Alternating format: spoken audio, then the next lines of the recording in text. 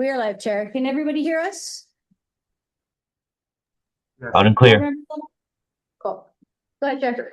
Good morning. Welcome to the meeting of the Board of Directors of the Agribusiness Development Corporation.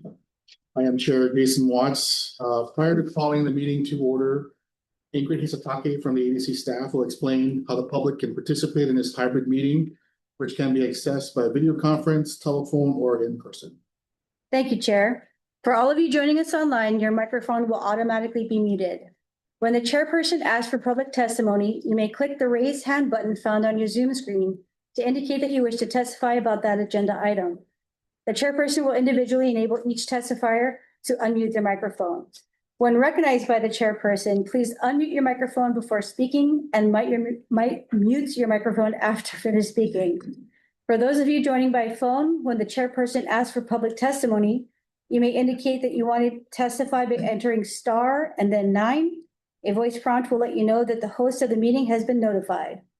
When recognized by the chairperson, you may unmute yourself by pressing star and then 6 on your phone. A voice prompt will let you know that you are muted.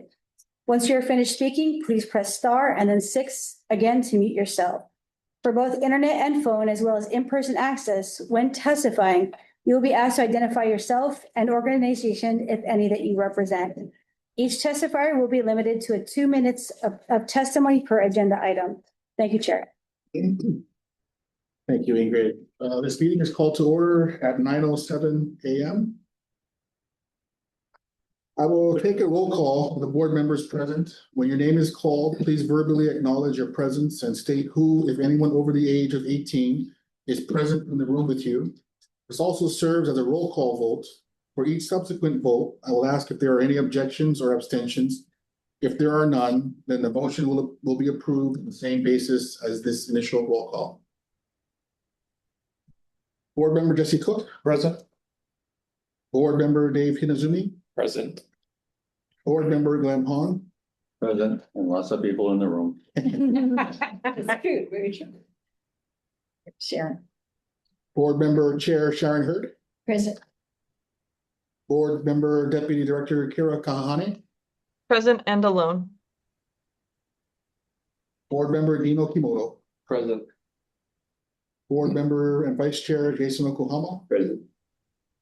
Board Member Karen Seddon. Present and alone. Board Member Nathan Trump. Present. Board Member Watts, present. Board Member and Deputy Director Dane Wicker. Present. Oh, wow, 11. Is he alone? Oh, are you alone, Deputy? Oh, yes, Director? I am. Yes, I am. Thank you. All right, members are reminded to have their cameras turned on and remain on screen during the meeting, especially during the vote, so the record will clearly reflect who was present at the time the vote was taken. Moving on to the approval of prior meeting minutes. Is there a motion to approve regular meeting minutes, regular session minutes, August 25, 2025, that was deferred from October 16th? Motion. Motion by Board Member Trump, second by Vice Chair Oklahoma. Is there any objection? Board Member Long? Just some comments. First of all, I have to recuse myself because I was not there at the meeting. I'm sorry I missed that. I couldn't avoid that, but because I would have loved to have that discussion on logistics. But there are a couple of corrections, page 19 and 16, or page 9 and 16. I believe that's a typo in item 3. The association, this is KAA, has invested over $70 billion in natural food. A lot of money. I assume that meant million. And on page 16, in the big paragraphs at the bottom, third line, you refer to hard tongue. I think that's hard tongue.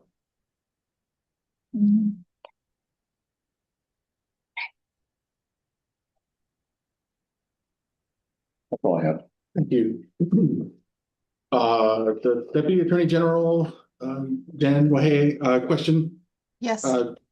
Should we defer this or should we just accept the motion? If you guys agree to make the changes, you could just have someone make a motion to I guess, approve the minutes subject to the changes, but I don't actually know the million billion. I mean, I see what he's saying and I can't find the hard hung.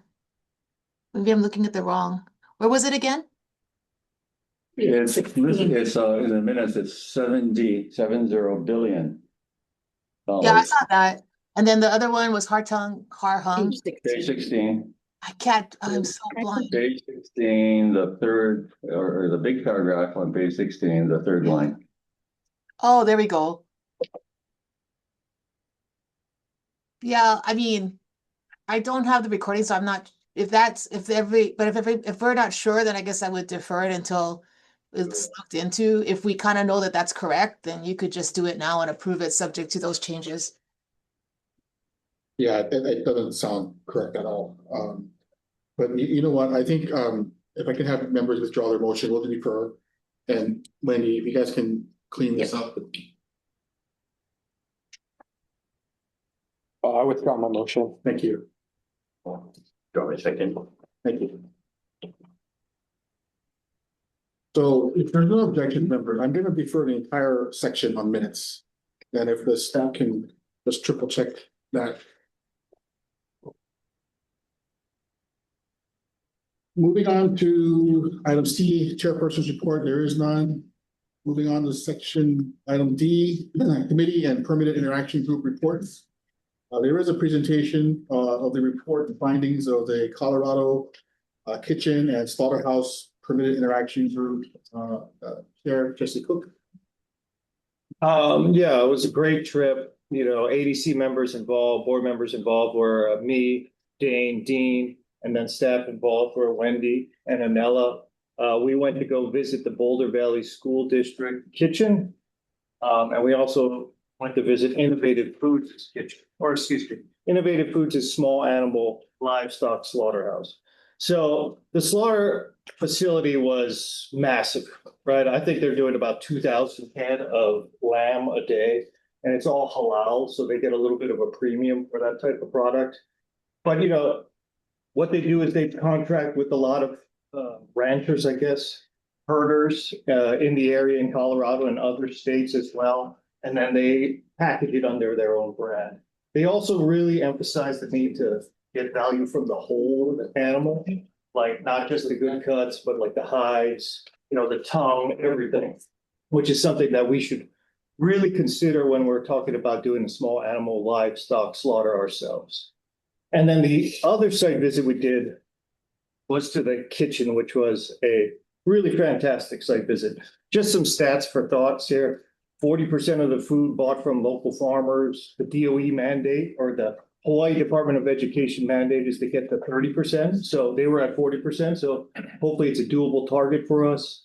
They're serving 17,000 meals per day, which is pretty big. The average cost of their lunch is at $2.50. Our cost of lunch right now is at $9 per lunch. So they did come up with some efficiencies with this regional kitchen. 44% of the student body participates in the student meal program, which is similar to Hawaii, and 70% of the meals are scratch cooked. And then some interesting takeaways as well.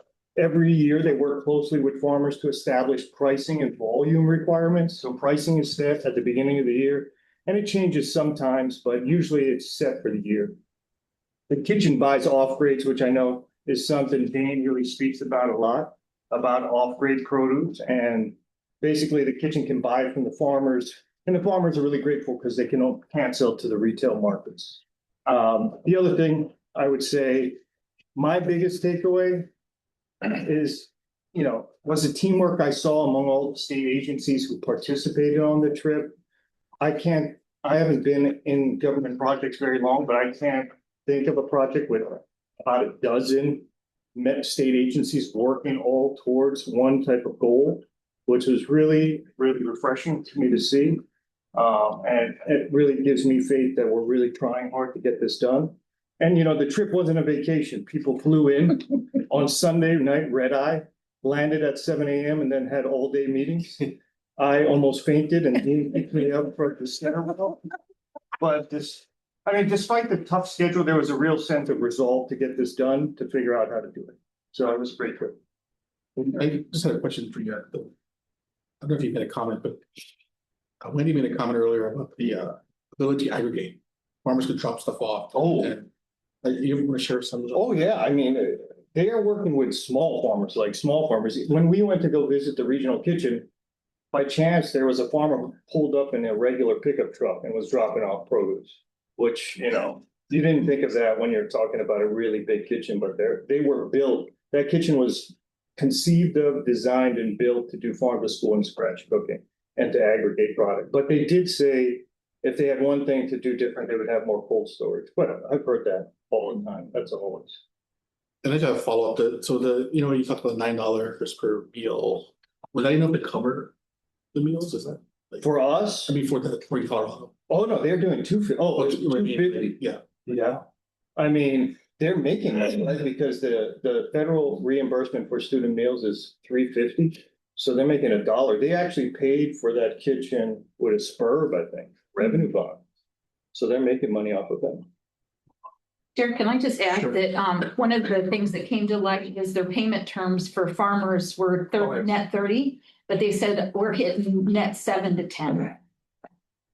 And that stunned a lot of the audience. Yeah. And they've had salad bars for decades. They said they really recommended that to get your farm to school moving. And then each kitchen, right, the regular school kitchen is kitted out with the same equipment. So the Boulder Valley School District drops off the meals and each school kitchen finalizes the meals and prepares it. And then, yeah, that was great. Yeah, go ahead, Wendy. I thought it was neat that they prepare their schedule of all their meetings for the entire year and publish a calendar for the kids that says this is breakfast, lunch, and dinner for every single day. And in December, they hold farmer meetings and they say, this is our menu. This is the things that we're going to need to buy by month. And then the farmer goes back and determines, am I going to grow for that or not? And they send out a bid sheet and they say, yes, I'll grow carrots. I'll do 100,000 pounds at X. Then what they do is they rank them. So there's tier 1 is the cheapest for those commodities. Then there's tier 2 for second cheapest, and then tier 3 for third. So if they call and tier 1 has no onions, they go to tier 2 or tier 3.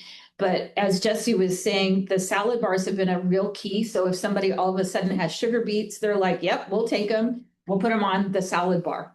And so it's been a really amazing partnership.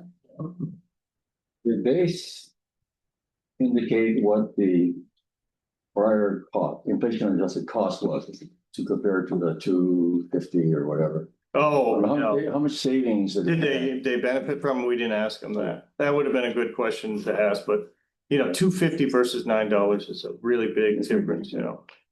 But did they save $1, $2? Oh. Type of thing? Yeah, most That's all. districts are break even at least. It's very tough for Hawaii because, you know, our food cost is up the wazoo. But, yeah. Well, I think that could, part of that, the USDA reimbursement rates and what the DOE's been trying to figure that out and adjustment. We get a little bit more. I think we get about 425 versus 350, but that was due to some work by folks to get that upped. It'd be big if you could say that the $9 is something now, if you can, with a central kitchen, at least for a while, as a starter, you can bring it down below 6. Yeah. That's huge. I think we should be able to get below 6. I would want to see that. Anyway, thank you. Members, I think we have to adopt this, so making a motion to adopt Jesse's presentation. I don't So think, moved. We don't have to. Next meeting. I don't think you have to. I think he just has to present it. Oh, Or doesn't okay, have to take action. perfect. Right, thank you. Before we move on, I But just did you guys take public testimony or? do we need public testimony? Yeah, it's a board item. I mean, it's agenda item, so you do. Is there any member from the public who wishes to offer testimony on Jesse's presentation? There's none, Chair. Hearing none. Before we move on, I just wanted to acknowledge the public and thank you for coming. And I just wanted to specifically mention the attendance of Senator Tim Richards, the Senate's Vice Chair of Agriculture and Chair of Wine Affairs. Thank you for coming. And Representative Kahaloa, Kirsten Kahaloa, the Majority Caucus Leader in the House. Thank you. And Kepla and Tony from Senator Kanuha's office, Senate. Moving on to item E, action items. It's a request for approval to authorize the executive director to do all things necessary to facilitate the acquisition of the feasible interest or easement of the Upper Hilamana Reservoir, including issuing a letter of intent, negotiating a purchase and sale agreement, conducting due diligence and all other activities necessary to facilitate the acquisition, situated at Pa'ala'akuka in Wahiawa, District of Wailua, City and County of Honolulu, State of Hawaii, tax map P numbers 16-4-004007 portion. There a motion to approve. So moved. Thank you. Second. Seconded by Director Hurd. Lyle, will you have a staff presentation? Good morning, Chair, and good morning, board members. Just briefly, I think everything's really covered in the submittal. I would note that this is, we don't know yet what this is, what the nature of this acquisition is going to be, whether it's going to be an easement or whether it's going to be a purchase of the entire parcel, or whether it'll be subdivided, how that will go. That's still going to be part of the due diligence process and part of the discussions, future discussions with Dole. We have been out to look at the property. It's hard to miss. It's adjacent to one of our own. And this particular acquisition would help guarantee water access for some of our parcels out in Wahiawa, Pa'ala'uka area. And I'm available for questions if you have any. I would note, I guess additionally, I would note that the entire parcel is 222 acres. I don't have a measurement on the reservoir itself. But I'm available for questions. Thank you, Lyle. Is there anyone from the public who wishes to give testimony? There is none, Chair. Is there any board discussion? I had a question. So that's a reservoir that sits right next to the Ana Farm parcels, I guess. Parcel. That's Next to which parcels? That's the parcel that sits next to the Ohana Farm parcel, a Loon Street parcel right next. But anyway, are we looking at possibly using it as a reservoir to feed the 512 acres below? My understanding is no. I think that's a little bit higher elevation. It's near-ish, but I think it would take a fair amount of doing to get the water up to the 511. Okay. Thank you. Yes, sir. Okay, Daisy. Sure. Who's hand up? Sierra had her hand. Oh, sorry, Deputy Director Ahane, you had a question? Not a question. I was just wondering if I could maybe share my screen and show where this reservoir is exactly, so you can kind of get an idea of where it's located.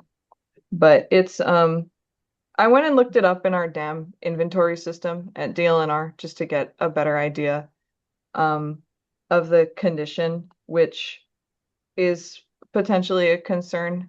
The max storage of the reservoir is quite high. It's 228 million gallons, but it was assessed in 2020 in poor condition. So I was wondering I guess this is a question. I was wondering what the plan is to potentially rehab the reservoir if needed as part of this acquisition. That would be probably a determination that's made after our due diligence. So as part of this process, we would potentially send a letter to Dole indicating our intent, but that would be then we'd enter into possibly a purchase sale agreement. Both that would give us a particular number of days, probably like 120 or so, to conduct due diligence, which would include review of dam safety reports, etc. Staff would probably, do some sort of risk analysis, and then at the conclusion of that due diligence period, we would come back and provide a report to the board. This is kind of how the standard for how our acquisitions will work. We'll come back, provide that due diligence report to the board, and at that point, the board will determine whether or not to proceed with the acquisition. Thanks, Lyle. Nothing further. Thank you, Chair. But yeah, my understanding is most of the reservoirs on Oahu and Kauai are rated poor, in poor condition. Thanks, Yep. Al. One more question I have, do you have a timeline for when you expect that report to be completed? No, without having a letter of intent and having that timeline, it's near impossible. I haven't even been in contact with Dole about this yet. I assume other people have and have some idea of when this might progress, but at this point, this is the first step. Typically, we maybe a month to send out a letter of intent, 120 days to negotiate a purchase and sale agreement, depending on how close the parties are on terms. Probably a good 3 or 4 months to conduct due diligence, come back to the board. This is a lengthy process. Okay. Thank you. But to confirm, you guys will revisit this with us before we execute anything. Absolutely. Yeah, the next, if we send out the letter of intent and negotiate the purchase and sale agreement, the next step for the board would be to review any negotiated purchase and sale agreement and approve or disapprove. Cool. All right, thank you, Lyle. Is there any other board discussion? If not, are there any objections or abstentions? It's 11 ayes. Sorry, I missed. We asked for public testimony, right? You did. Okay, Yes, I'm we sorry. did. I'm like half No trying worries. to get into this and then. Moving on to item number 2 is a request for approval to authorize, sorry, before I do that, I just want to do some other recognitions. There's Deputy Director Dennis Lim and his staff from the Hawaii County Research and Development Department here, and I just wanted to say thank you for.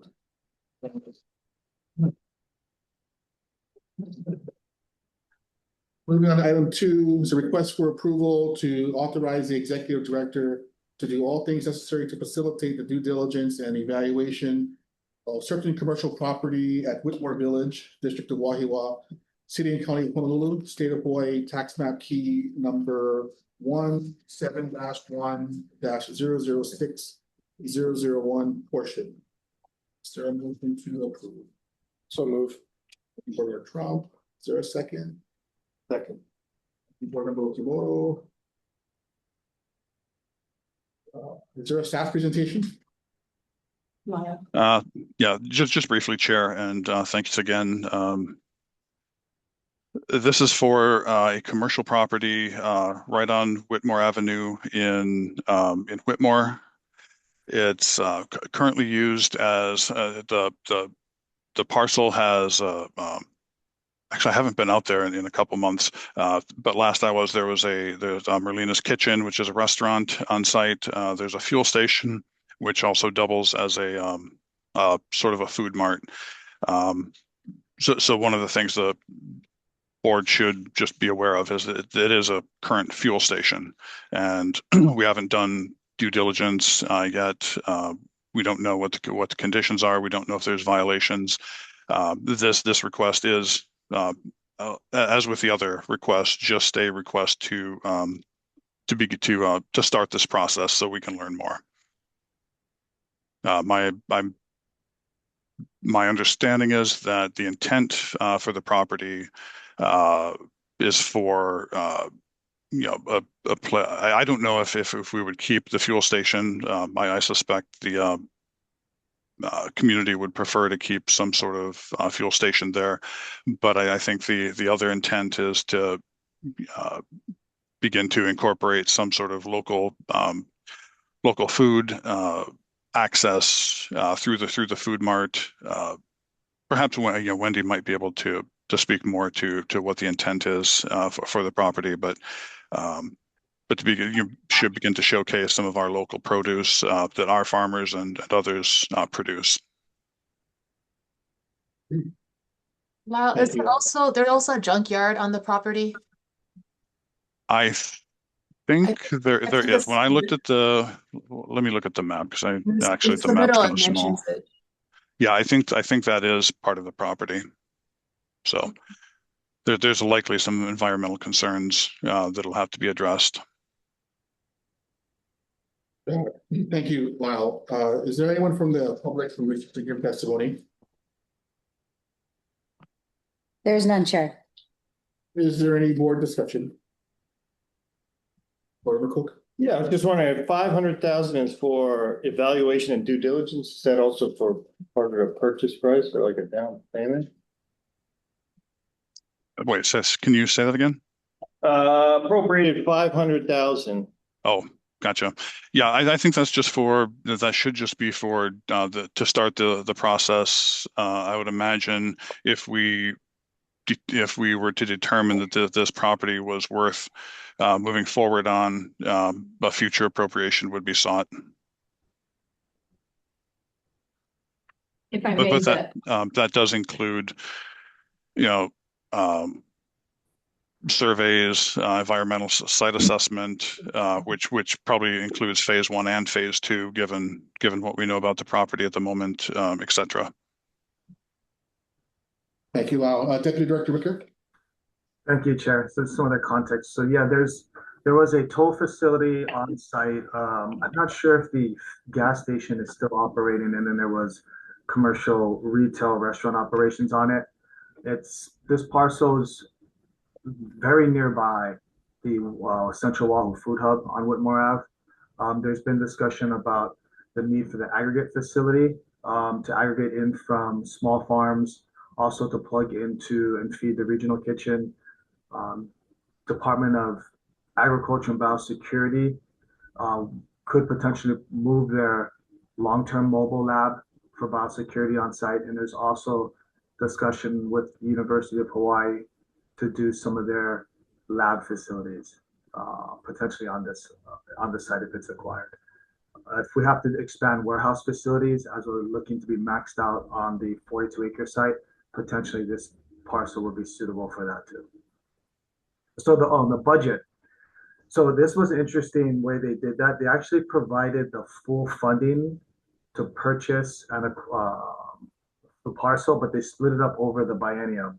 So they gave $500,000 in fiscal year 26 to work with, and the remainder of it in fiscal year 27. And currently, if I recall, it's still in the draft budget by the admin. So I have 500,000. It's not specific to what was every single line item, but it's a number the legislature plugged in to begin the process of the due diligence. Thanks, I stand corrected. Any other questions? If not, I just have one. So I mean, it's $1 million, but I imagine if there's, 500,000. so it's 250?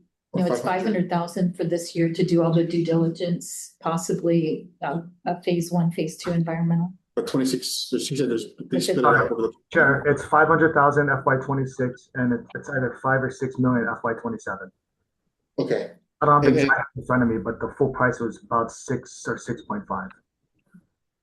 okay, thank you. My only concern would be the environmental cleanup, who's responsible. I mean, junkyard, gas station, I think could get pretty expensive. So if you could just kind of give us updated on that, the environmental review on the property. Mhm. Sorry. Chair, I would agree with that because you're dealing with underground storage tanks, I assume, and they historically have probably single wall, and they probably have already contaminated the land. So that's a safe assumption But the environmental cleanup is going to be very expensive. Shall we have a member of the public that would like to speak? Is Sure. that okay? Go ahead, ma'am. Hi, good morning. This is TJ Charisma, former resident of Whitmore Village, current resident of Wahiwa. The gas station is still open, and if we are going to undertake due diligence and things of that nature for the state to acquire the property, I would like to ensure that the EPA regulations and other Department of Health regulations and rules, procedures and processes are all met, because that gas station, the fuel station, is still operating as a fuel station. Thank you, TJ. Is there any other discussion?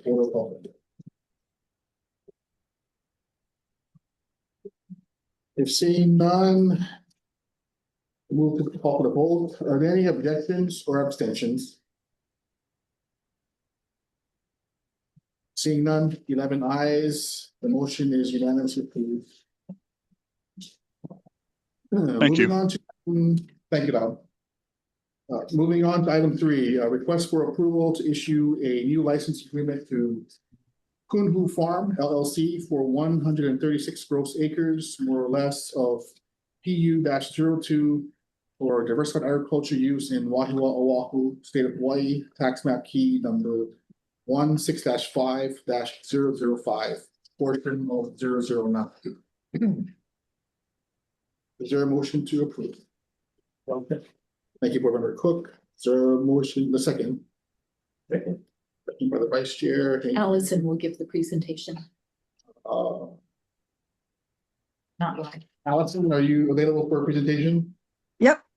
Allison Ustine, present. Good morning, Chair. Good morning, board members. Yes, item E3 is a new lease in Pa'ala'auka, lot number 2.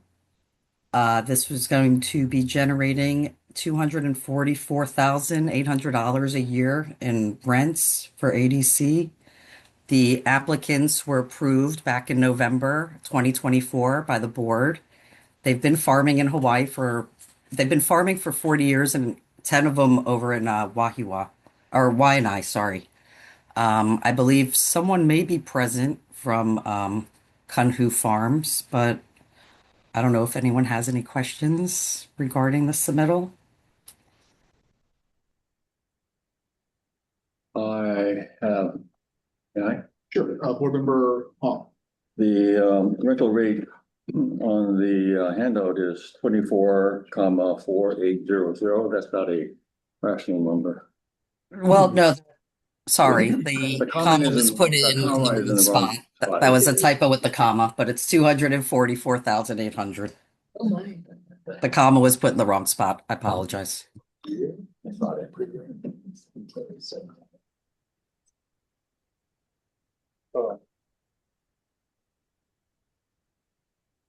And this, we were asking for a 50% reduction in the rate for the first 6 months, just because the lots have been neglected for a while and did need some work. Other than that, the only differences in our typical boilerplate would be also the addition of the water service agreement with Dole.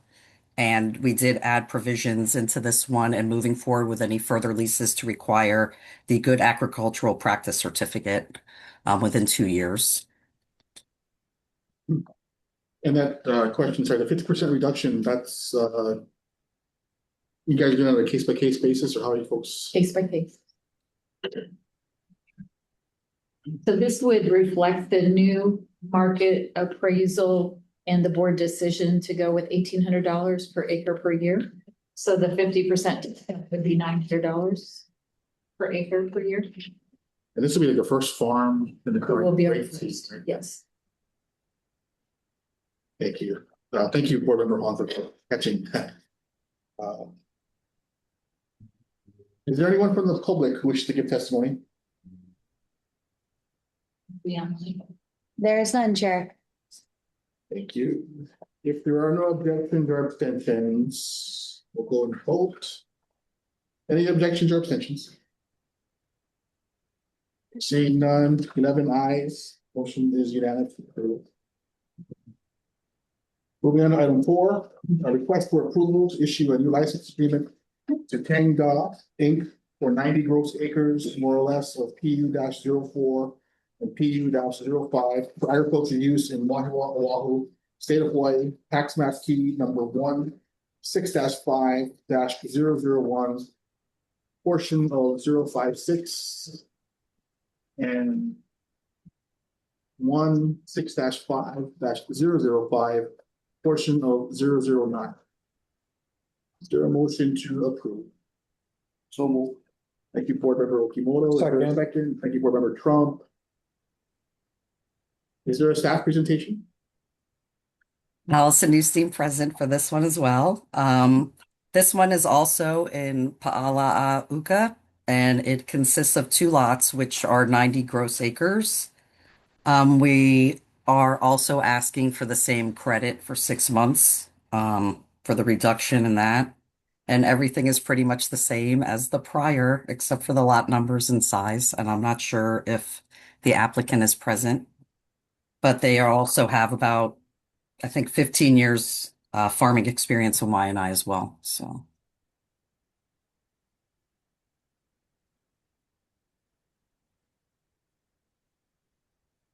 Thank you, Allison. Is there anyone from the public who wish to give testimony? Is there any? There's none, Chair. Is there any board discussion? Oh, go ahead, Vice Chair. Make a comment. It's a positive thing to see that the rental revenues to ADC gone up considerably since we implemented the pricing structure. Although at least for the sake of farmer, it's not the high end of what market is.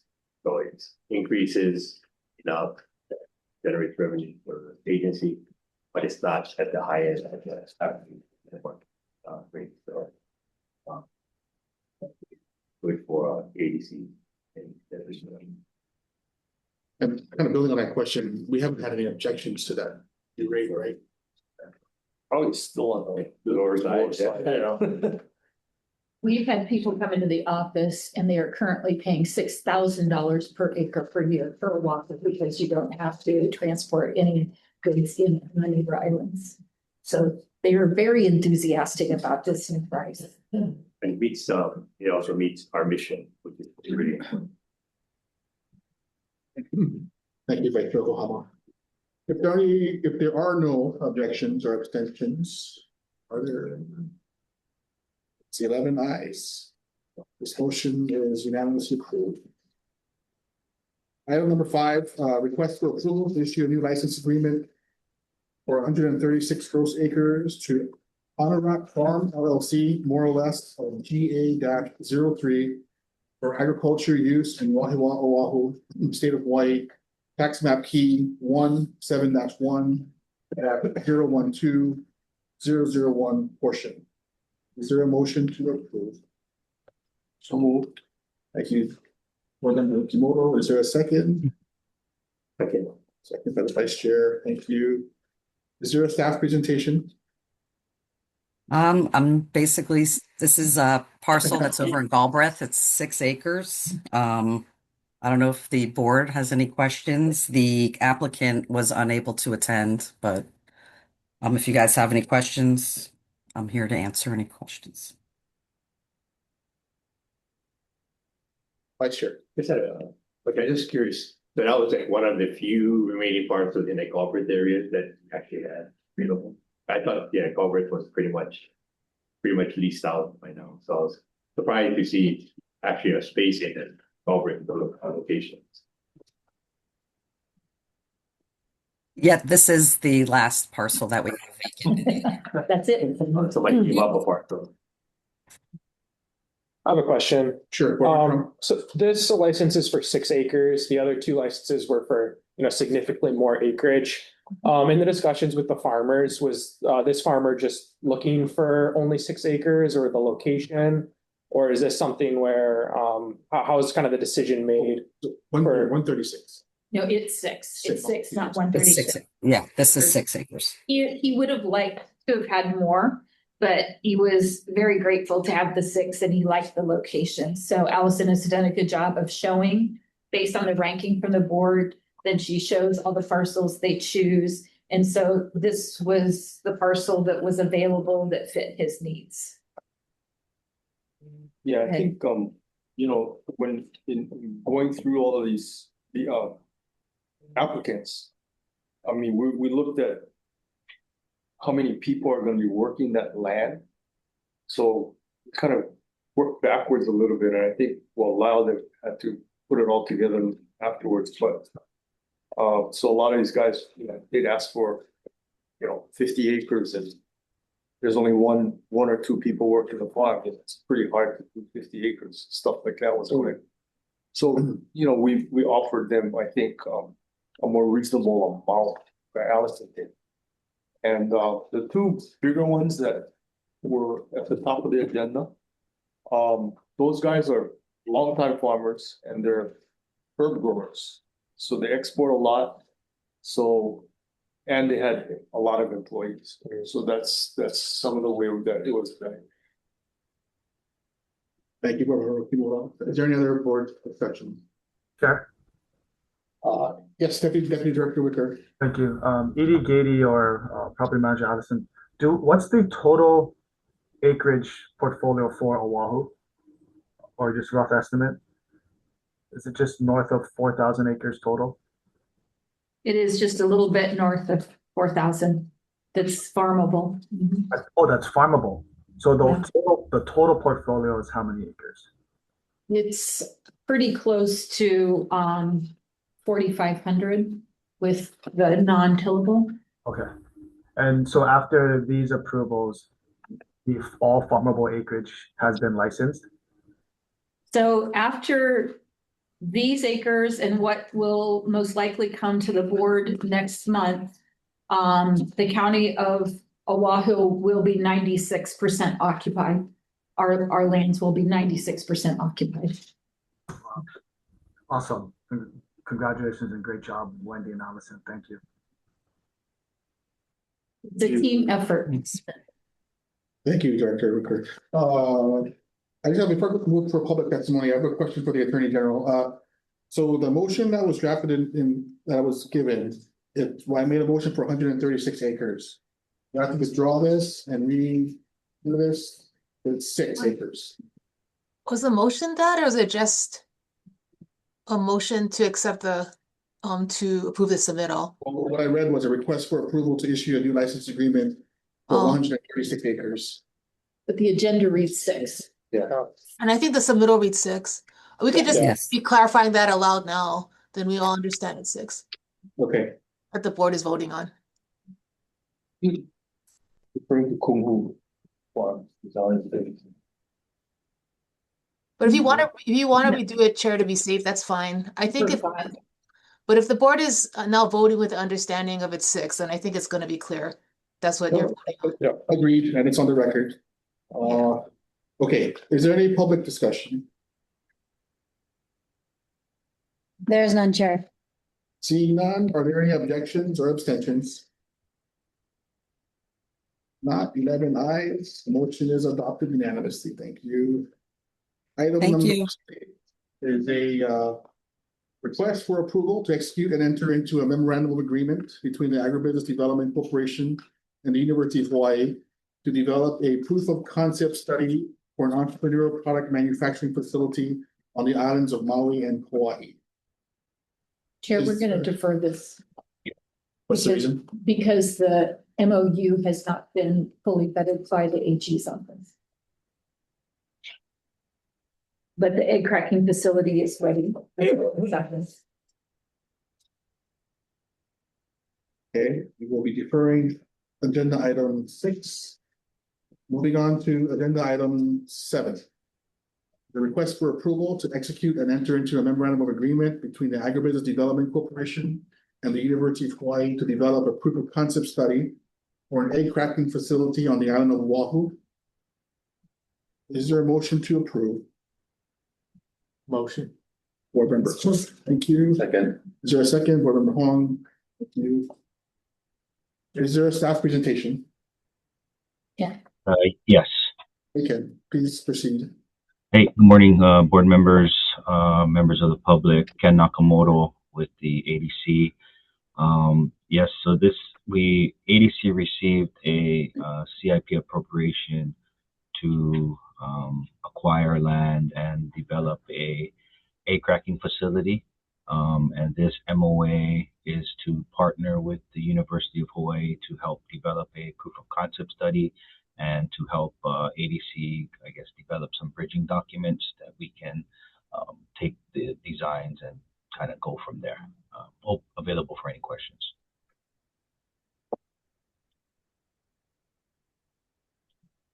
Is there anyone from the public who wishes to give testimony? Oh, there is one. TJ, go ahead. Hi, good morning, and thank you for the time. Nice to see you, Ken. It's been a minute. And thank you also, ED Gaddy. So I was just hoping to get more information because this is the first that not the first, this is maybe the second or the third time that I've heard about this egg cracking facility. And I do realize that it's located at 650 Kilani Avenue, which is right in the heart of beautiful downtown Wahiawa. So as plans go forward, if they do for this egg cracking facility, I would really ask that the community be made aware of this project and what the plans are, the overall plans are. A good venue for that would be sharing information at the monthly neighborhood board meetings. We do have one coming up in January, so I'd like to hear more about what this egg cracking facility will be. And from the information that I've read, I don't understand why we're not going to be working with an already established egg provider right here in the Wahiawa Waialua area. So if anyone can provide some information, that would be great. Our community is anxious to hear about this.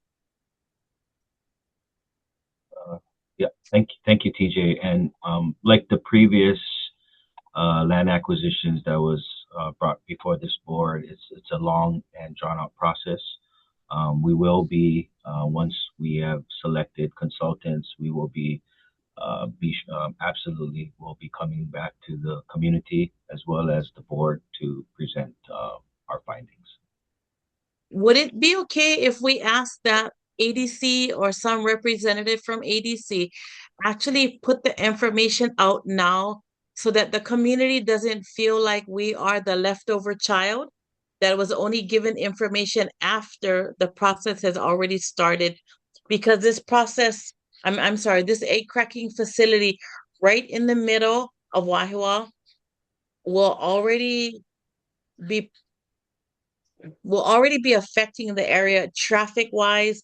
Our roads are not very well maintained there. Kilani Avenue is just a 2-lane street.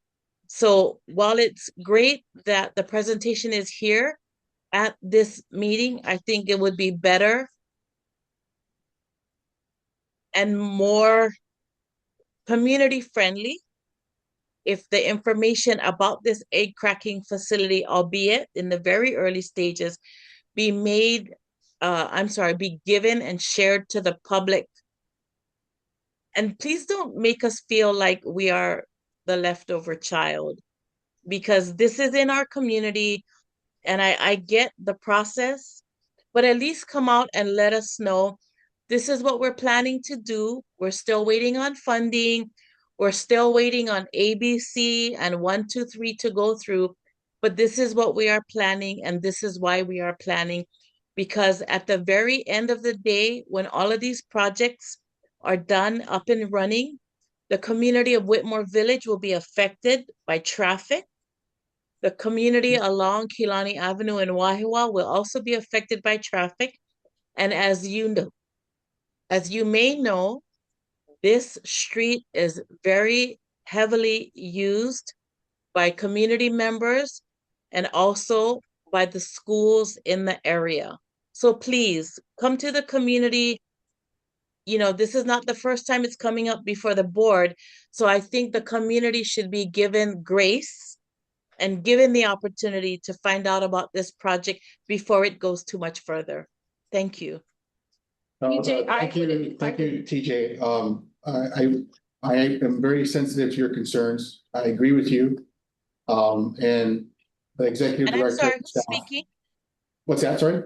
I'm sorry, I didn't get your name. This is the chair, Jason Watts. Oh, hi, Mr. Watts. Aloha. So I hear you. So we are committed to that. And I will work with the staff to ensure that we're at your neighborhood board meetings and ensure that the staff work with our communications people to make sure we survey and receive the comments from the community as appropriate. And Chair, if I may, this is Ken again. Sure.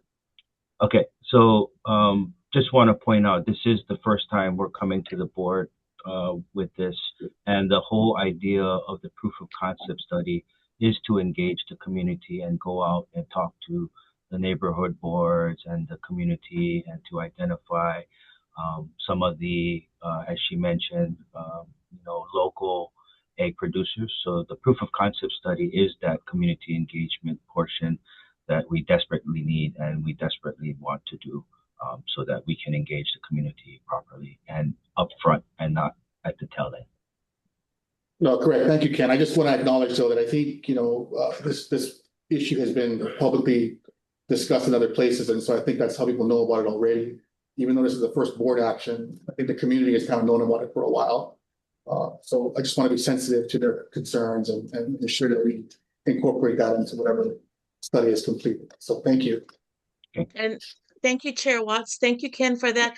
And if I'm not mistaken, I did see this item, maybe not as an action item, but I thought I did see this item on the September agenda.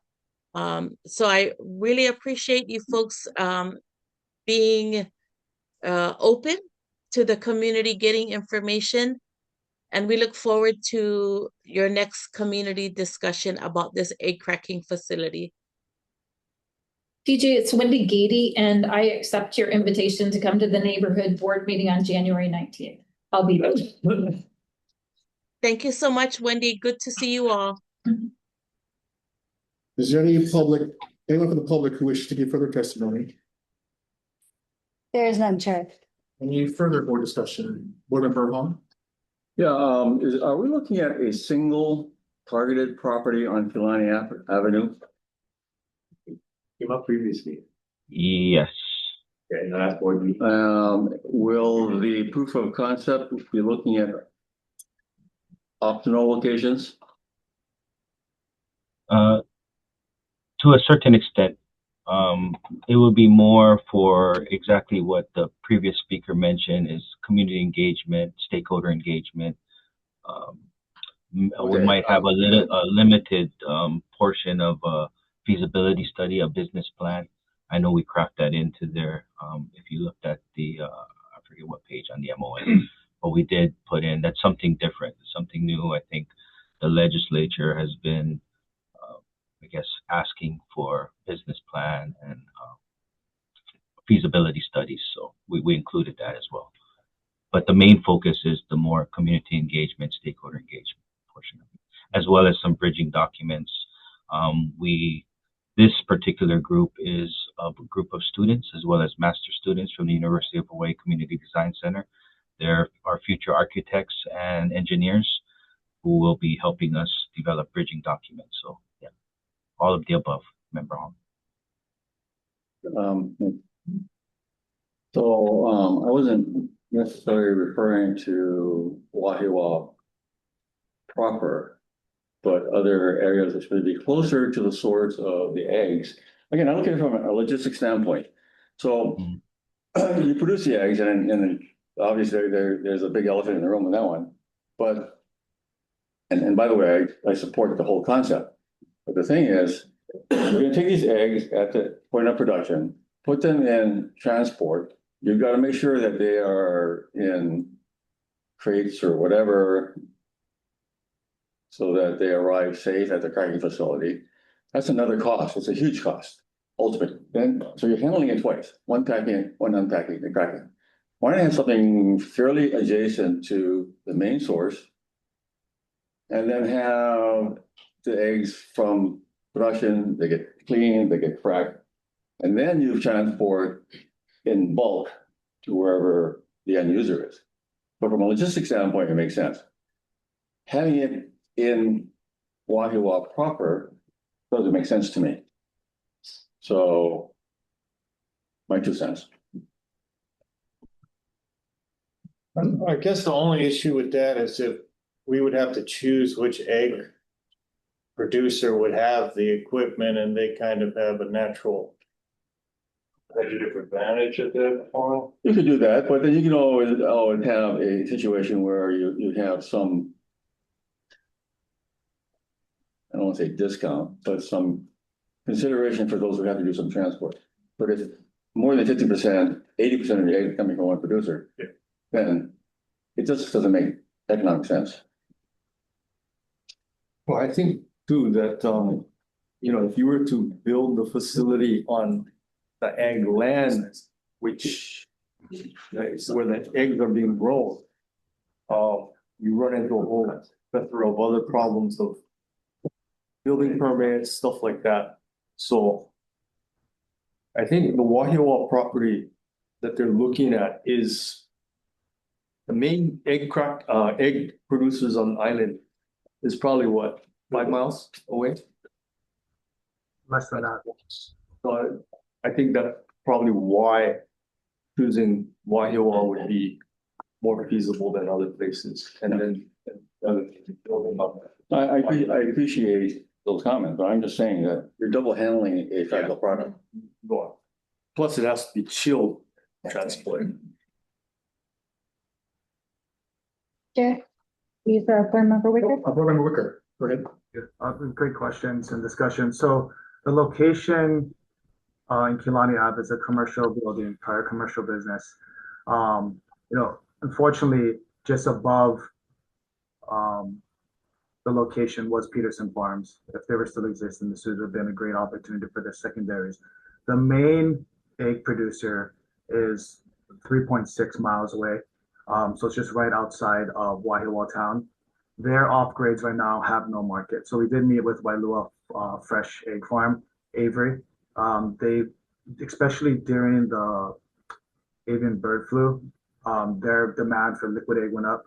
What's also critical for this is not only their off grades, but that when we talk about farm to school, they can only purchase liquid egg. And so our commodity coordination process, we started looking at DOE's manifest, and a low-hanging fruit would be to take the off grades here in state, create that liquid egg, and then transport it next town over to Whitmore to the regional kitchen so that they could buy the liquid egg. So we're mapping out and connecting the dots.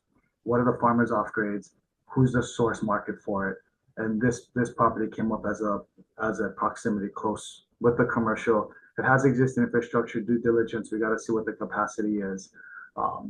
We also did take a stakeholder group to Chino Valley Ventures, where they actually ship eggs to Hawaii, and they aggregate in from 4 huge farms, and then create liquid egg with their off grades and then ship that out.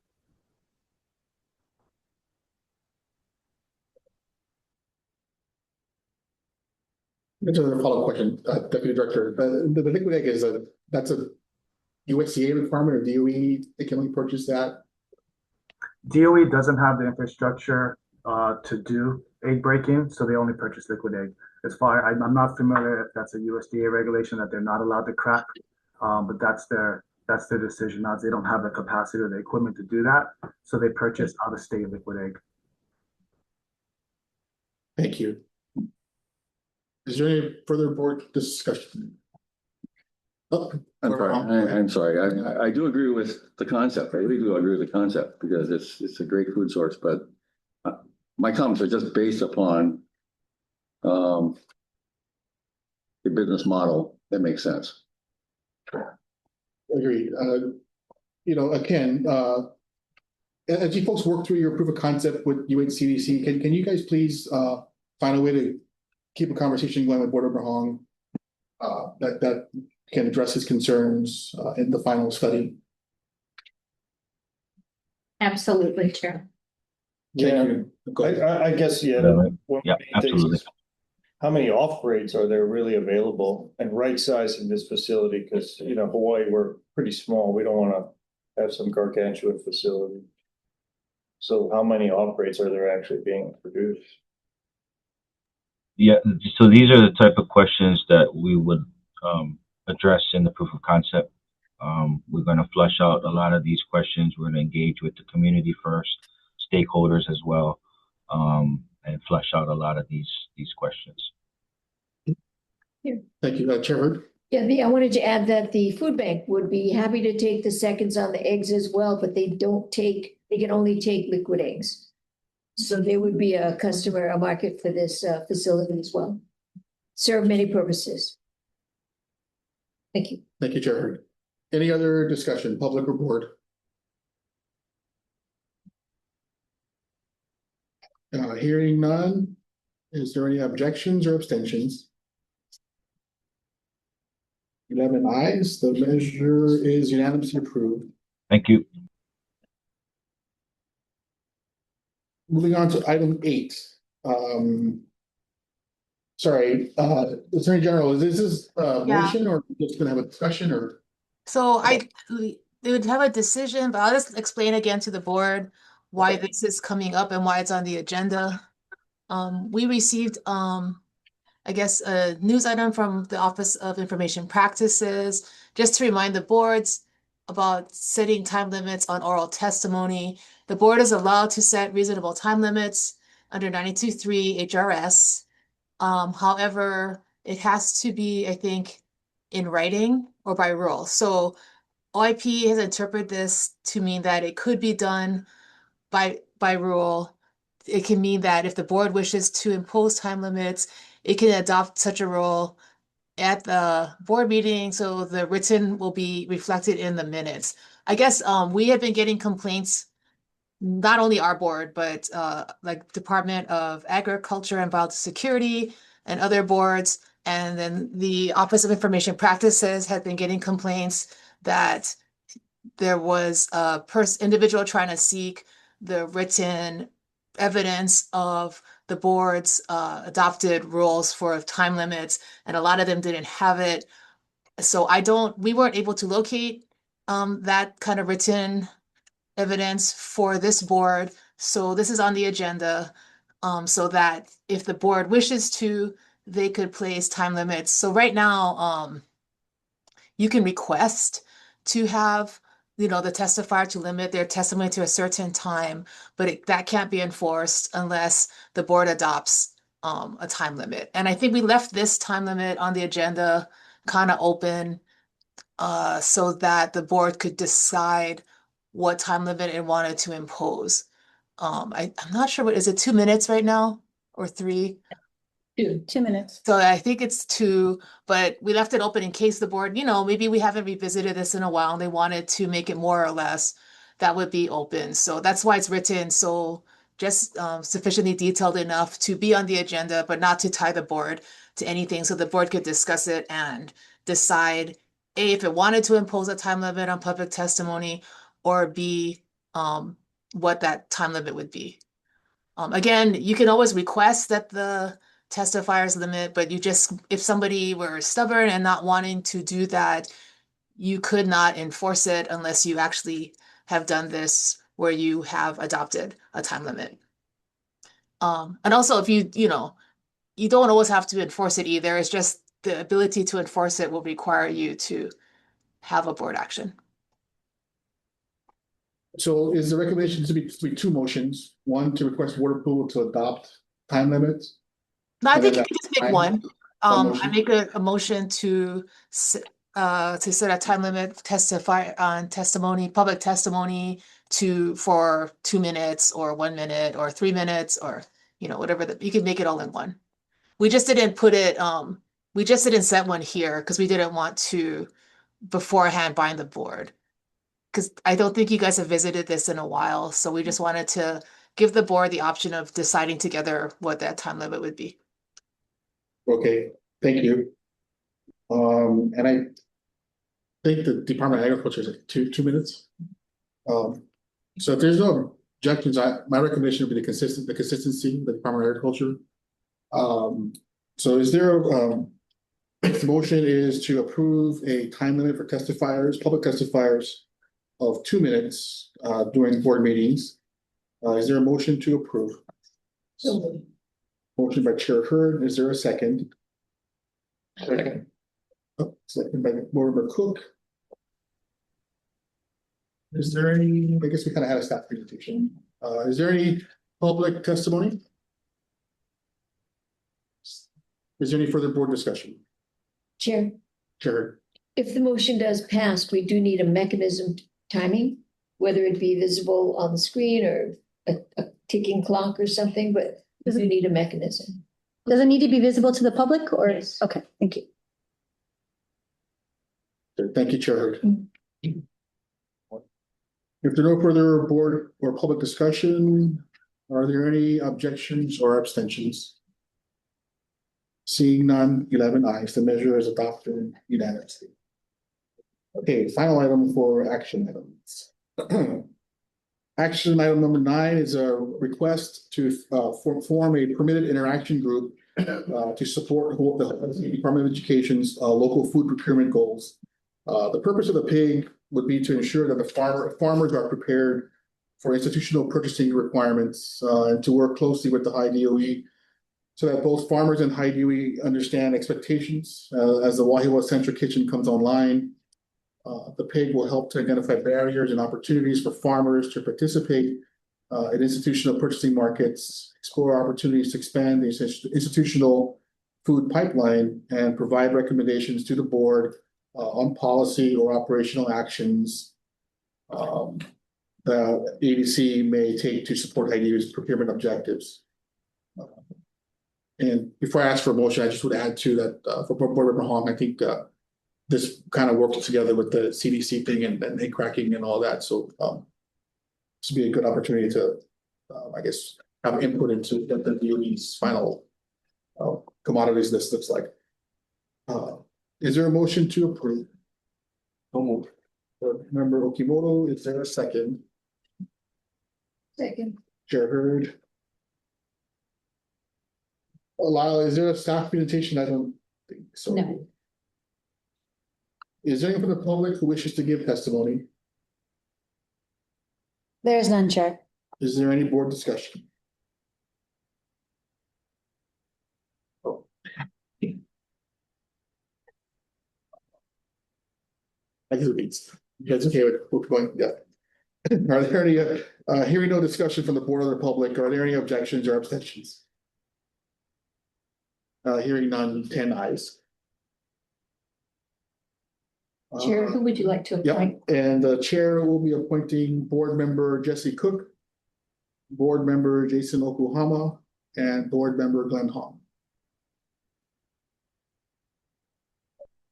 At this time, before we move into the public testimony, we'll take a short 10-minute break and resume at 10:23.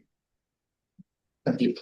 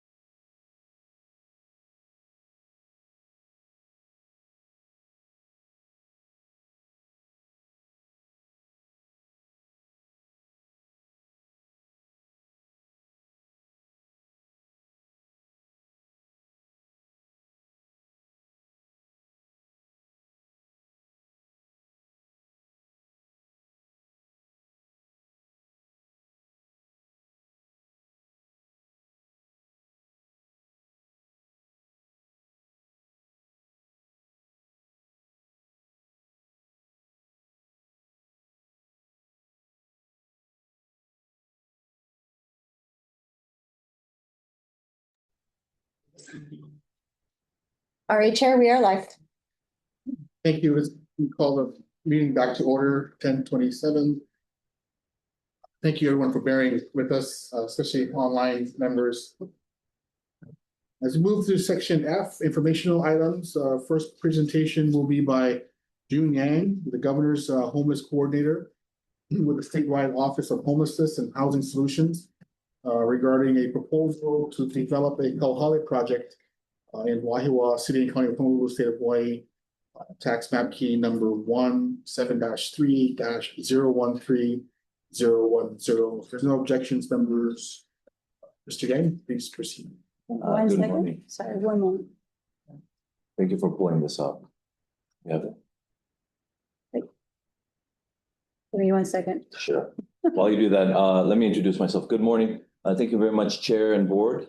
June Yang, I'm with the Statewide Office on Homelessness and Housing Solutions, the Governor's Homeless Coordinator. I'm relatively new, but I've been in now, I think about 8 months, so I can't use that excuse any longer. But for those online, hello, good to see you. I do know one of the directors, Karen Seddon. It's good to see you, Karen. This is the Willikina property, and it's one that is owned by ADC. And this is a parcel that was brought to us by legislators in the area and has given us an opportunity to look it over and have a discussion with you. So what I'm doing today is presenting the parcel and some ideas, and we'll allow for, we give this opportunity to have a conversation.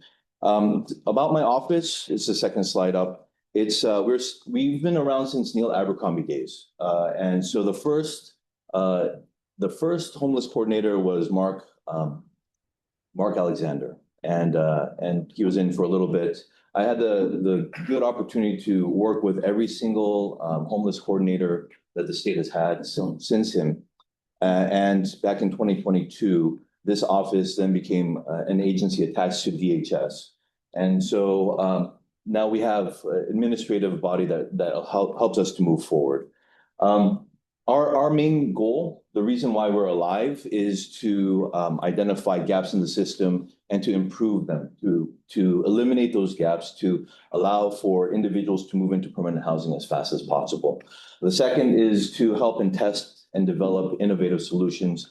And then the last thing that my job is to do is to coordinate and organize the Hawaii Interagency Council on Homelessness. Now, with the next slide is Kauhale. Now, the governor in his administration, as he's come on board, he said that he wants to really make that big change for our community, for our state.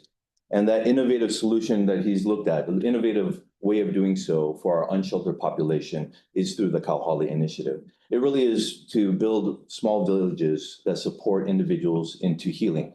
And as he says, housing is healthcare, right? And so this is one of the ways that we get to do so. And the picture here, you get to see the colorful doors. These are the stick-built Kauhale units that we've used on Oahu. In other communities, we've been able to use some modular ones that we've incorporated on Maui, right outside of the airport. And we have some plans to do so here on Hawaii Island as well. We're still working with the county on that, and we hope to be able to deploy that here very soon. Our goals here is to reduce unsheltered homelessness as fast as possible. We are in works to develop, delivering about 30 of these projects across the state by the end of next year. It gives me, 13 months to accomplish that. We're trying at least to have them started, broken ground, and currently we've served over nearly 2,000 people in that short amount of time that we've done this.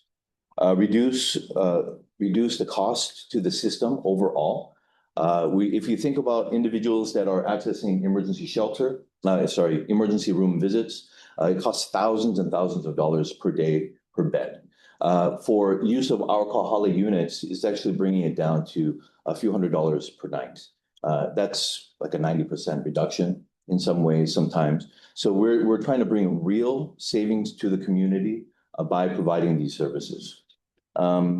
Yes, and then ultimately, what we're doing here in our tiny villages, the Kauhale Initiative, is really to bring back dignity to the individuals that we're serving. Let me just go ahead and move forward. to the homeless in Wahiawa, because this is the community that we're looking at. The legislators of the area introduced us to this parcel because there's been a desire to build a kauhale in the Wahiawa area.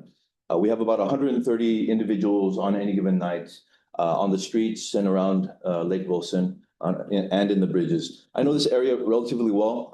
I used to work at the Department of Transportation, and so all of the bridges in the areas are areas that I've had to maintain and do some work around with our homeless individuals in the area. What we want to be able to do is to build a kauhale in the Wahiawa area to serve this population. One thing that we know is that there aren't enough units, shelter spaces. Well, there's no shelters in this area, but shelter spaces for individuals, unsheltered individuals and couples. And so this would be an opportunity to do so. So when we look at this parcel here, this is a parcel that's right next to Schofield Barracks. It's right across the street. As you can see, the field is right there.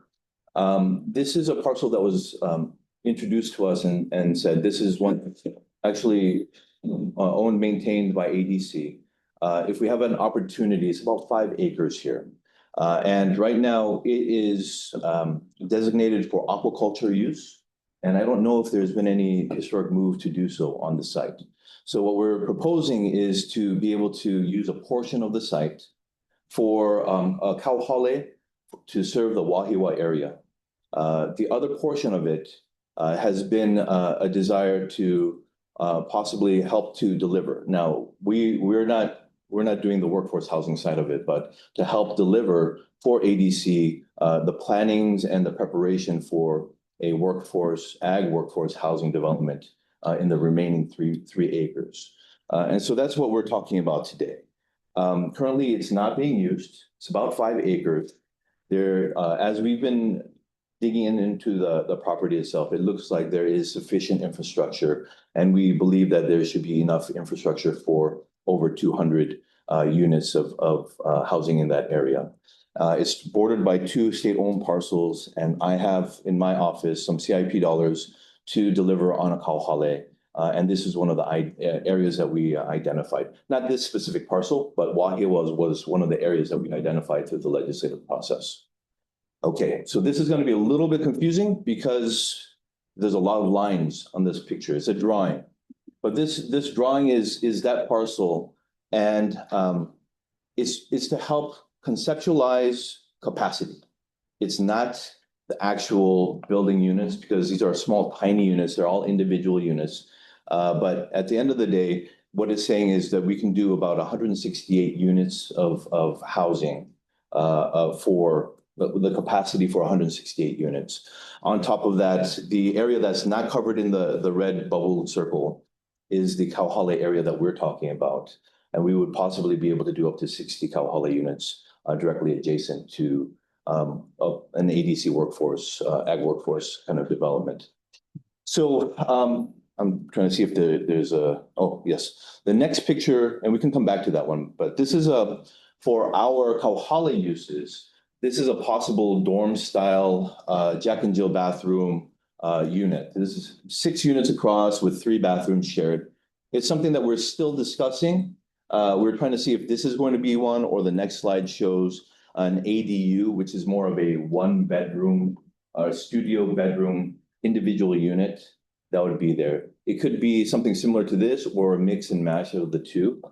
But the thing that is constraining for us, or we want to keep in mind, is going to be the capacity. We want to make sure that we're not going to go over about 60 units or 60 bathroom spaces. But that's something that we're working with right now. As a concept, this is how we're thinking about it. We have one of the modular builders in town, and we're talking with them on how, and it's actually in Colorado. So we should have had the people swing by and check them out, because getting to Colorado is not an easy thing. So I know that you know that. It's a modular builder. It's in America, so it makes the tariff things not an issue for us. And we've found ways to figure out a good pricing structure possibly for these type of units. And in the following the following slide, it shows two styles. One is the ADU individual single studio unit, and underneath it is a multifamily style. So the good thing about this builder is they're able to make a single unit, or like a Lego piece, they can block it up right on top of each other. And so in the Breckenridge area, right across from the resort, they have county housing for residents in the area, 2 and 3 story buildings. I think that's actually the picture of it. And it is really nice to look at. I've walked through it. They've done a really good job. And so on top of giving the presentation, I wanted to give an opportunity, like if we're interested in doing this, I can set up these meetings with the builders. I think it would be a good opportunity for maybe individuals or a team that wants to go and check it out to see if it's really worth it. To kick the tires, to see how they build them, have an opportunity to see the different styles of building that they have. And they're based out of Buena Vista, Colorado, right smack in if you look at the square box of Colorado, it's right in the middle. So it's not super close to Denver, but it's, I guess, close enough, closer than we are. What we plan to do in our phase 1 activities, which is the Kauhale development, that's what the phase 1 would be. We would build out our the Kauhale phase, and also begin to build out the fire lane and stub outs to infrastructure. And so I think the next slide shows some of the monies. So I want to make a quick correction on phase 2 for ADC housing. It says $5 million. These are just figures that we were looking through to how much it would cost to set up the whole site for development, all 5 acres. It shows about 8.6 million. It's actually less than that. It's not 5 million, it's actually 4.1 million. So if you have a chance, on my slide, I made a correction. I'll update it. The reason is there's funding that we have, and so as a way to share into the cost and to work together on this site, nearly about $900,000 and nearly $1 million of funding that we have available. We'd like to be able to do that for the entire site. It just makes it easy for us to begin the work, and then have some of the site cleared, a fire lane installed, these type of things that we're trying to do, and make it as easy for ADC to deliver on some workforce housing in the area. I think location-wise, as I'm thinking about it, this site seems to be a pretty good location for all the ag work that's happening in central Oahu. So I think it does provide for a good location for future uses, as we're talking about. Well, if we just go back, for us, the site work is about $3.6 million. We would do about $900,000 worth of other site prep for the remaining 5 acres. And then for us, we're looking at either a mixture of the ADU type of units or the dorm style. And the difference between the two, $1.8 million for the dorm style of units and 5.2 at the highest for those individual ones. If we do anything, we might do a mix mash or find another style that works better. But whatever it might be, the highest price point would be about 5.2 for us on those units. The developer of those modular units is an organization called Fading West in Colorado. And the legislator in the area seems to be very, very keen on saying that this is a style that he likes. He likes it better than the ones that we're using right now. So that's the reason why we've been looking at it and saying, this might be a possible style of housing to deliver to the site, mainly because he likes the look and feel of it. So it's one to have a good look at. There's one addition to this, and we're looking at one. We're requesting to the board a right of entry to begin exploration and then to be able to do some work on the site. The one that I added was we would, if and when we do have an opportunity to move forward to take a next step, it would be going before the Board of Land and Natural Resources to make a designation change on the property site. The site right now is zoned residential, so it fits the ideas of what we're trying to do on the site. the designation right now is aquaculture, and that doesn't fit with what we're trying to do on the site. So we're wanting to go before the Board of Land and Natural Resources for that designation change with the support of ADC, the board here as well. We would do some on-site pre-development work. We would do the next steps on soliciting contractors and developers for the site. We'd finalize our budget and then we would work on Kauhale phase 1. The second part would then be delivered to you, but it's football season, so it's like wanting to make it as easy for you to take the ball and score on this play. So that is what we're looking at right here. That's the extent of my presentation before the board today. So thank you. Oh, thank you, June. Is there any questions or testimony from the public? Give me 1 second, Chair. Chair. Sure, Senator Richards, yes, absolutely. Yeah, just one will follow. And that's all I promises.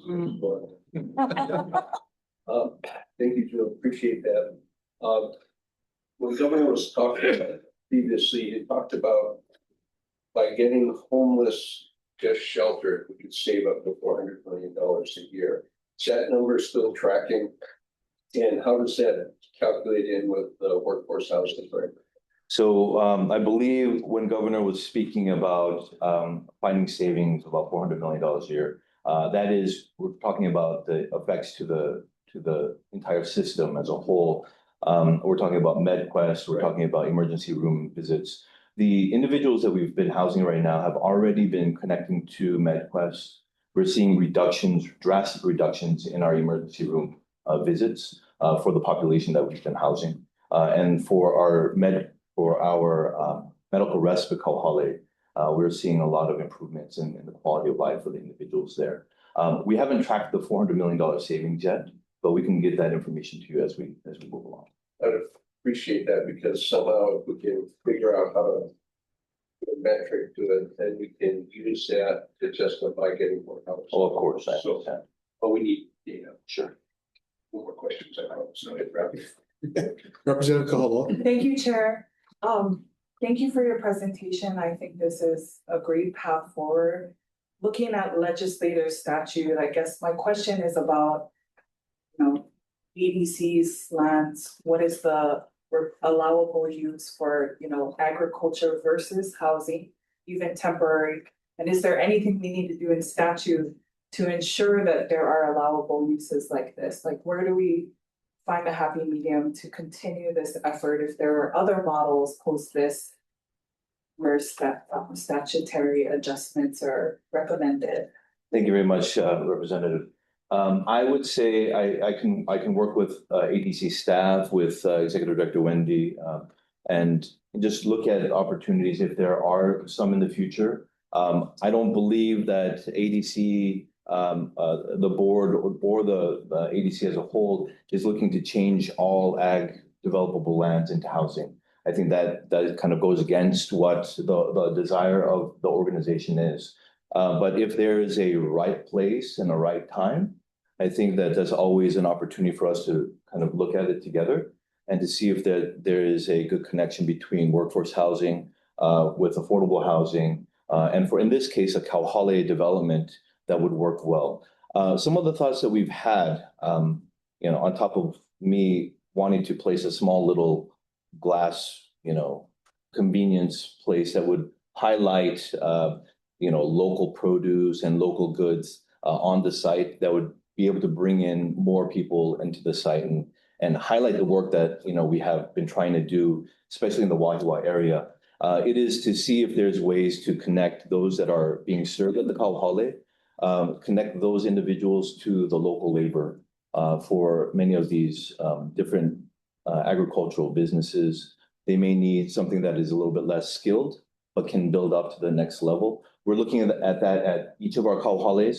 And so on Maui already, there's a connection between the operator and some of the small businesses nearby to see if there's just, it might be even just hosing down some of the rubbish bins before they are going out to serve the community. Doing stuff like that people don't like doing it, but if there's individuals that are willing to say, hey, I'm really ready to take that next step, and it pays a good wage.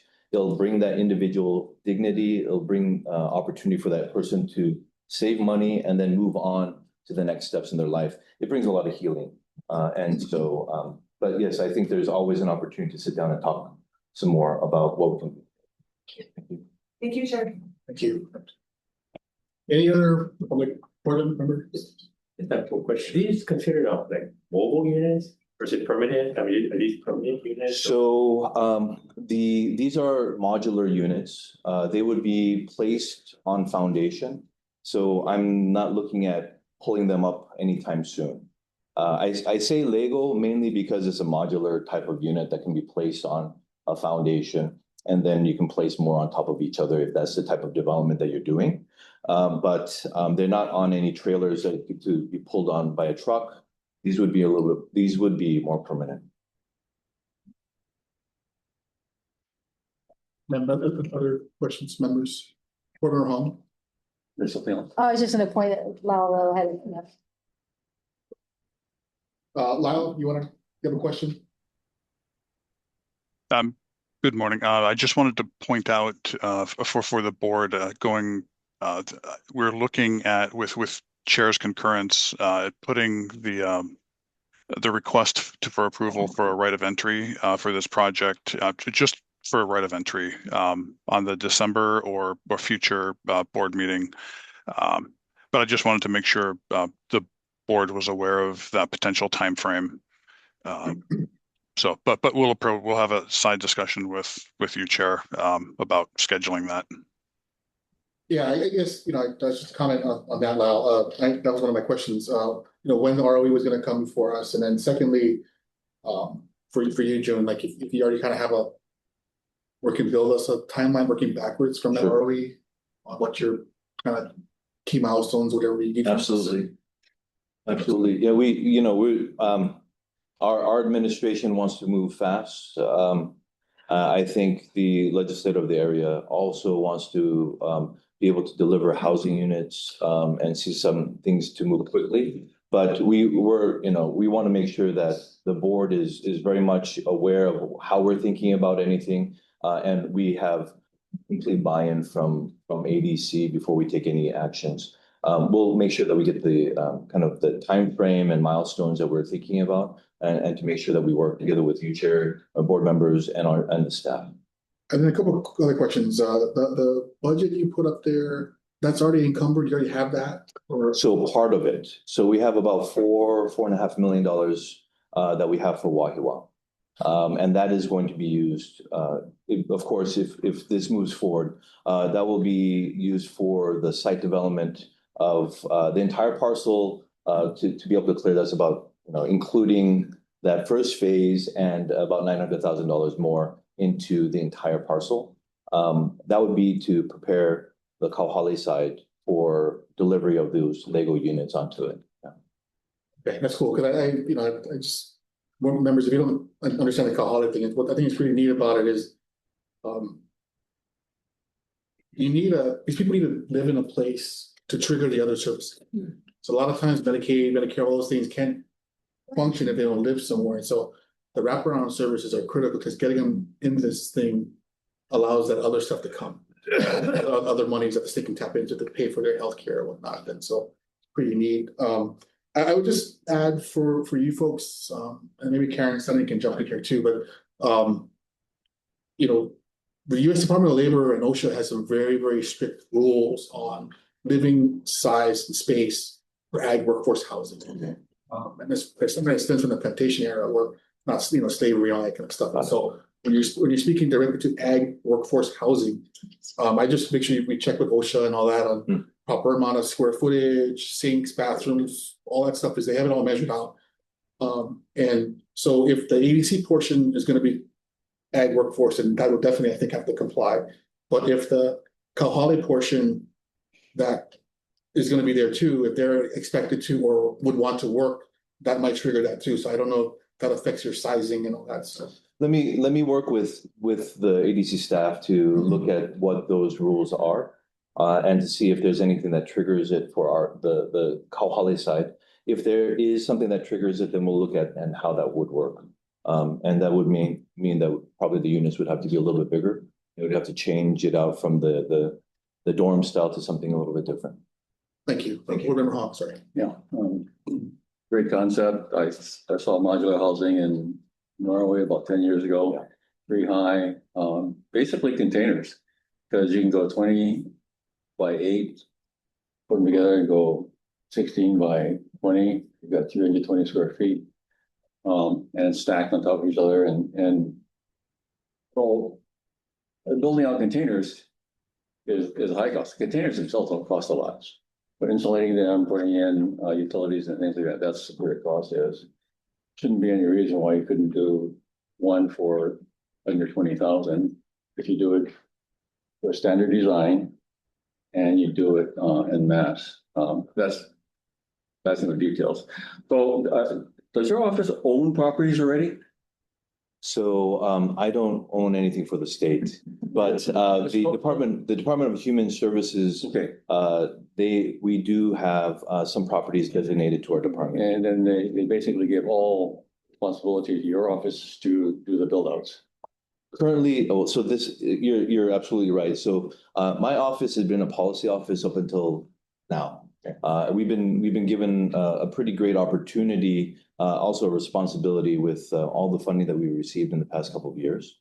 But we've been building out the Kawahalis as fast as we're able to. So what portion of the Wahiawa homeless will be accommodated by these units if you do ag worker housing and other things? So the Kauhali itself, the priority would be for Wahiawa. And so the 130 individuals that we find on any given night, we would prioritize working with those that are, now it's hard to, we're not going to be able to strong arm anybody to come into the unit, but giving an opportunity to say, hey, there's something good for you here, and getting their buy-in, I think it would be, we'd probably see some really good success in that. So wouldn't that's the question, does the governor have authority to EO that property to another agency out of ADC? And again, the more agencies you get involved, the more difficult it becomes sometimes. That is the process that once ADC feels comfortable, if ADC, as the board feels comfortable that this might be a process that we'd like to move forward together with, we'd be going to the Board of Land and Natural Resources for the designation change. An EO could happen at that time, and that would only happen with buy-in from everybody. I just thought that might be an easier option and in terms of managing, having better control over the property that you manage. Sure. And as we're doing research, we know that there's some presidential executive orders on the property because it used to be a part of military. So we're doing all of that research as we're doing it. Thank you. No, thank you. Chair. Thank you, Chair. As the representative from the Board of Agriculture, and we have the House and Senate members of the agriculture committees in the room, I'm total support. Housing equals healthcare, public health and safety, but that land was designated for agriculture. And there's a reason it was designated for aquaculture because we have a great need for expansion in that industry. Sure. But I see the dotted line and I see the sense because it does develop a workforce and, it does lift people but let's keep, I can hear my staff back in King Street saying, Sharon, you got to say something. You don't want to have all this land going to housing because it's a big need. We do need to keep cognizant of the fact that Agribusiness Development Corporation is because we need food. Absolutely. Okay, so that's just my comment, and in support, I will vote for this when it comes forward. But don't get too creepy with this. No, I understand. So yes, I'm not looking at the map and saying, hey, all this green area should be housing. I know you. That's not something that I'm interested in. I think this was brought to us because there might be some good connection and intersect here. So I thank you very much for that. Thank you, Chair. Thank you. Just one more thing. So we do to Chair Hurd's point a little bit more. There's a reason why they're modular and not on the ground. Is that because they are temporary sorts? No, it's just a type of housing. So it's to be able to deliver it faster. As we're talking with the modular builder, the amount of units that we're talking about they would be able to, if we get our site, just giving you some timeframes that we're thinking about, or just discussing, not thinking about. As the site is being prepped and started, it may be taking about 6 to 8 months to do so. The modular units would also be started at that time. By the time the site work is done, the units could be delivered on site and installed within a month or two. And so we would be able to see housing on site, of course, after making sure that all the different partners are informed, that we would see something done in less than a year. For at least a Kauhale site, and for the multifamily style, any kind of workforce housing, as the planning and the funding is available, that could be done pretty relatively quickly as well. And for Kauhales, there's like a community kitchen thing, or is it? So we're looking at all that little bit of model because of the community aspect. Those shared spaces are great. You see people interacting, supporting each other, teaching each other, and that provides a real support, which later on it becomes more success over time. That's something that we're trying to see if this is a next step up or if we create more of those spaces as well. I brought it up because I was thinking about Chair Hurd's comment. Maybe part of the design process could include aquaculture, and then growing on food, something. Absolutely. Eating process. Anyway, yeah. Any other Chair? Director Katie. Nope, I think we're good. Are you taking members of the public? Oh yeah, public board members, please. Aloha, go ahead. Hi, aloha. This is TJ again. Sorry, I had to change over. I was losing bandwidth where I was earlier. But I guess, and thank you, June, Mr. Yang, for wanting to provide a Kauhale in our space in our community of Waiawa. But again, you know, there was a town hall meeting not very long ago, I think maybe a month and a half ago, and this project was not spoken about. And again, I'm very well versed in the processes that state agencies such as ADC need to go through in order to move projects along. But I really, again, I cannot say enough that I really think that communicating with the community about projects going on in our community needs to be at the forefront as early as possible. Because when you're thinking about putting a Kauhale that can house up to 134 people on Willikina Drive, have you folks looked at traffic studies? Because we do have all the traffic from Schofield, from Wheeler Middle, from all these elementary schools. It's not really on the bus line either. So most of these people that will be in the Kauhale, maybe some of them will have vehicles, but most will not. What about infrastructure? You're talking about maybe having a community kitchen there. Do we have sewer or cesspool or things of that nature? Infrastructure. Now, if you go further down the road on Willikina towards Schofield, there is a lot there across before you get to the gate. There is a lot there that used to be a car lot, and it definitely has infrastructure there. And I think it would be a better suited area for something like the Kauhale, because we do need Kauhale in our community. But I think if you've got a place that's got at least the minimal infrastructure, you've already got an asphalted area there that once served as a driveway and a drive around area for the dealership that was there before, I think it would be a much better and quicker use of funds to look at that area. And I know that the executive director and I have had this conversation before about that particular land. So again, it is great that the services are going to be coming to Wahiawa, if at all, when it does. But I would also like to maybe drive your thinking toward a piece of land that at minimal already has basic infrastructure there. And the other thing that I wanted to bring up is I wanted to make sure that you are aware that those lands, while they do belong to the United States government to some extent, they're also crown lands and ceded lands. So before you start just building to put people on it, would you please do your due diligence and please look at the area carefully before you start trying to build somebody else's life or giving them an opportunity to build their life there when that area may not be suited for these purposes. And I'm not talking in our time, but historically and in the time of our kupuna, of what that land was used for. And maybe you should inquire as to why that land has remained vacant as it has for so long, and look at the Hawaiian history of that area. I think you'll be surprised. Happy to answer any questions you may have. Thank you, TJ. I think it's one correction. We're not looking at building a kauhale of 138 units. It's just for between 30 to 60 units as at the most for the Wahiawa community.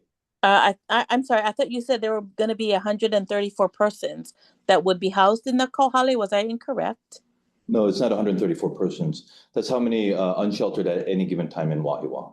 Oh, that's a really, really low number. I would suggest that you get with Ke'alaho, West Oahu, and other nonprofits that are actually boots on the ground, and individuals such as myself that are really boots on the ground in Wahiawa.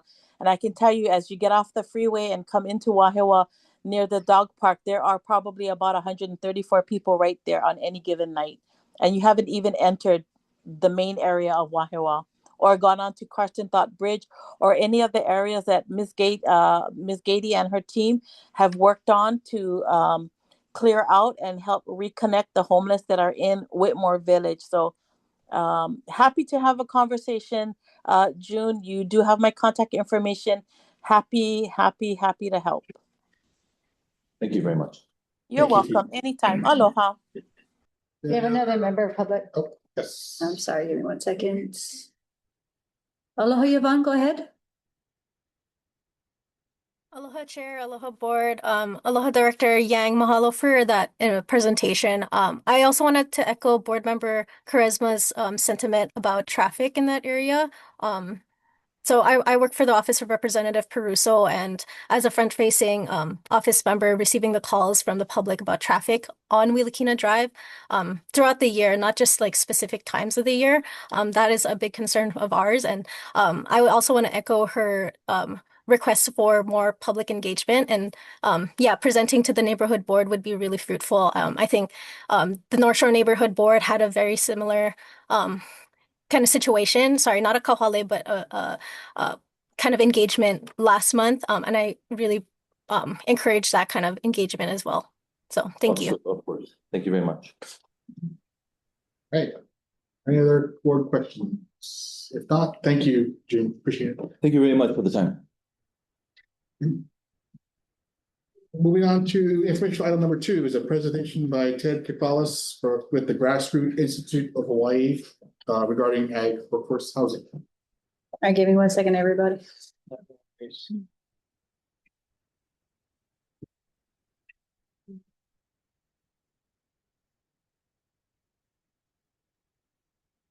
While you do that, I'll just introduce myself. I'm Ted Kefalis. I work at the Grassroots Institute of Hawaii. For those of you that don't know us, we're an independent nonprofit research organization based in Honolulu, and we focus a lot on trying to cut certain red tape and regulations and really just to help folks thrive. Not that all regulations are bad, but we think that we've gotten to a point now where we've built to the point where it's actually actively hurting our farmers and our people that are looking to buy houses, people that are looking to start a business. And so today I'm going to be kind of talking about building housing on agricultural land, but specifically building workforce housing. So, we don't necessarily want to pave over all of our farms and our agricultural land in order to build housing, but I think everybody kind of has an understanding that we need more housing in some capacity. And so one of the big things that, Sorry, working on no, it. you're fine. Apologies. A lot of people know, I mean, Hawaii's farmers face high costs. You have land use restrictions. You can only build but so much. And one of the biggest barriers is housing. I'll kind of talk about this a little bit more, but when we talk to some of the farmers that are subscribers of ours, but then also look at different studies, one of the biggest things that they say, and you guys know this, is labor shortages. And there's just that we're not paying farmers enough, we're not paying the farm workers enough to actively like buy a home here. When our homes are an average of $1 million, it just is not sustainable. So we really wanted to take a look at what is going on at the state level, but also at the county levels, to try to promote more of this workforce housing for ag land. So sorry, we're having technical difficulties. Yeah. My apologies. I don't want to get too far ahead of myself. My apologies. But I think one of the big things, as you all know, I mean, there's a big conversation about wanting us to stop importing as much food as we do. And that obviously brings up costs. It makes it really difficult for even just the average everyday consumer, because it just rises our costs at the grocery store. And so if we really want to become not as dependent on those sort of food imports, it's really important that we try to embrace some of these these reforms when it comes to farm worker housing. So, I mentioned a little bit about this, but building a house on land that's zoned agriculture is extremely difficult to do, and for a good reason a lot of times. But because we don't have housing, a lot of times our farms can't grow and our food security suffers as a result of that. So I want to kind of dig into that and really talk about building housing on land that's zoned agricultural. You can keep it there. Yeah. Why does this matter? But again, like I said, this process is just so burdensome, and we've created a process where doing the right thing and building housing and providing housing for our workforce has become too difficult. So what we've found is that people are either just not building at all, or they're building unpermitted units. And so we don't really know how many unpermitted units are out there because they're unpermitted. So there's no actual record of what really is out there. But why does this matter? So farms can't operate without people. And like I said, there was a 2020 survey that said 41% of farms are reporting labor shortages. It's obviously not all due to housing, but that's a huge portion. If you're a farm worker and you want to, have a good life for your family and buy a home or even rent a home, a lot of times it's just not financially tenable in order to do that. So on-site housing will help when it comes to retention, when it comes to lessening commute times. And then it also strengthens the workers' connection with the land that they're actively farming. We can go on to the next slide. So current state law technically allows farm dwellings, but the rules are unclear when it comes to things like employee housing. We define farm dwellings, but we don't clearly define what it is to have worker housing. Which leaves a lot of uncertainty. And each county has their own sort of rules that govern what can be built on an ag lot.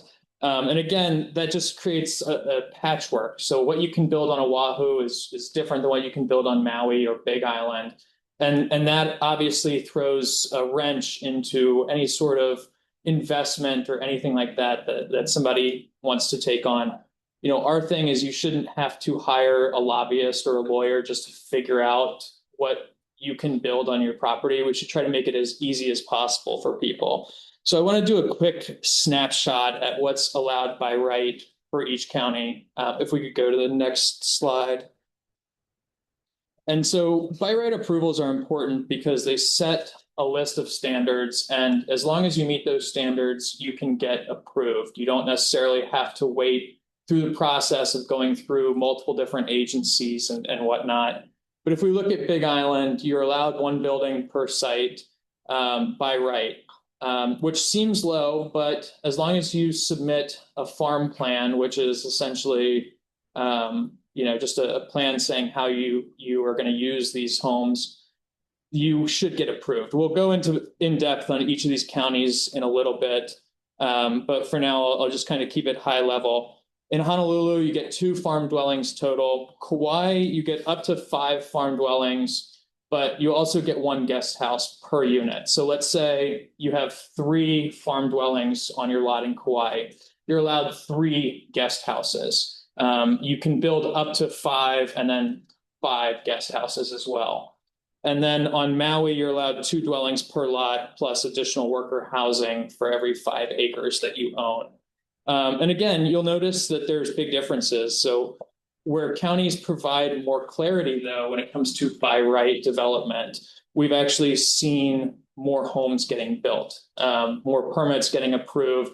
And that just sort of makes sense. But when the rules are unclear, nothing is getting built. If you want to go further than this, we'll go on to the next slide. You have to get what's called a discretionary approval. So like I mentioned, here on Big Island, all you need is that farm plan and you can get director approval. And we've actually seen 187 approvals since 2015, which is a good amount. Again, this is not a silver bullet to solve our housing problem in Hawaii, but just something that we think could help make a small dent in this issue. But then if you go to Honolulu, there's no limit on the units. They must be 800 square feet or smaller. It's actually a new law that was passed this past year.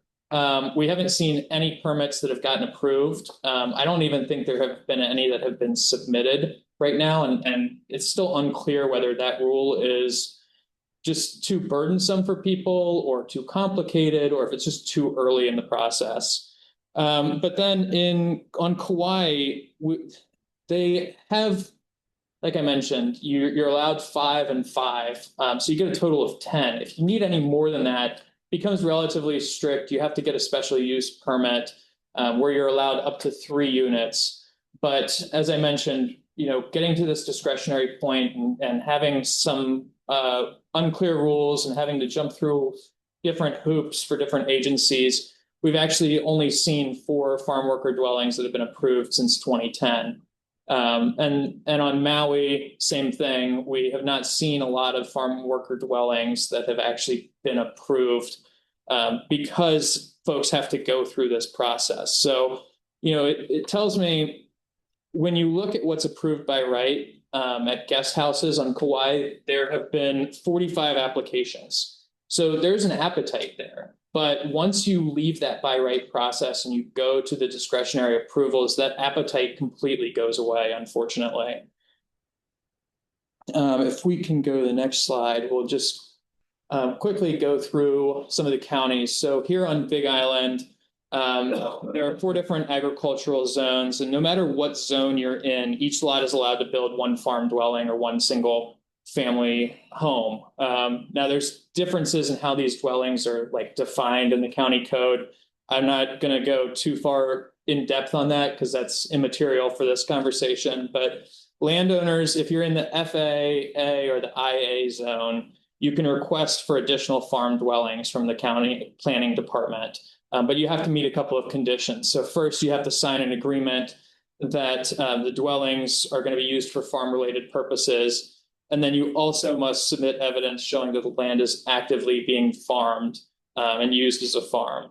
So this is what I was talking about when it comes to a farm plan. As long as you submit that, you should be good. And I mentioned since 2015, 187 permits have been approved. Only 1 has been denied here on Big Island. So it's a relatively smooth process for anybody that wants to go through that. Looking at Honolulu, I mentioned that it was a new 2025 ordinance that defines farm worker housing. Each farm, each dwelling can't exceed 800 square feet. You're allowed no more than 8 units in a multi-unit building if you want to build kind of a small apartment for workers. And if the farm stops operating, if it goes out of business or whatever, everybody has to move. So for a lot of people that we've talked to, they've said it's not even worth me making this investment to build any sort of housing because they can't get a loan either. It's hard to convince a bank to give you a loan to build housing that if you go out of business, well, the bank is not going to be able to collect collateral on that. So, that's something that, again, as I said, as of September, we haven't seen a single application that has been filed. And I think a lot of that is because it's a little bit too restrictive. Going on to Kauai, each ag zone parcel, 1 acre or larger, is allowed to have 1 farm dwelling. And you're allowed to build 1 additional dwelling for every 3 acres after that. So let's say you have 4 acres, you're allowed to build 2 farm dwellings and 2 guest houses. But that's max. Now, if you have 100 acres, you are still capped at that 5 and 5 amount. You get the 5 farm dwellings and the 5 guest houses. And again, you can still go forward in a special use permit, but we haven't seen a lot of folks actually going down that road. And for actual farm worker housing, the farms, you have to max out your density. So you have to build, again, if you have 100 acres, you have to build the 5 and 5. You can't build any sort of farm worker housing until you've built out that density, which to me seems kind of counterintuitive in a sense. And if we go to Maui quickly, so on Maui, you're allowed 1 farm dwelling per 5 acres of lot land. However, you're allowed to build a little bit more. You're allowed 2 farm dwellings per lot as long as it's as long as the second one is no larger than 1,500 square feet. And you also have to show that on your tax records you are actually farming. You have to have $35,000 in gross sales. You have to show that you're paying the ag water rates on Maui County, and you must provide Maui with a farm plan as well. And the county approved 1,200 permits in the past 12 years when it comes to this. But most of these permits came, again, through a by right process. It was not through the special use process. I had the special use numbers previously. I can't seem to find them right now. But again, it was, when looking at a percentage, it was probably about a 70 to 30 split or an 80 to 20 split. So once you saw that people get to that discretionary process or want to build any more, we don't actually know if they want to build more because they have just completely stopped, no applications or anything of the sort. So, I've talked a lot about these different counties. If we could go to the next slide. And I just want to kind of talk through some of our proposed solutions. So we do, at Grassroot Institute, we believe that, we can expand farm worker housing in a practical way, and a responsible way that respects, the agriculture designation of the land, but also supporting the people that are actively farming and working on it. So one would be just to create a statewide rules for farm worker housing. I talked a lot about the different counties and the different rules that are out there. Again, this just creates inconsistency, creates an issue if you're a farmer.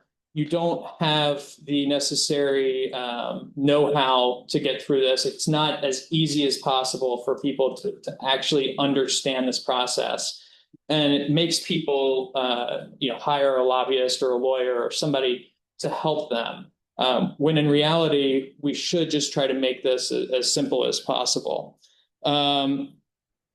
It would also, I think, make it a little bit easier for state and county agencies to coordinate with each other if there is a set amount of rules, rather than trying to figure out what the patchwork is between all 4 different counties. Number two, looking at accessory dwelling units and tiny homes. June mentioned this a little bit earlier when it comes to Kauhale, but they're doing some great things when it comes to modular homes, prefabricated homes. And I think we can try to do a little bit something similar with that and just allow more of these types of homes. Again, ADUs are typically smaller, less expensive structures for a farmer to be able to afford to put in. And it's also ideal for people that are seasonal or temporary workers. But along these lines, something that Big Island has done a really good job of is allowing pre-approved plans. And that's something that we would like to see statewide, to just have something where people could pick up a plan off the shelf.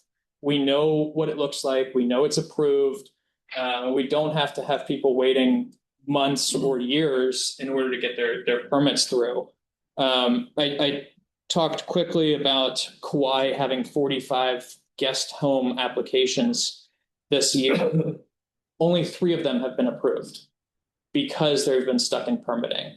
So, having something like pre-approved plans would just help expedite that process for anybody that's looking to do this as quickly as possible. Third is legalizing unpermitted units where it's safe and appropriate.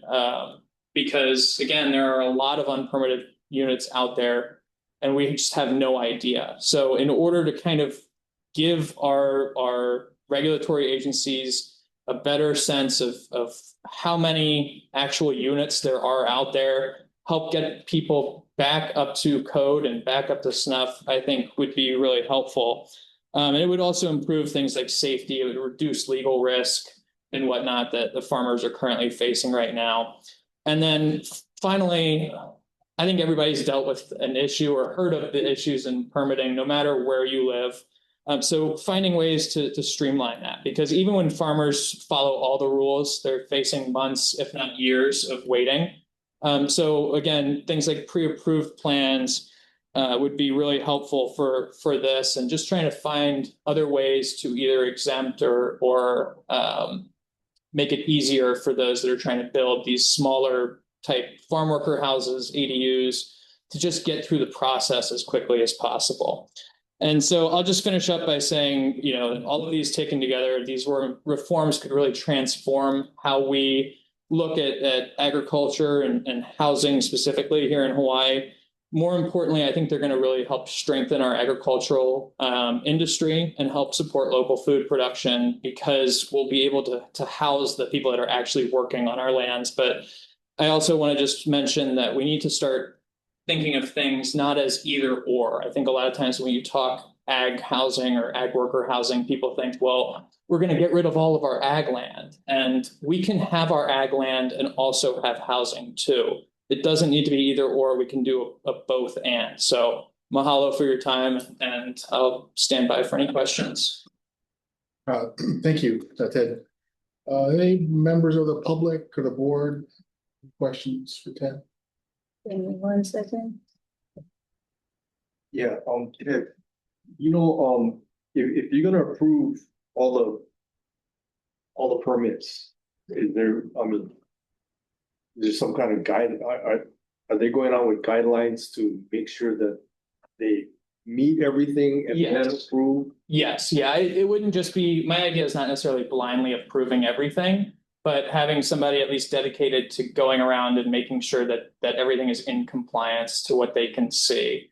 Again, and not everybody would take that route, but just to give folks an option, because even just in the regular residential space, I've been looking to buy a house, and almost every house that I look at has some unpermitted structure that's attached to it, or a bedroom or a bathroom or something. And it's the same thing with ag land. So just being able to help people get up to compliance, I think, would be helpful. We do have a member of the public, Chair. Sure. Lenny was first. Go ahead, sir. Hi there. Sorry. So my name is Lenny Fetter. I'm an owner of Hawaii Farming. We grow keiki So we grow about 4 million pounds of produce a year right now, and we have 80 employees, and we currently house 40 of them ourselves. either on our own properties or through rentals. So we're looking to expand. So just pointing out, like, anything that would make it a lot easier. The permitting process is super painful. We're allowed in our lands, we have 2 units we have 3 TMKs. We have 2 units on 2 of them, but we'd like to add another one, but like something large, like a dormitory, something big. So we're definitely in favor of this. And we definitely feel that permitting is kind of one of the biggest constraints to doing anything. And if there was any, I know there's been some talk about ag worker housing that's not on farmland. I mean, that's also, we'd be in support of that. Just, hopefully that it's reasonably, it's got to be affordable. If we're paying for it, which, we presume we are. If not, we just go to the existing market that's out there, which isn't great, but we're renting 5-6 houses outside of the 4 so that we have on our own properties to house everybody. Sure. Yeah, no, and Lenny, I'd love to talk to you maybe more offline about some of the specific issues that you're seeing on the ground. Yeah, my partner Eric too. He's one of the other owners. There's a lot of things around septic systems and things like that, which, I'm not saying that they're not real issues, but they're also solvable. All this stuff's solvable. I think it's just, get rid of the red tape and, we'll get on with it and let us grow more food. Help us grow more food. Thank you, Lenny. Yvonne? She doesn't have her hand up, Chair. Oh, okay. Any other questions, board, public? If not, thanks, Ted. All right, thank you all. Thank you. Thanks, Junior. Thank you very much. Could be here. Have a copy of the PowerPoint. Oh, sure. They cancel that, all that bank stuff. Yeah, I think staff, you both got. We do have. Okay, so. Yes, sir. Dexter has run away, so he's available. The director member or no, or? Jared was gonna present. Is Jared on?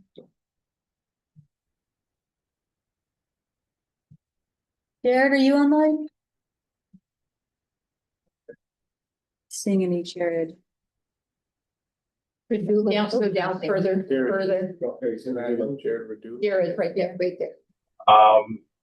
Yeah, so sorry, let me just, so on behalf of Director Mike Lambert, Hawaii Department of Law Enforcement, regarding potential operations in Whitmore Village, we have Jared Redula. Please proceed.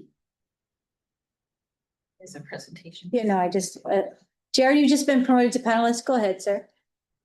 Yeah, good morning, everybody. Thank you very much for all the technology here. My computer just reset and I had to join in by my phone. So thank you very much for indulging me with a slight delay.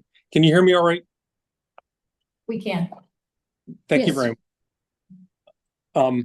I don't know if you have the presentation that I sent in. I can't see it here on my phone. You don't have it? Okay. Folks, let me just kind of summarize what I wanted to speak about this morning. And first, let me introduce myself. I'm the Deputy Director with the State Department of Law Enforcement on behalf of Director Lambert this morning. Our involvement in the agriculture sphere started last year with the unfortunate and tragic death of a rancher here on Oahu. As a result of that death, we were involved in very significant discussions in the legislature, both the Senate and the House. And this year we participated in significant legislation under a new law called Duke's Law, dedicated after that rancher. Really importantly, a big part of Duke's Law was our department's ability under that law to gain some special project positions to engage in law enforcement operations specifically for enforcing the agriculture statutes on the books, as well as applying new, very strong and significant criminal laws that Duke's Law provided to us this year. In our conversations with both the Department of Agriculture, the legislature, and community members, we've engaged in a new strategic law enforcement plan. And that plan has several parts. the first part of that plan is to better engage in data gathering. What we've learned throughout this conversation is that when it comes to reporting agricultural crimes in our state, we believe that the reported number of crimes is very low. It's very low for one really important reason, and that is that the agriculture community over time has developed a cycle where they perhaps report crimes that occur, thefts, property damage, trespassing, to the traditional county police departments. But for many reasons, there is lack of response and a lack of satisfaction in police services that were provided to the agriculture community. And that's where I think the Department of Law Enforcement can step in, where we have state resources that we can apply to this sphere. And we've created our plan to better first gather data surrounding agricultural crimes. And second, our plan calls for taking that data, subjecting it to an intelligence cycle, and allowing that data to drive our law enforcement operations. I want to say very quickly to everyone that we are already in the business of investigating agricultural crimes, and we are already investigating cases on the Big Island where you all are today, as well as investigating crimes all across the state. This past Monday, for example, during the afternoon, I was called to a trespassing on a ranch here on Oahu, and I responded personally to that response. I wasn't able to apprehend anybody, but I certainly know who the culprit is, and we're looking for him now. So data-driven law enforcement is where our plan calls for. We're also using some of the technology that our department has, a real-time operations center, some of our license plate readers, and now drones to help us more efficiently do law enforcement in the agriculture sphere. And then I think the purpose of our discussion today is our interest in using and becoming part of the facilities at Whitmore Village. Our department is aiming on Oahu to use the Whitmore Village site as our hub, because it is strategically positioned to allow us immediate access to the farms and ranches in central Oahu. It's more accessible for us to engage the freeways and the highways to get to the west side and to avoid the urban corridor of Honolulu, where our response to the rural agriculture areas can be definitely delayed. For example, on Monday, I received a call at approximately 2:45 in the afternoon, and it took me 1 hour to get out of downtown Honolulu, get up on the freeways, and then get to Makakilo where the problem was. It took me an hour to get out there, and that's not very good response for law enforcement right now. Most of the Department of Law Enforcement's resources at present are engaged in our courthouses and with the Department of Transportation. And so having an agriculture enforcement unit positioned in central Oahu is very, very beneficial to us. The second equally important reason why we would like to be a part of that site is because we firmly believe in a partnership and a relationship with the agriculture community. And by being placed at the Whitmore site on Oahu, that gives us the ability to collaborate and to be very close to where the action is, and to be very close to the people in the agricultural community that we need to build very strong collaborative relations with. Thank you very much for the time this morning to be able to talk to you folks. Lastly, I do want to say we are very close to staffing our agriculture enforcement unit fully. Right now, I'm using the resources that I have. For example, my narcotics detectives, our patrol deputy sheriffs to respond to these things, and myself. But we are very close. The new positions that we gained as part of a special project this year are being reviewed by the Department of Budget and Finance, and we've requested that the governor give us the approval to begin. So I'm very happy to answer your questions, and thank you for the opportunity to speak before you. Thank you, Deputy Director. I believe Chair Hurd has a question. No, I wanted to add that you started, Deputy Director Radula, you started the presentation with the disappointment in the public that there's little action, but there was a statistic of kind of like a data-driven prediction that out of 100 cases reported, if we have a 5% conviction, that actually gets rid of 80% of the crimes. So it's the same 5% of the people. So the more people report the crime, the more likely you gather the evidence you need to convict the 5 that are actually responsible for the majority of the crime. So I thought that was a good statistic that you brought up in the last presentation. And the person here in the room, you probably didn't know that Senator Richards is here, and it was his bill that was resulted in Duke's Law. Yes, ma'am. Thank you very much for that. And we certainly are excited, and it's our pleasure to service this very important piece of our community. Thank you, Chair. I have a couple questions, Deputy Director. First would be, ADC, the state agency. We've had issues in the past or misuse of land or trespassing, whatnot. What is the preference for ADC staff? Is it to go through DLE to file complaints or criminal complaints or whatnot, or should it, as HPD or whoever? But what's your preference? That's a great question. I think for now, the safest response that I would give you is that if there is a crime in progress where it's an emergency, then our advice would be to call 911. And because the community police officers that are out and nearest, especially the rural areas, are going to be the county police officers. This said, part of our aim with the new special project is to put our staff out in the rural areas where we can respond to, ADC calls and calls from the agriculture community more efficiently. It's just that in the short term, we don't have resources way out in the rural areas to get to you quickly. So for now, at least, it's still safer to call 911 when there's an emergency or a law enforcement problem, and then to let us know right after that. But as we grow, and as we hope to grow, the aim is to position ourselves for a quick response in the rural areas of our state. Thank you. And my second question is, for our tenants, even though we lease the land to them, that's still state land, so it's still government property.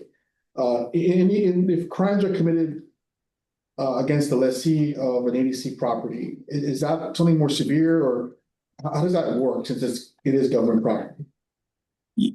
Yep. So with the new law that was passed this year, Duke's Law, there is significant penalties in those laws, very significant penalties in those laws for crimes that are occurring on agriculture lands.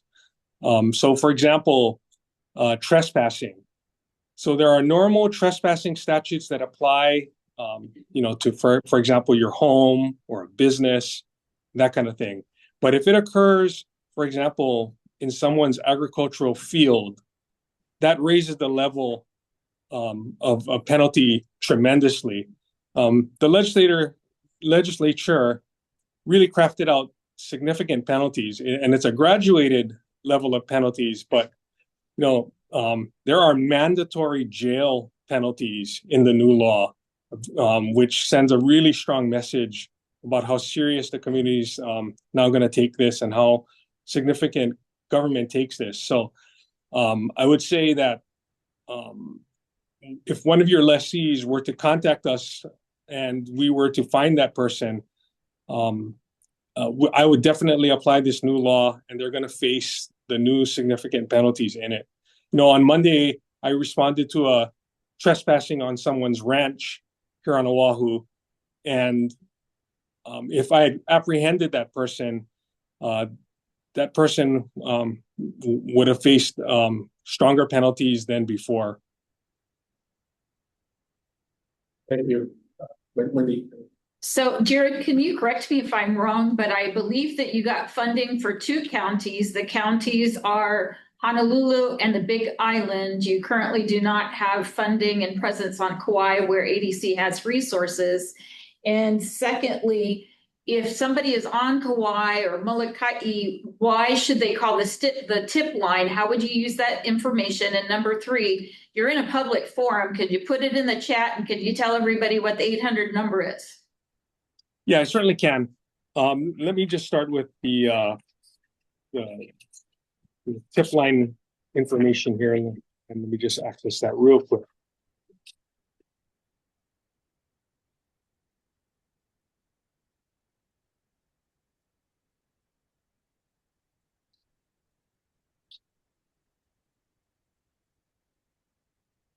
Okay, so the agriculture crime tip line is 808-427-3323.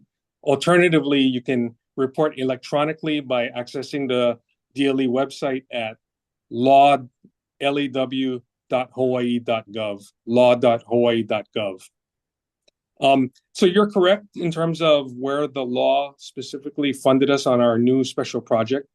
It's for some positions here on Oahu as well as Hawaii County. But this said, Kauai County as well as Maui County can call the department, call that tip line, or make an electronic report. We will get it immediately. And if it's something that I have to address on the other counties, I'm certainly going to use my law enforcement resources that I already have to do it. And we are getting these reports, and we have been for several months already. And I have been already using my other resources to try to address issues already. I've had narcotics detectives, for example, out conducting surveillance on ranches. This is something that I'm already trying to address right now. Thank you. Any other questions? I just have one final one, Deputy Director. For the ADC property in Wahiawa, is that going to be your entire headquarters moving out there, or what exactly is moving out there for DLE? It's going to be our agriculture enforcement group for the island of Oahu. Thank you. Any other questions? If not, thank you, sir, for your time. Thank you. Okay, moving on to item number 5, presentation by Sarah Freeman, Glenn Sacco, and Leslie Nugent with Hawaii County Rural Development regarding strategic planning efforts for improving the island's ag systems. I know Sarah's not here. Hi, Leslie. Good morning. I'm Leslie Nugent. Thank you, Chair, board members, ADC staff, Senator, and my distinguished colleagues. My apologies having my back to you. I'm Leslie Nugent. I work with as we're getting our presentation set up here, I work with the County of Hawaii on our Department of Research and Development on our Agriculture and Food Systems team. We can move on to the next slide, please. Our Department of Research and Development is really our economic development for our county. We have with us here today our Deputy Director, Dennis Lin. Our Director of our department is Benson Medina. We also have our staff member, Glenn Sacco, here with us today. Glenn has been 11 years plus as the agriculture specialist for Hawaii County. Sarah Freeman, who isn't able to join us today, but she is our food system specialist. She's served with the county for about 6 years. And then we have some newer members of the team. There's been great effort to build and expand our capacity for agriculture and food systems within our county. And so we have Anna Ezzi, who serves as our agriculture and research policy specialist, Christian Colo, our food systems administrative associate, and then myself. Next slide, please. Thank you. So here on this screen, you can see our program objectives. I won't read them all out to you, but these are things that we work on within our staff, and then also that our community partners and agricultural stakeholders work on through some very modest grant funding that our department is able to give out. That funding, our budget has been reduced, but we're hoping that we can continue to increase that But for some of the efforts for increasing consumption of local and value-added products, one of the initiatives we're working on with, again, some partners in this room today is we're working on a local food purchasing initiative in partnership with the resorts, especially on the Kona Kohala Coast, to increase and sort of track local purchasing. So that's exciting. We have a farm tour event coming up in early December. So there's some great momentum and partnership there. And our efforts to improve production and producer viability, agriculture research and biosecurity. We have a lot of efforts to support biosecurity, such as a reimbursement program for the coffee berry borer. We also partnership and close collaboration with Department of Agriculture and with other resources like the Big Island Invasive Species Committee, working closely right now, of course, with the CRB response team and just how to collaborate with those efforts and how Hawaii County can help support.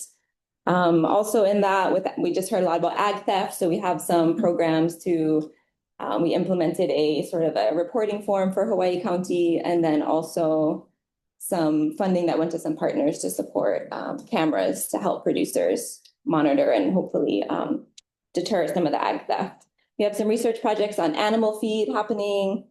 A big part of the role is connecting industry partners to County of Hawaii processes and resources that are available, exploring innovation and sustainability. And then something that's exciting for us is support the CTAR extension agents. Our county was the first county to pitch in some funding to help hire a couple county extension agents. So we have one now. So the county pays half the salary and then the university pays the other half. And so we now have, was missing for quite a while, but a East Hawaii livestock extension agent, and then also based in East Hawaii, an indigenous crop specialist who also supports the Master Gardener program there. In supporting reducing waste, and also increasing food access for low-income residents, we do a lot of work to support emergency feeding and coordinate with our partners and within our county agencies, including civil defense. We also, with workforce, fortunately for us, in the Department of Research and Development is also the Workforce Development Program. And so we're able to, this is more emergent, but able to work to have more community-connected learning and more programs for workforce development. Also in reducing waste, our county has a great program through a partner, the Hawaii Food Basket, and they have Kukua Harvest, which is a gleaning program that is insured and has trained harvesters, and they can go around to community members and harvest whatever abundance is available and distribute that through the food distribution networks. And then for education, we support, again, the Master Gardener program. We support the school gardens and the Hawaii Island School Garden Network, programs such as Go Farm, Hawaii Ag Foundation, Laiopua, and lots of other community groups that support education. We also help to coordinate the Hawaii Island Food Alliance, which is a network of food and agriculture stakeholders, a space to share information and to network. We host regular meetings and just share information out through that network. So thank you so much. That's some of our work. We can go to the next slide, please. Something that's exciting for us is the ARPA America Rescue Plan Act funding, COVID relief funding that came through our county. We were able to have 5.2 million of those funds go out to agriculture and food systems. And so these were kind of two key things here. These were like years of work and conversations with ag stakeholders, understanding what the top agricultural needs are. This is sort of how these funds were directed. And then the second is also to create a model for future investment in funding was kind of our goal here. So for some of these projects, the shared kitchens, there was just hearing for a long time the request for increased ag processing and value-added production. And so we're supporting through this 2.5 million in construction upgrades. We're supporting 7 shared use kitchen facilities around the island. And we know that shared use can be challenging to manage. And so it's important for us to have wraparound services that also provide technical assistance for those that are doing this work in the communities. And then the $500,000 in technical assistance is for food and agricultural businesses to increase their economic viability and their sustainability. For our grant programs, we are just administering in partnership with the Food Basket a $500,000 program to support community food security programs. So we did a survey to our food pantry partner agencies. And one of the greatest needs is for like increased storage capacity, and even transportation capacity. So we were able to, again, through these ARPA funds, support that increased resilience for those programs that help to feed our community by providing things like cold storage and transportation and things like that. And then we also were able to do a Malamada Farmer Grant Program in partnership with the Food Basket. We're able to support 32 farmers and producers to increase their food production. So this was, again, important for us to model how we can, to create a model of how we can get grants directly to producers, really wanting to support that economic viability for Hawaii County agricultural producers. And then soil inputs in production, again, another long-term need for locally sourced agricultural inputs on our island. And so this helps to support those businesses to be sustainable in their work. The bottom part of the screen here really talks about our agriculture and food systems plan that we're working on, a 5-year plan for agriculture and food systems, of which community food security is a huge part. And so for us, we're really leading with an engagement model for community and our industry stakeholders. So we're really trying to host as much open conversations around regional food security, conversations with different producers and producer groups to understand needs and opportunities and inform the plan. So we can go to the next slide, please. Thank you. So we can see the purpose of the plan here. Some of it is to identify and uplift like programs that are already existing, but also to identify and prioritize those areas for investment. We really want the plan to reflect the diverse perspectives of our stakeholders, and to help to strengthen and enable that ongoing collaboration between county and our partners. And main goal to just foster that economic resilience for Hawaii County. On this planning process, we're collaborating with the Hamakua Institute and the Food Basket. We have a 30+ member advisory committee and just, again, lots of folks in this room a part of that contributing, so thank you. And lots of other participants in that. We can go to the next slide, please. Thank you. So our plan is really comprised of 5 different areas, and I do have a breakdown of those here that I can pass out, if that's all right, at the end of this. That kind of shares, we're using a model of these topic briefs. So each brief will kind of contain a background section, talking about like key conditions, challenges, opportunities, what's the key data around that, our goals, really data-driven measures for how we will track our progress, and then actions. We really want this to be an action-oriented plan so we can know step by step what's happening, who's leading, where's the funding coming from, and be able to just track and measure as we go with this plan. So that's our goal there. We can go to the next slide, please. Our process here is, so we can scroll down a little bit so we can see the bottom, please. Thank you. Perfect. So we started earlier this year with just, again, convening folks, having conversations, doing this planning process. We've been continuing on that journey, and kind of here we are now. We're really working on developing the different topic briefs. And so working with sort of leads in the industry and trying to bring in diverse voices to build out that information of that background context, and also starting to build the goals and actions. On the far right of the screen here, there's a timeline that's upcoming. So on December 11th, our county will be having an Agri-Policy Summit. This is in partnership with Senator Richards and Representative Kahaloa, as well as Council District 4, Ashley Kirkowitz, Councilmember Kirkowitz, and then our Department of Research and Development. This will be the 2nd year that the Agri-Policy Summit has taken place. And so it helps to kind of streamline and inform like statewide legislation, as well as some county legislation as well for agriculture. So that I'll be sure to share that invitation with Director Gady when that comes out, and she can share it with the rest of the board. We will be having, for our county planning process, we'll be having some directed action planning sessions focused on some of these different briefs coming up in January and February. And so that will be a great opportunity if folks on the board are interested, and of course, our other agricultural stakeholders, many of you will be informed about those if you already aren't, to come in and to contribute. We'd really love to see opportunities for what ADC has for strategies for Hawaii Island to be reflected and integrated into this plan. So we're just really open for that collaboration. And these convenings will be a great place just for that stakeholder engagement. We really have heard so many times throughout this process how grateful folks are to hear that the outreach, to hear county, or when we've gotten to partner with DOA or DAB, sorry, to have, you know, the opportunity to share their voice. So we know the same will be true as ADC starts, you know, having more action here on Hawaii Island. And then in the spring of next year, there'll be regional food summits. We'll be going to each of the regions on the island to invite community members to take a look at the draft plan, to share any feedback on that, and to also just like uplift and engage, maybe share resources, networking, you know, opportunity to uplift agriculture and what's the positive things that are happening in our community.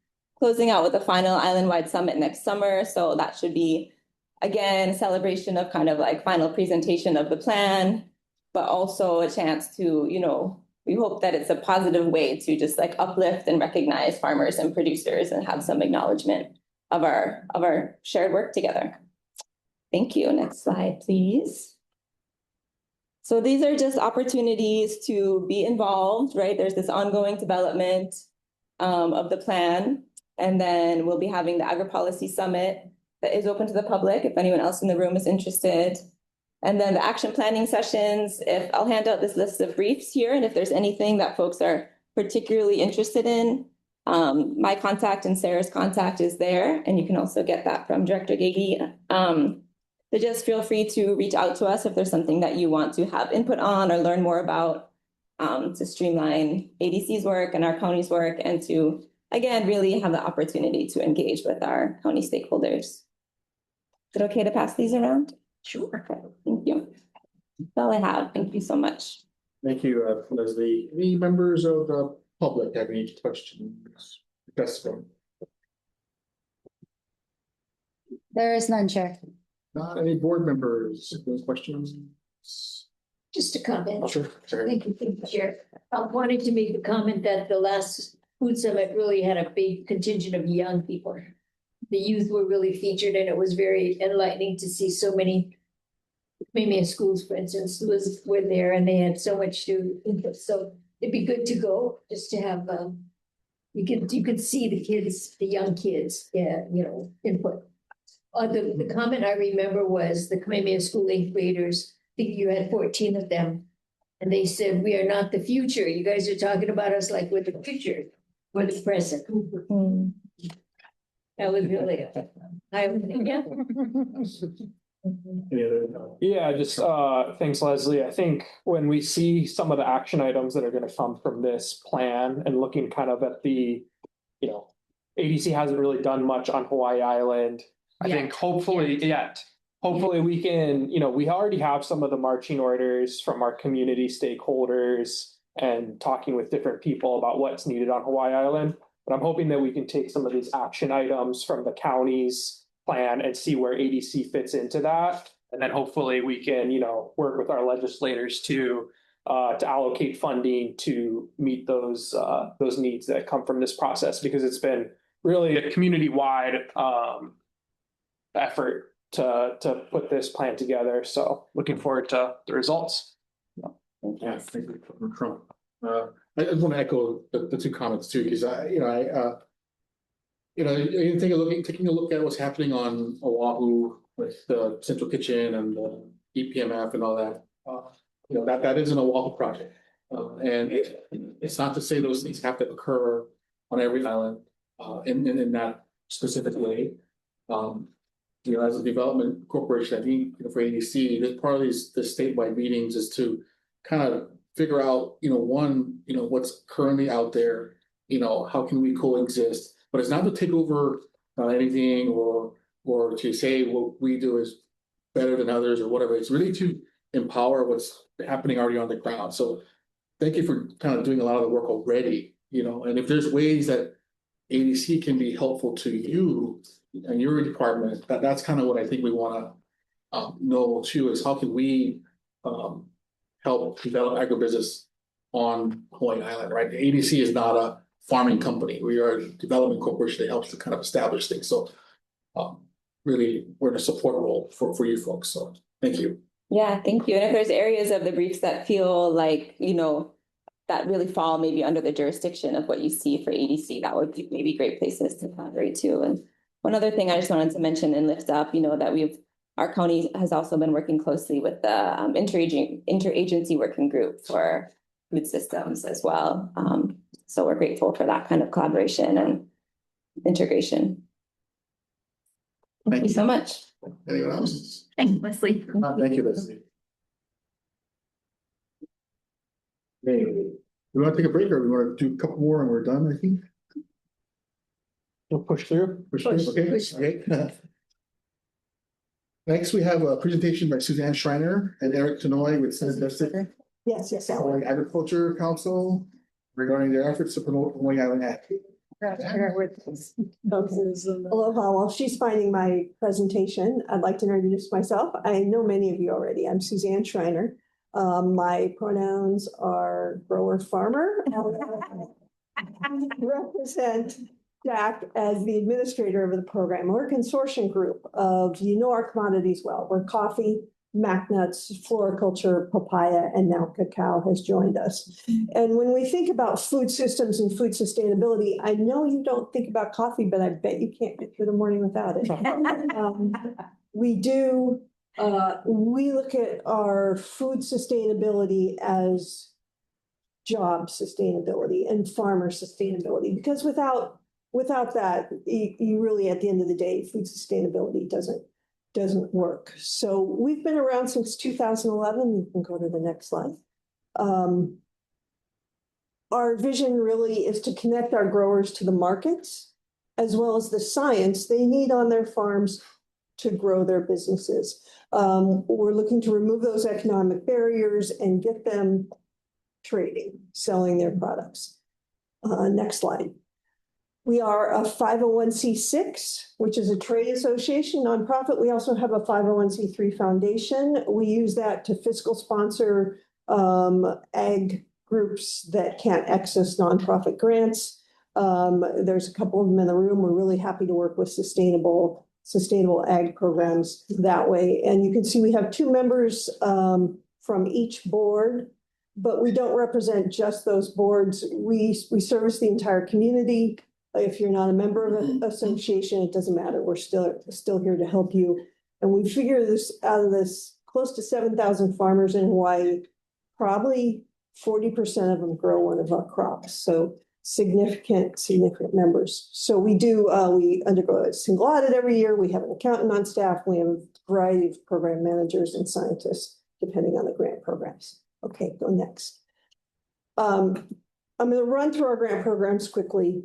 The biggest one is the Foreign Ag Service. We are a cooperator under the USDA, which gives us all sorts of special privileges. If there's an issue, one of our growers has something that's held up in a Canada port, we can call into the trade office and help get that cleared for them. If someone wants to explore Japan for the first time, we'll also do that. We'll help connect them with the federal resources that will get them where they need to go. This money we receive, it's 1.35 million through 2030 for Taiwan, Dubai, Japan, and South Korea marketing, and an annual grant of about 200,000 for China, Taiwan, and Canada. It's very tough money to spend. I don't get a penny of it. Our office doesn't get a penny of it. It all has to go out as marketing funds. So it's very helpful, very specific. We don't promote companies. We promote Hawaii agriculture. So we like to say we're in the business of promoting our aloha around the world. Next slide. I talked about this, skipped over this, but yeah, it does give us a voice into U.S. trade relations. It's very powerful when we do have a problem that we can't solve here in state. Next slide. One of the tricks with this grant program is we have to report our return on investment to the feds, and the marching orders are very clear. We have to sell products, and so we have these performance goals that we have to hit, and they make us work for that money. And I'm just going to breeze through some pictures here, some of the marketing we've done. We do a lot of social media for all our crops. And once again, this is all outward facing. We can't market to the US. We have to market to the foreign markets to build those out, which is good because that's really where the high dollar values are for our crop. What we will sell a coffee for on the mainland, we can get 20 or 30% more. In Asia, for example, they're willing to pay the premium that we can't always get. Next slide. Will this video play on the right-hand side? Oh, I don't see Is it the PDF? Okay. Yeah, I have a great video. This is a papaya promotion we ran in Canada. Unfortunately, I can't play the video. We actually had people swarming and were fighting to get to the right papayas. People really value our products. It's amazing the perception we see of Hawaii abroad. We really have an amazing product, and that product is just the vision of Hawaii. That at the end of the day, it doesn't matter what we have, people want it. Okay, next one. It's a trade show in Taiwan. You can see the Hawaii Coffee Association branding. We will give samples of different farms by name, but everything is Hawaii on that. And we had 2,000 samples handed out. DBET's been very helpful here in Taiwan with us. They have helped us bring in buyers from Taiwan and China. So we really work closely with all the state to do this. Next slide. We also, here's some of our flowers. We have a guidebook that we hand out so people understand what it looks like. It's hard to imagine the vibrancy of the colors of our floriculture industry until you actually see it in print. And we kind of take it for granted, but it's an amazing thing. Okay, next picture. Some of the other major grant programs we're working on through the Department of Ag, we have some ARPA funding that we're developing a proposal for a MacNut processing plant. Nathan's involved in that too. We are hoping to put in an EDA grant application to build out this facility. It'll probably be 10 to 15 million. We're working out those details with the engineers. There might be a role for ADC in this too as it develops past the planning stage. We have 6.1 million that we're working on with coffee leaf rust. We developed a big consortium across all the way to Puerto Rico, including Purdue and Michigan State, as well as USDA, to help solve our issues with coffee leaf rust. And we also helped develop, in the wake of the Kilauea disaster, some of you may remember we lost our entire orchid industry in the lava flow. We helped create the Puna Flower Power Cooperative, working very closely with the county on that for rebuilding that capacity. And we'll have an EDA grant going out, Department of Commerce grant going out early next year.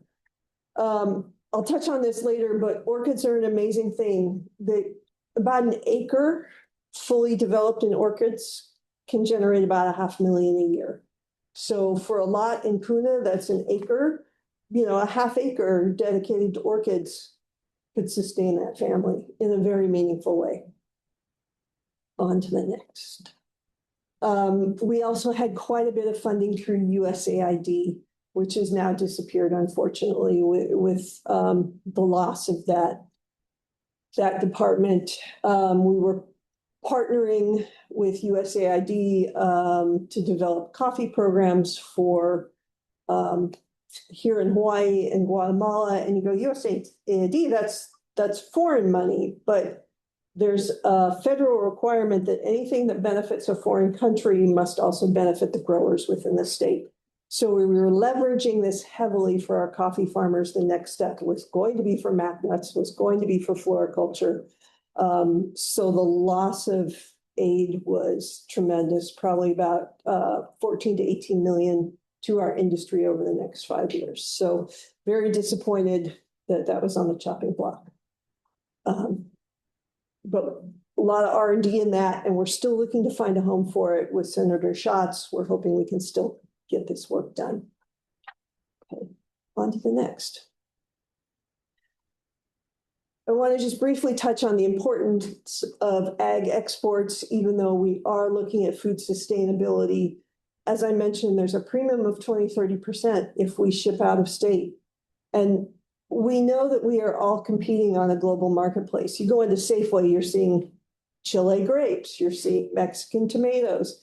We know our growers can't compete in that marketplace. So we also have to value the export dollars because they come back to our farms and they allow us to hire our workers. And so there is that trade-off with food that a little bit goes, a little bit's got to come back to. So scrolling on, we have about 31 million in exports with our 5 crops here. Touching briefly on MAC nuts, we know that changes are coming quickly to this industry. In January, the laws will change around labeling. We're excited to see those changes. We think it's going to improve the value of our Hawaii grown crops because foreign kernel is 30% cheaper. And we can't compete with that. The economy is going to look rough here soon. So we're hoping that change in the regulation will help us out. What we need next with MAC nuts is we need more processing capacity, and we're working towards that. That'll give us better quality with newer equipment, color sorters. But we also have an aging crop in the fields, and we need new genetics. We need to bring in some of the new varieties, get them here with higher yields, lower, a better tolerance for disease. And replanting that acreage is not going to be cheap. It's going to take a lot. Next slide. But just to give you an idea of how important it is, MAC nuts are growing 10% over the year over year. It's a booming, growing industry, but here in Hawaii, we're shrinking. We're known as the home of the macadamia nut, but we're going from 15,000 tons per year down to 10,000 tons possibly by 2029. So we're a little bit in crisis, and we have to step in here and find some help, because you can look what's happening in South Africa. You can look what's happening in China. Australia's growing, Kenya's growing. Everyone is growing except for us. And this is an industry I don't want to lose. It's an important part of our. Where are we on that? Which we are. We're the one. Everybody will have. So, yeah. All right, next slide. Touching briefly on coffee. Coffee is a state, according to USDA. You can buy it with SNAP and EBT, and it's important to all of us. Big changes are coming here in Hawaii. 51%, this really hasn't hit the news, and there's a reason for that, but 51% is now the law of the land. So Senator Schatz had language in the Senate Appropriations Bill that just passed that required 51% minimum for any coffee that called itself by a Hawaii brand name. So this mirrors, I don't know if you guys knew that. I got the Coffee Association's announcement, but yeah. Senator Schatz or no one from the federal government has vetted that down, and we'd love to make a press release announcing it, but we want to do so before Senator Schatz. So. Right, and there's a reason for that, and that's we still have legwork to do with the FDA. Okay. And so we're going through those steps to make sure. Because that also one reason we need. The state needs to do is that is going to supersede the law in state law that says 51% at 2027. Yeah. So this is preemptive. So it changes the deadline for our law and supersedes, but we just need some clarification so that Chair Hurd's team and others can disseminate that down. So I had it on my list to contact Schatz's office and I received the Coffee Association's beautiful announcement. Just to make sure, how do we vet it where we don't steal their thunder, but we disseminate that down on the state level and with the Department of Ag and Biosecurity. Our message is going to be DAB no longer is involved in enforcement. It's a federal, I mean, we're gonna help, but it's federal enforcement, so that's kind of scary. But yeah, but right now state law says 2027. That's right. Yeah. So we just have to clarify the legal, that feds supersede and make a statement, yay. Yeah. Mahalo to the congressional delegation, so well, our offices will work with Senator Schatz on that. Yeah. I meant to contact Dale. Yeah, and sorry to take us into the weeds, everybody. But this is, I mean, this kind of is breaking news. It's a big deal. It's a big deal. It's a big win. There have been no press releases because there's work to do with the FDA, and we want to get that work done before we go forward with talking about it more. But that is going to change coffee considerably. It's a challenging moment, partly because the economy is rough. And if you go into a Walmart, what used to be a $10 bag of coffee is now a $20 bag of coffee because of the tariffs and the drought. And Hawaii has an opportunity in the future with our brands are tremendous, whether it's Maui, whether it's Kona, whether it's Ka'u. But climate change is coming. We estimate we have to replant 5,000 acres of 800 trees per acre. That's a lot of trees. So SHAC is partnering with World Coffee Research on those new varieties that we're hoping we're doing the breeding to get a very high cup quality that will match the standard we have to meet for a Kona coffee.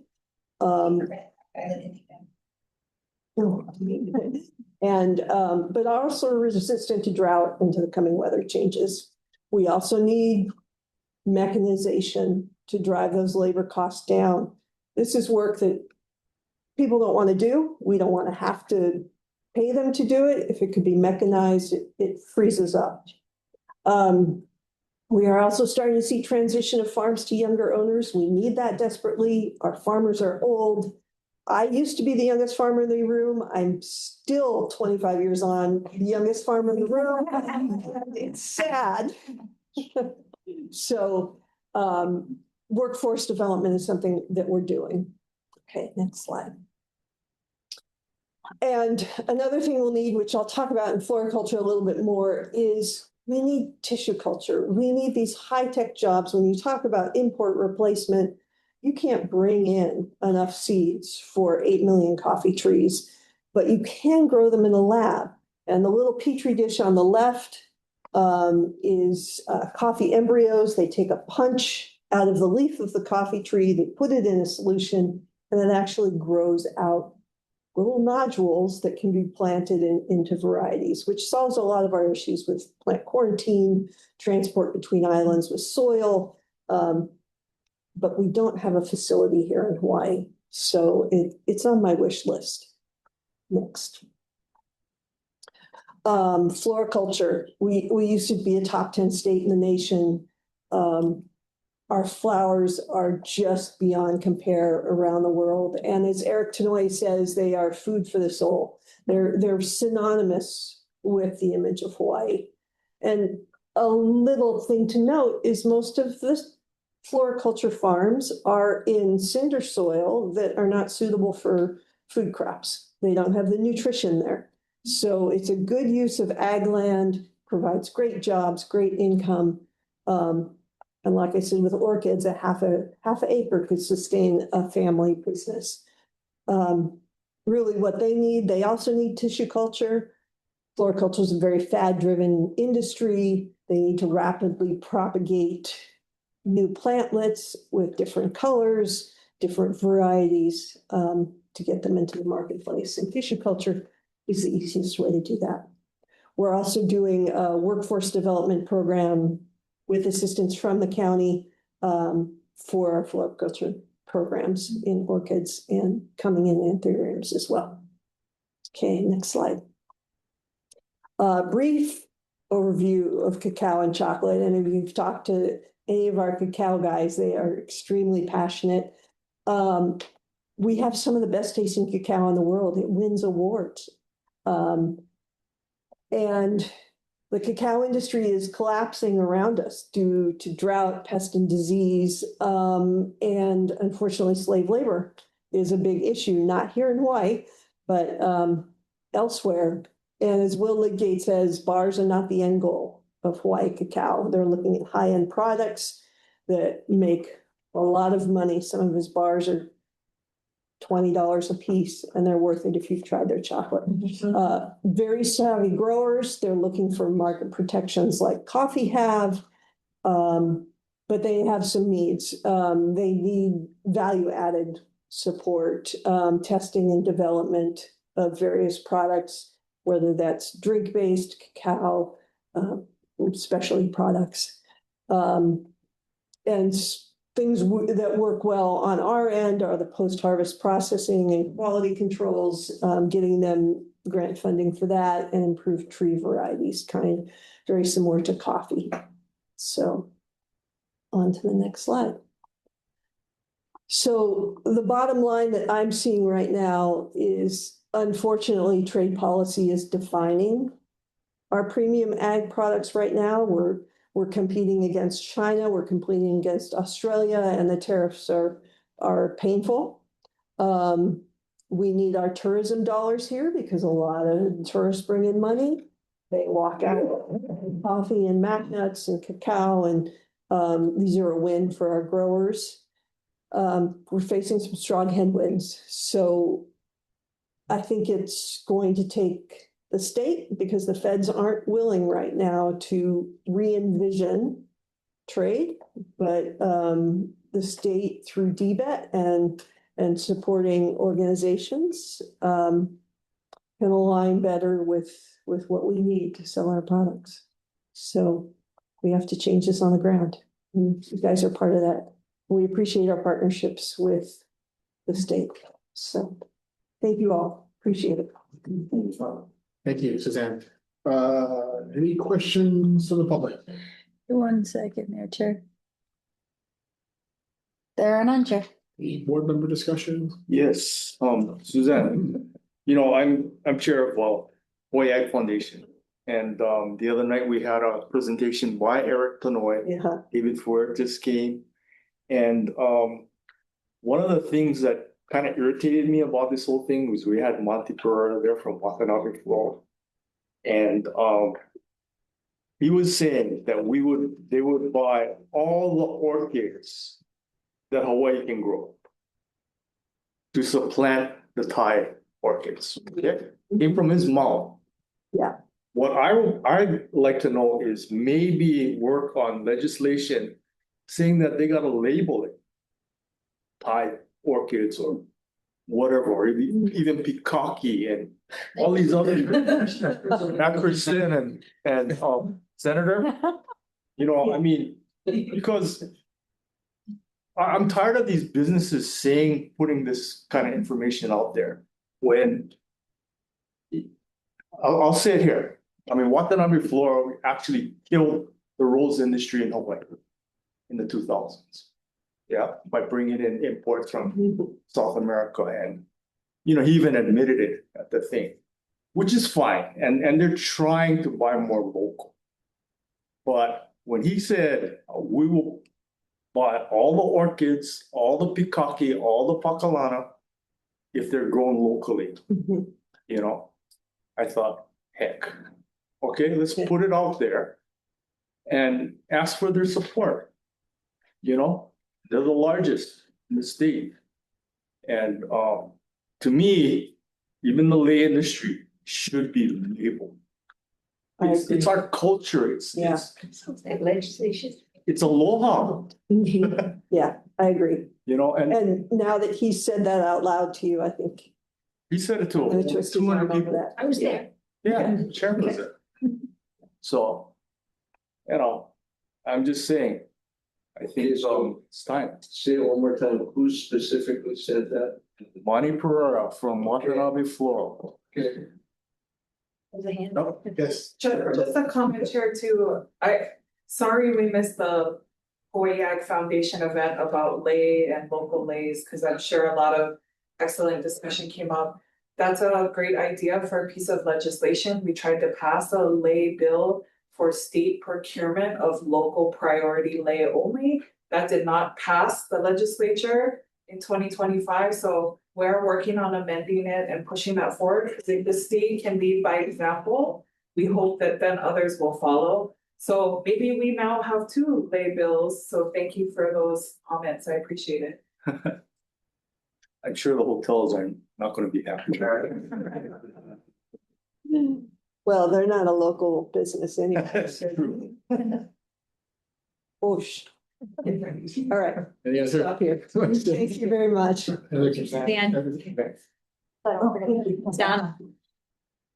Donna Shapiro. Item number 7, presentation by Donna Shapiro with the Hawaii Ulu Cooperative regarding their work and goals. You just go a minute, introduce yourself. Oh, sure. You received it though yesterday. Oh, did you email it to me? I emailed it to you. It was a Google slide deck that I sent you. Right. Okay.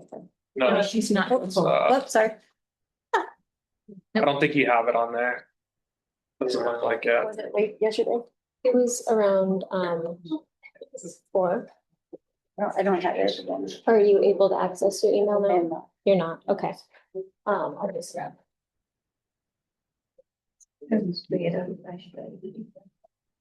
Aloha, everyone. I'm Donna with the Hawaii Ulu Co-op. Thank you so much for having us. I apparently sent my slides too late yesterday, so I'm just gonna use them as a guideline for sharing some updates. I last presented to the board of ADC about 2 years ago. And so my sharing is really just kind of an update, what's going on with us.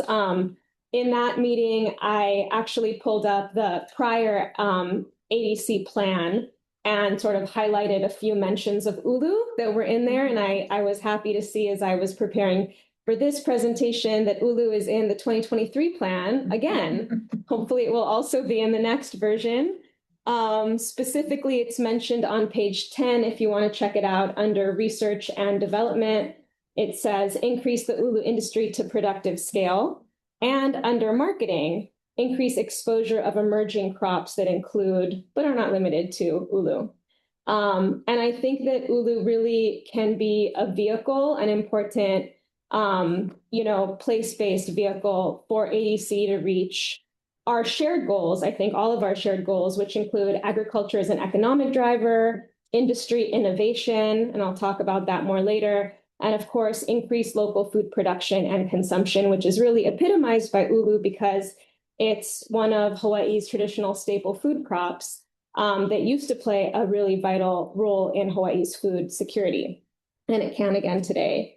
So the Ulu Co-op, in case you're not familiar with our organization, is a farmer-owned business. We are a traditional agricultural marketing cooperative.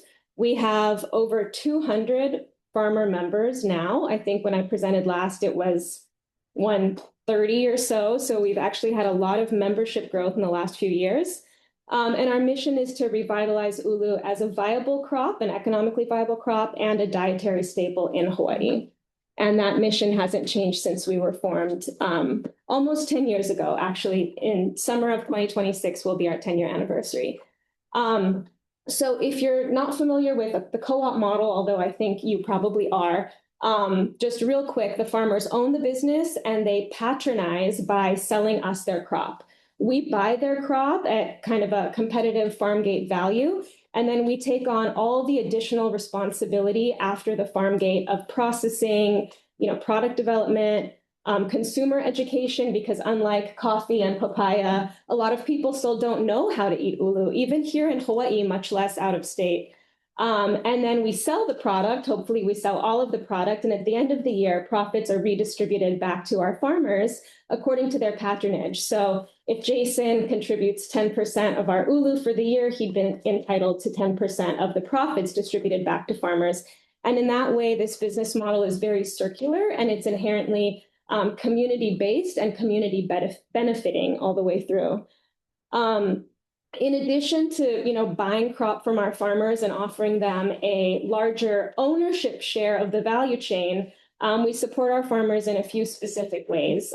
First of all, we offer a guaranteed market. So if you're a co-op member and you have ulu to sell us, we will not turn you away. We don't even require a specific marketing agreement. We're taking on the responsibility, the kuleana, of rebuilding the ono for ulu in Hawaii, because farmers need that confidence in order to take the risk of planting a crop that is not yet proven economically. And that's really been key to our growth over the years. It's providing that risk mitigation service for farmers. Secondly, we offer a stable price. So at the start of each year, the board, which is made up of farmers, set the pay price, and that price doesn't change all year. So even if there's an oversupply of ulu, we don't lower the price. Even if, a distributor on the other side of the island, and I heard this happen for avocado recently, offers a cheaper price and it starts pushing pricing down, we hold ours, right? And that's an example of farmers working together through collective action to ensure that we have what we need to stay in business. Because if non-farmers dominate the market, then you better believe the farmers are going to be disadvantaged pretty quickly. And we see that happen across Hawaii's ag industry and really across the world. Other services that we offer: ongoing technical support for our farmers. Hawaii doesn't have an extension agent specializing in ulu. We have a part-time person just 2 years ago for all indigenous crops and the Master Gardener program, so it's really not enough. So we provide the extension service. We work with UH researchers to bring in the science, and then, similar to SHAC, we disseminate that. We offer subsidized soil and tissue sampling. We offer bulk supply purchasing, like fertilizer, harvest crates, and some capitalization through grant opportunities, although with the new kind of federal landscape, those opportunities are much more limited than they have been. And we also serve the community. Aside from making ulu more accessible, we're a member of the Farm to School Network. We've been a supplier for the DOE since 2018. I'll talk a little bit more about that. We also have a Harvest of the Month program called Ho'opili'ai, where we raise grant funds and then we offer free Farm to School sampler boxes for classrooms and cafeterias, so they can bring ulu and kalo and uwala into the classroom with standards aligned lesson plans, but the students actually get a taste of that crop, which really makes it real. And our products are also qualified for SNAP, EBT, and DeBucks, and we have a DeBucks retail store in Hilo. So when we started the group in 2016, we had 9 founding members on Hawaii Island. Our first neighbor island member came on board in 2019. That was Hana Ranch on Maui. Our first Oahu member came on board in 2021. That was Kahumana Organic Farm in Waianae. And our first Kauai member came on board in 2022 in Kilauea. And so we have about 210 members currently. The majority are still on Hawaii Island, but the number on these 3 neighbor islands continues to grow.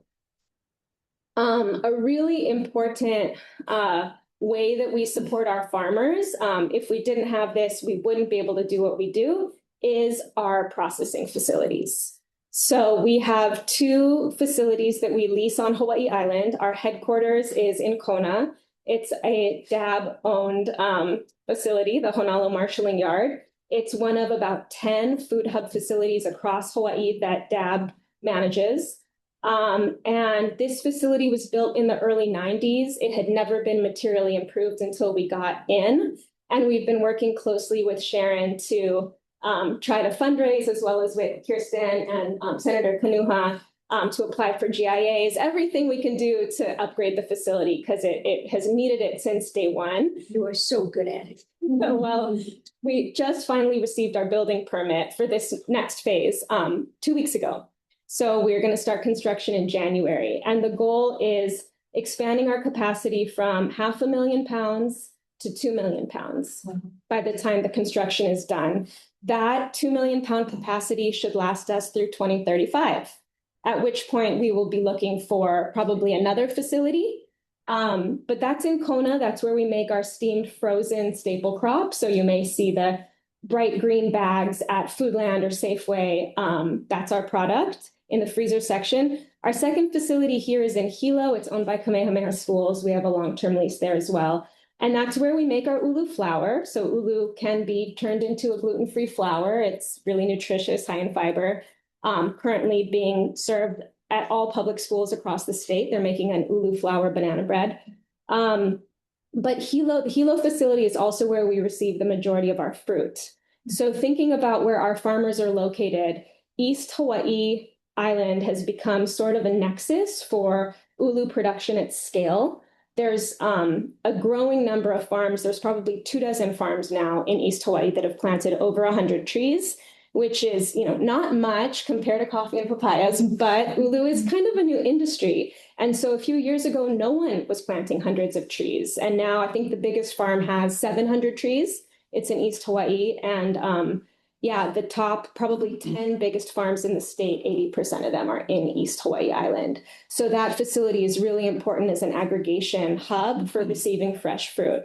And ulu, as you may know, it has a very low shelf life. So locating aggregation hubs near farms is key. Even transporting the fruit from Hilo to Kona can pose major problems, either too warm, too cold, too long, and then you lose your crop. On our neighbor islands, we don't have our own facilities yet. We serve those farmers by partnering with values-aligned organizations that have access to facilities, and we work with them to sort of replicate our Hawaii Island process over there. So on Maui, we just opened a new partnership with Maui Gold Pineapple in Haile Maile. On Kauai, we opened a new partnership with Resi Roots just outside of Lihue. And on Oahu, we don't process right now. We sell all our farmers' fruit fresh, but we have aggregation sites with Kualoa and Kahumana, both of which are co-op members. And let's see, talked about our products. So in 2018, 2 years in, we started diversifying. And we now handle 4 main staple food crops. So ulu, kalo, wala, and pala'ai. We also do some avocados and macadamia nuts at a much smaller scale.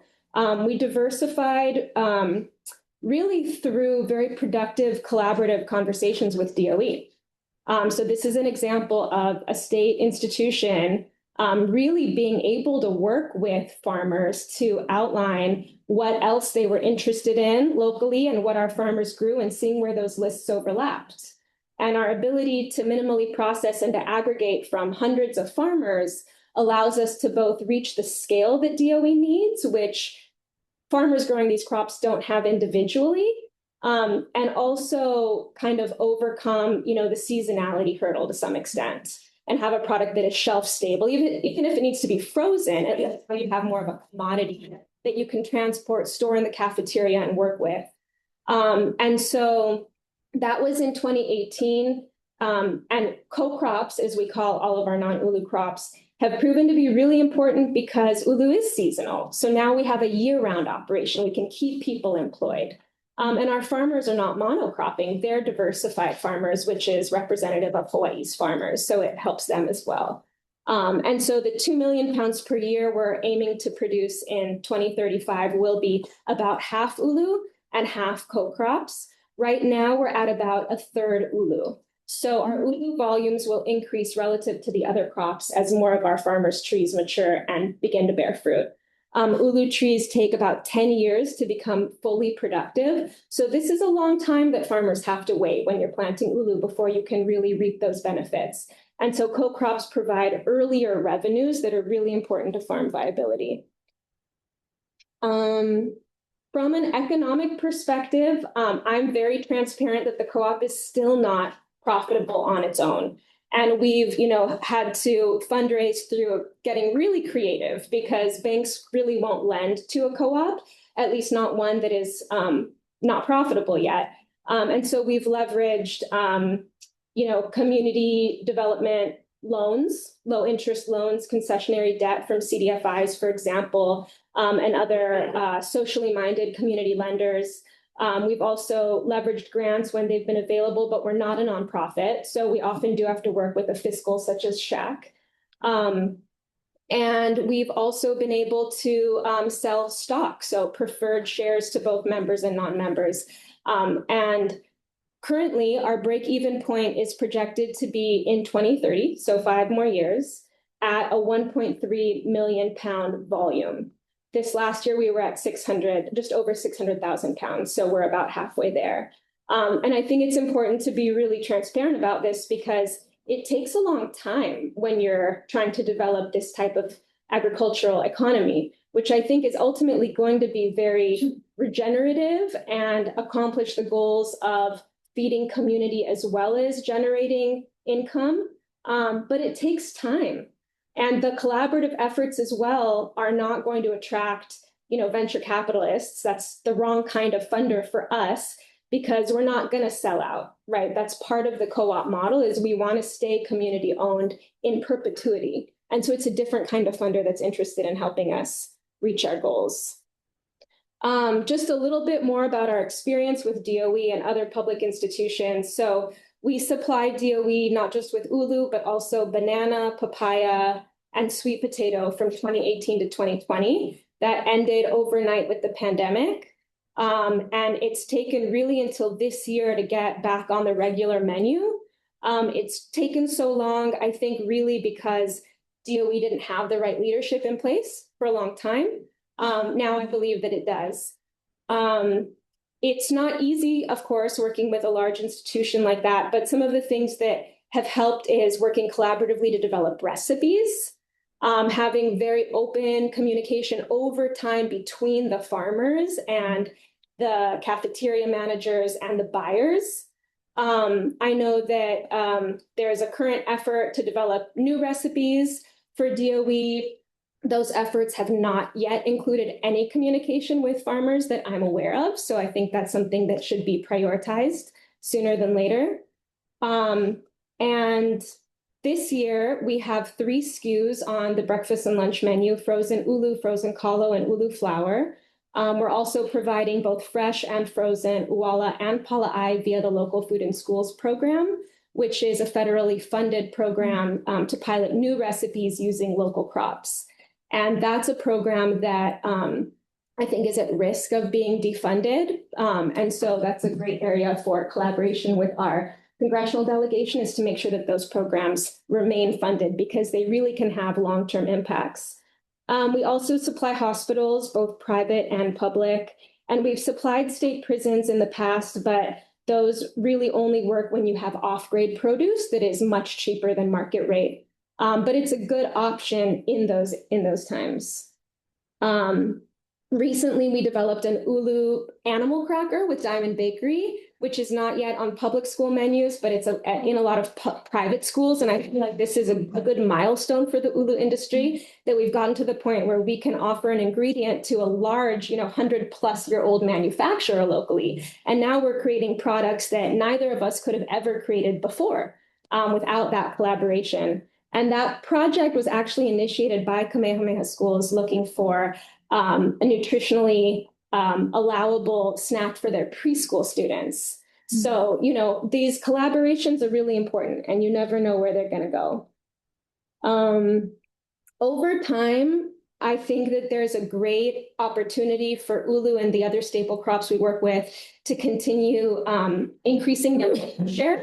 Hawaii imports 85 to 90% of its food. We all know that, but we import more than 99% of our staple food, right? And this is the food group which is the most important really for food security. If the ships stop coming, you're going to want to have a complex carbohydrate that fills you up.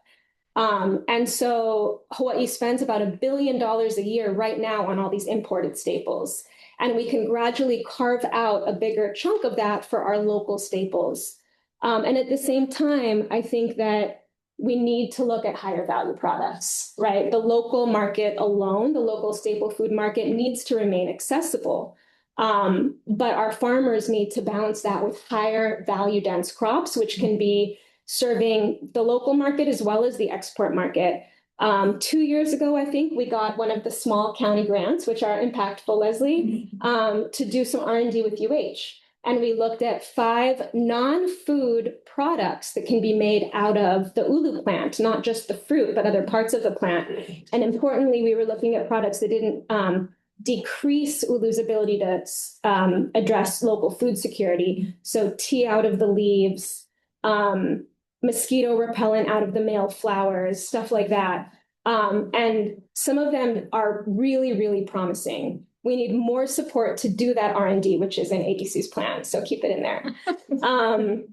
These are things that are not just the farmer's problem to solve. I think this is a societal problem that we need to work together to solve.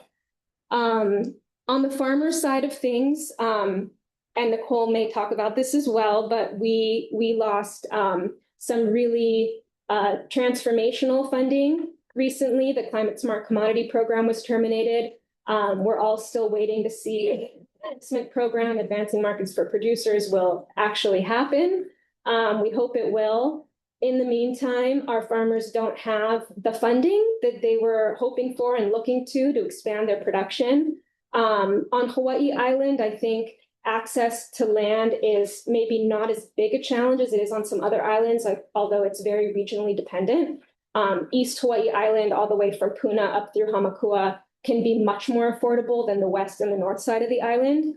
I think what our farmers really need is good markets, good, reliable markets with good prices to sell their products into, and a value chain that works for them. What that means is processing facilities that are farmer directed, the infrastructure that will facilitate the markets that pay good prices, which oftentimes requires some value-added processing capacity.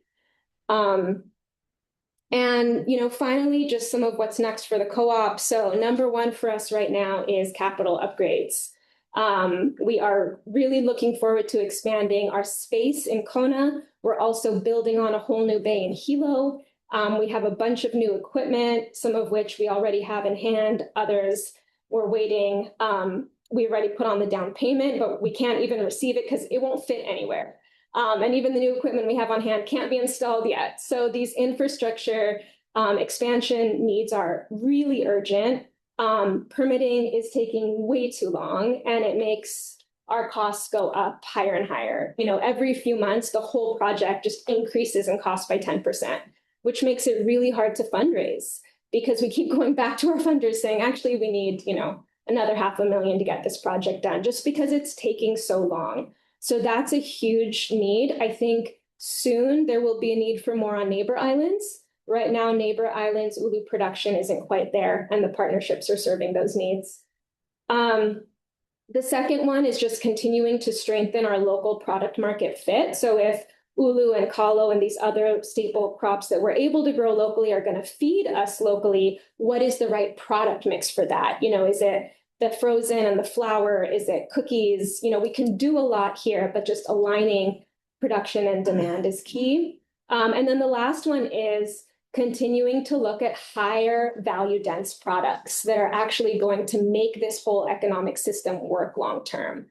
As I said before, relying on local staple foods alone isn't going to cut it, and we recognize that, but it takes time to do the R&D for higher value dense products. So that's ongoing, and we welcome support in all 3 of these areas. Thank you. Thank you, Don. Any members from the public have any questions or testimony? Oh, Nicole. Do the ulu crackers include a cow? Crackers? A cow? Not yet. No, a cow. A cow? The cattle. I'm not sure. Yeah. I'll look back to you. Any other? Yeah, what products do you have with the DOE now? I know you got 3 products on their menu. Right? You mean what menu item? Yeah, what menu item? Yeah, so with both the ulu and kalo, they're alternating a beef curry, in place of potatoes, a curry and a stew. Yeah, so they're just subbing out the potatoes. What about I thought you also had flour. Yeah, banana bread. Okay. Yeah. Yeah, and then the kabocha is a honey buttered kabocha recipe, and the uwala is an uwala mash. Yeah. So the Canadians have been waiting a long time for your product. We've talked about this before, and as we have Susanna in the room, Shakin, bring it to Canada. Apparently the high protein, gluten-free, high nutrition, and unfortunately, a lot of Canadians are celiac. And so they've been waiting for ulu flowers. So I know Suzanne and I have talked about export programs to Canada, but right now I believe you don't have enough scale or volume, right? So when you're ready to bust out, I know that the ulu flower has a market. Sounds good. Yeah. We'll be in touch. Any other comments? Donna, thank you. I know you've been doing this for a long time, and you've been very, very patient with the DOE in the farmer school space. We created a new pig today that Jesse's going to lead to kind of make sure that we can create an environment where we can do business with the farmer and procure that, with the DOE. So, do you already kind of have plans, or have you spoken to them at all about the central kitchen and like how this expansion of your current recipes are going to work? Or No, not really.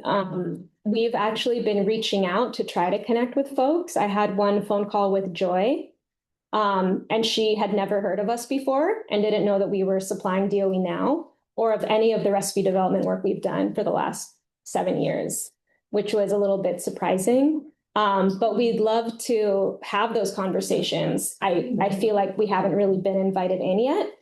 We've been knocking on some doors, so anything that maybe you guys can help facilitate those conversations. So he's the chair of the Holy Egg Foundation, which is doing some of the recipes. And so you're speaking to. So you've never had conversations with Roy Yamaguchi at KCC or anything like that about menu development? No, we've tried to reach out. We accidentally. That may change shortly. I hope it does. We'd love to have that conversation. Yeah. I have heard that ulu and kalo are on some of the menu items. Yeah. Yeah, because I think what Denise has been working on too is ensuring the regularity of those items, so they occur consistently. Yeah, So that might be part of it. yes. But still, I mean, they're creating a model where they're supposed to be able to use whatever is in that area, at some point, the DOA districts, right? So. I mean, the volumes, when you first spoke with the DOE, the volumes were doable for you folks, right? It wasn't like out of this realm or anything like that. You could do the volumes they were asking for. We can still do the volumes they're asking for. So this central kitchen is only that one district, right? Right. Yeah, so shouldn't be a problem. But it would be good to know what's being planned and plan around it. And I guess to Chair Hurd's comment about Canada, like any expansion, and as the central kitchens are kind of been chartered for statewide expansion, can ADC help with that expansion? I mean, is there ag land you're looking for on Oahu, any other places that? I mean, I talked at least 5 years on the road, right? I mean, it takes 5 years for a tree to fruit, I believe.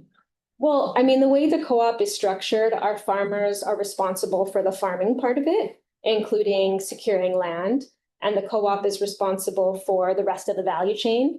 So certainly when it comes to aggregation facilities, processing facilities, distribution support, all of that, yes, I think ADC can definitely play a role in the future expansion that will be needed. On the farmer side of things, I don't see that need yet. But as I said, most of our farmers are on Hawaii Island. And I think things are a little bit different here in terms of just access to land. I see a bigger issue for farmers being capitalization, especially because of the long time to fruiting and therefore to revenues, which is why we promote the diversified agroforestry, where there's a mix of crops, some of which are faster yielding to complement, the ulu. So our farmers need, technical support, financing for the startup years, institutional support to combat invasive species. I think that's the #1 threat. CRB and QLB both love ulu. These are some of the things that our farmers need. I'm not yet seeing access to land per se. Yeah. I forgot my question. Oh, who's the aggregator on Maui? Yeah, it's us out of the Maui Gold facility in Haile Miley, and then in Hana with Hana Ranch. So we have two. Oh, cool. So, so I think some of that expansion for ADC has been based off of, value add space. Yeah. So, I think keep in contact with Wendy folks too, because I think, cold storage. I mean, like I said, we're here to be complementary, not to interfere with the current, whatever Dad's working on with folks at the processing facility. But if we can complement some of that work.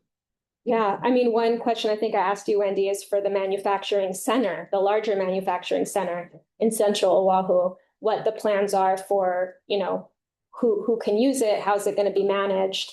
I think the idea of being able to operate in a state-of-the-art manufacturing facility on Oahu, which is near the consumers, would be a huge benefit to the co-op and similar efforts around the state. With the current focus on MAHA, your products are right in that sweet spot. Plant-based proteins, I mean, there's so much potential. Maybe we can get that message to the DOE. And then we can say, this is really healthy foods. Obesity problem is solved, high fiber, high nutrition, high protein. So maybe the department can help you with that, or SHAC can help you with that. But on the federal side, they're really looking for MAHA products. Yeah, I haven't yet seen new grant opportunities to replace all the ones that were cut. So hopefully that'll happen next year. She's just correct. We went to Washington with the Lieutenant Governor and in the ag, we went with Secretary Rollins. And interestingly, when it comes to ag and MAHA and Buying America First kind of tone of language, they change. They listen. They listen. And so, I guess just keeping in context how you speak with them and all that. But the grants are slowly coming back, USDA and I'm watching. so I just and then with the DOE, I'm pleased to engage Jesse and Pig on how we can help increase that space. Sounds Thank good. you. All right, thank you. And I think Dean's on the phone right now, so. Cool, thank you for waiting. Item number 8, we have a presentation by Nicole Galate, who's the Managing Director of the Hawaii Cattlemen's Council. So I can just click next.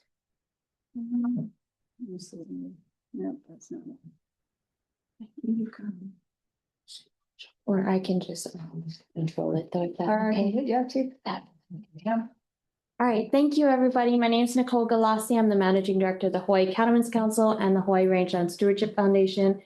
We had some great presenters before. I'm asking for some grace. I brought some notes so that I stay on time.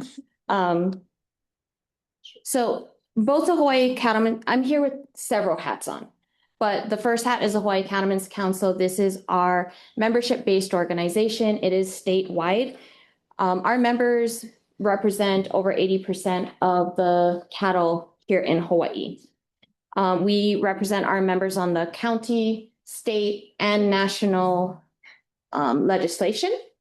And even more so, we have been taking more of a role at that national level because of what Chair Watts said, with Lieutenant Governor Luke taking a really strong stance with wanting to make sure the United States realizes that Hawaii ag is essential.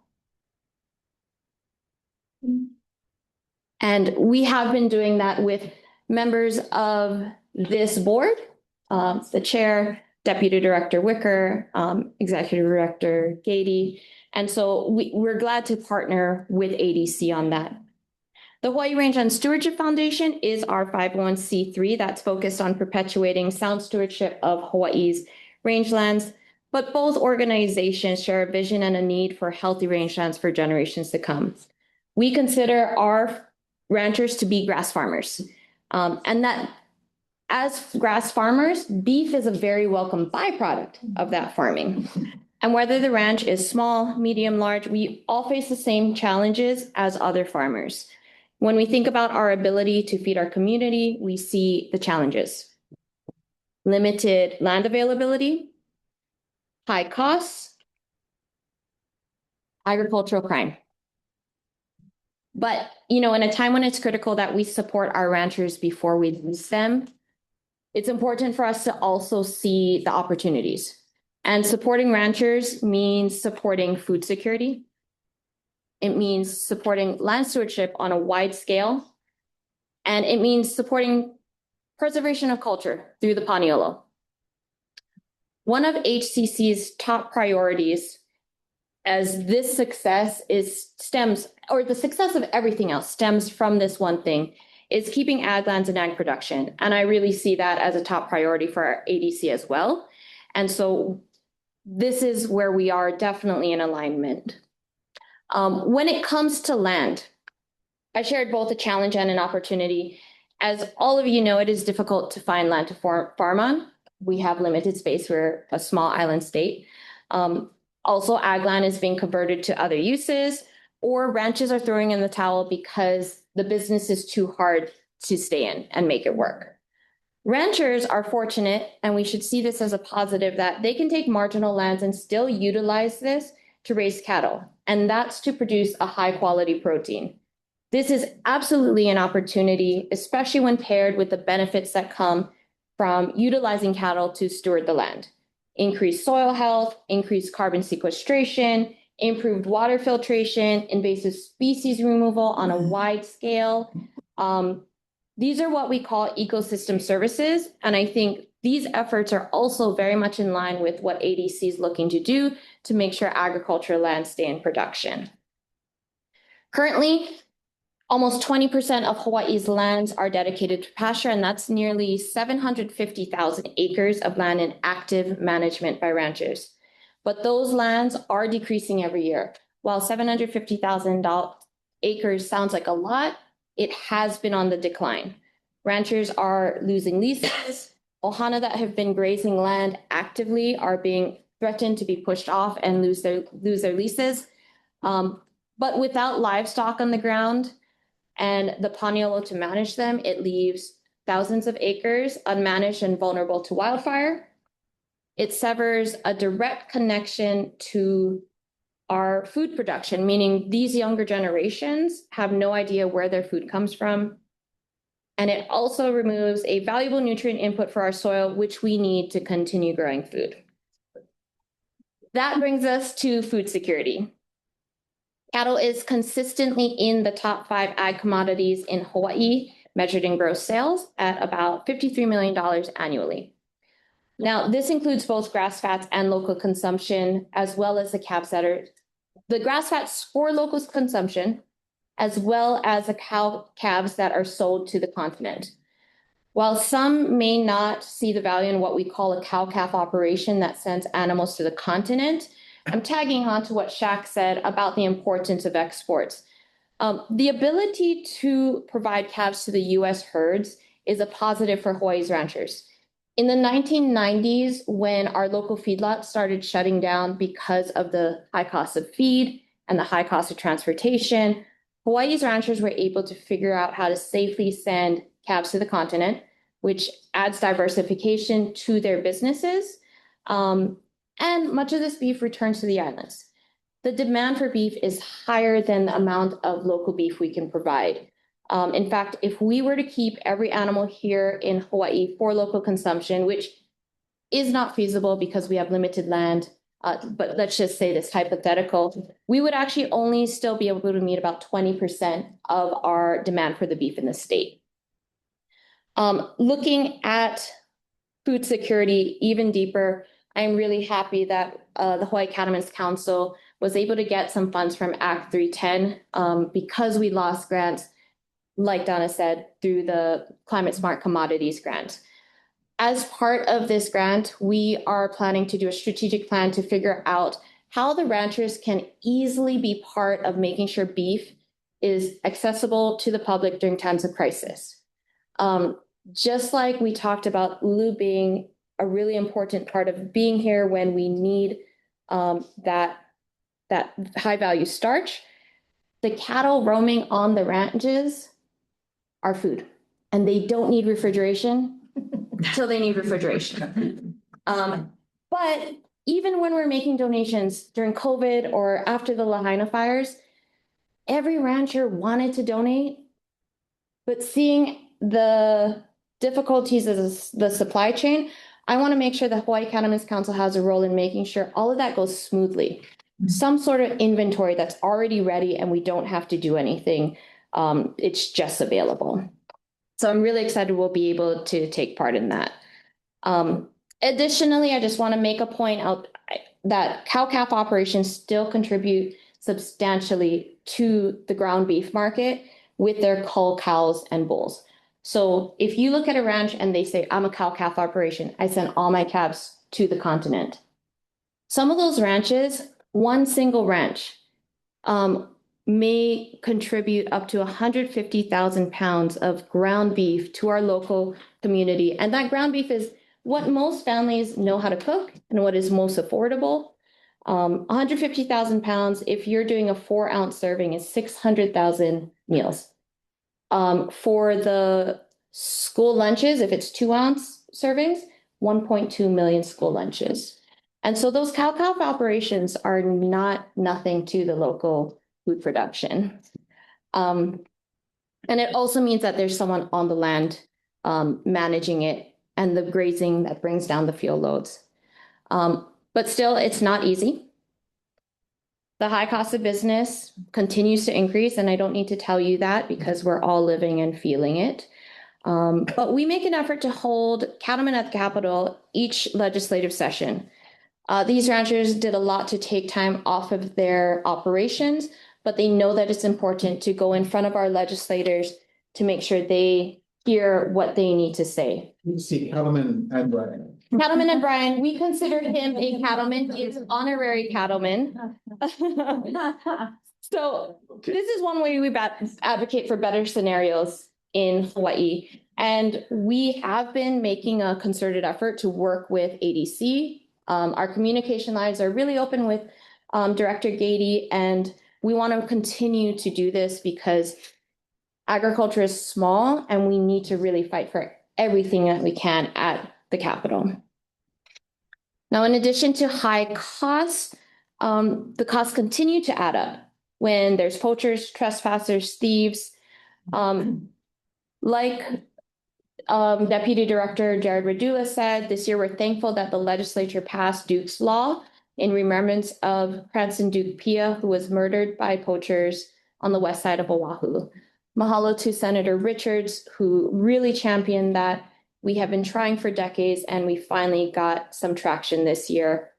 It's extremely unfortunate that a death had to take place, but we're glad that something good came out of it. And that's what his family said as well. They want something positive to come out of it. But it's really important to share that if our farmers aren't safe on their land, then there is no hope for us increasing food production. It is a core issue that we have to address. And we hope that Duke's Law can help us get there. These are really tame pictures. There's other pictures that I don't want to share. You can ask me to see them later. So with the ag crimes, I think it goes unsaid if we can get support from ADC with collaborating with your tenants to reduce ag crimes and to get that cooperation with reporting. But to bring it back to the positive, ranching is still here because Paniolo are resilient.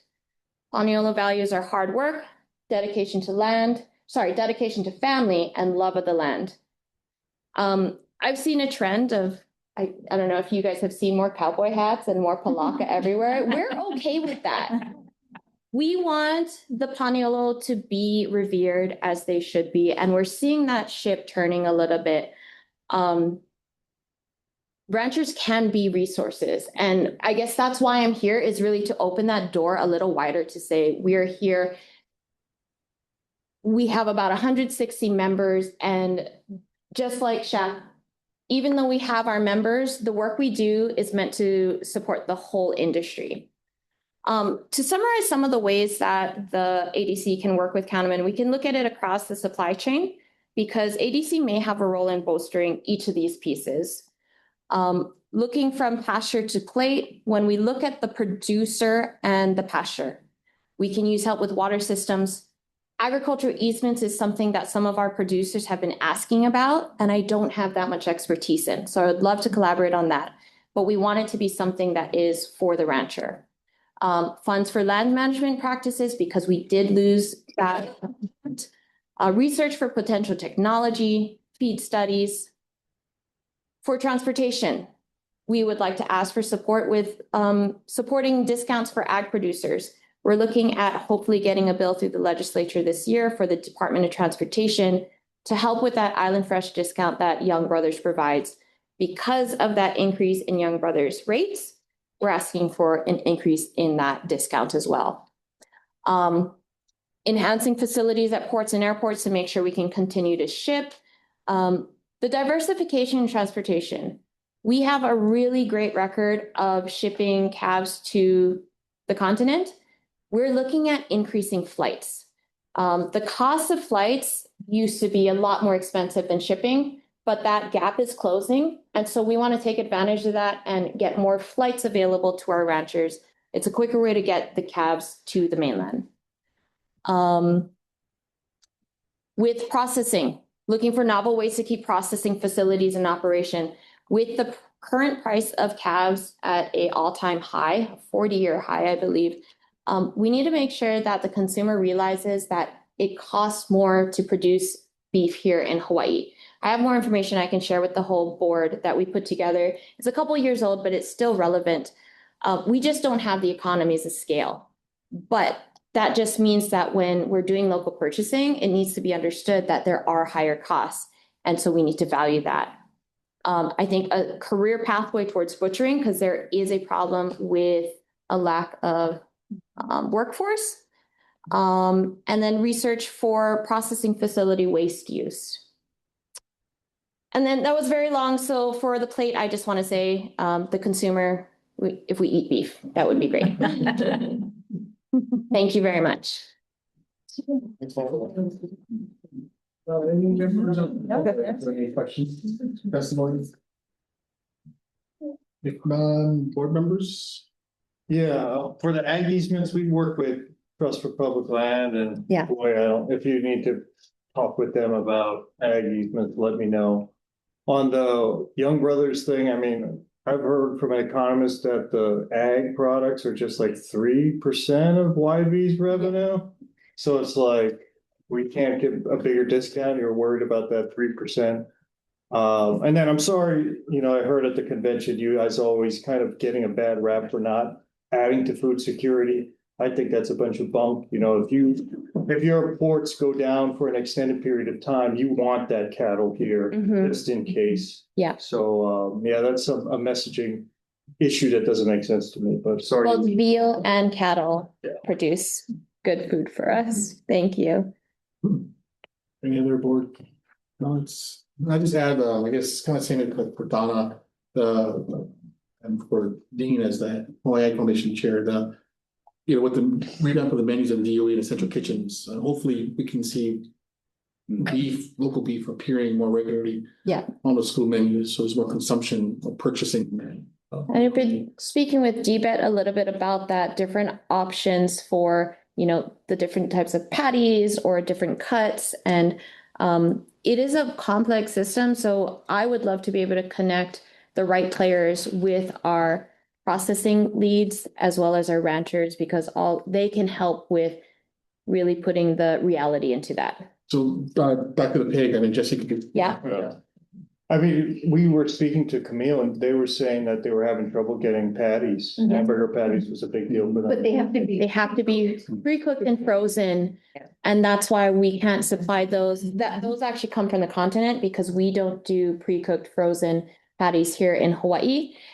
There's a machine that does that and it's really cost prohibitive. I think Wendy's tried to look into it and even they couldn't bring it in, so. Wow. Not me. Oh, yeah. The Wendy's.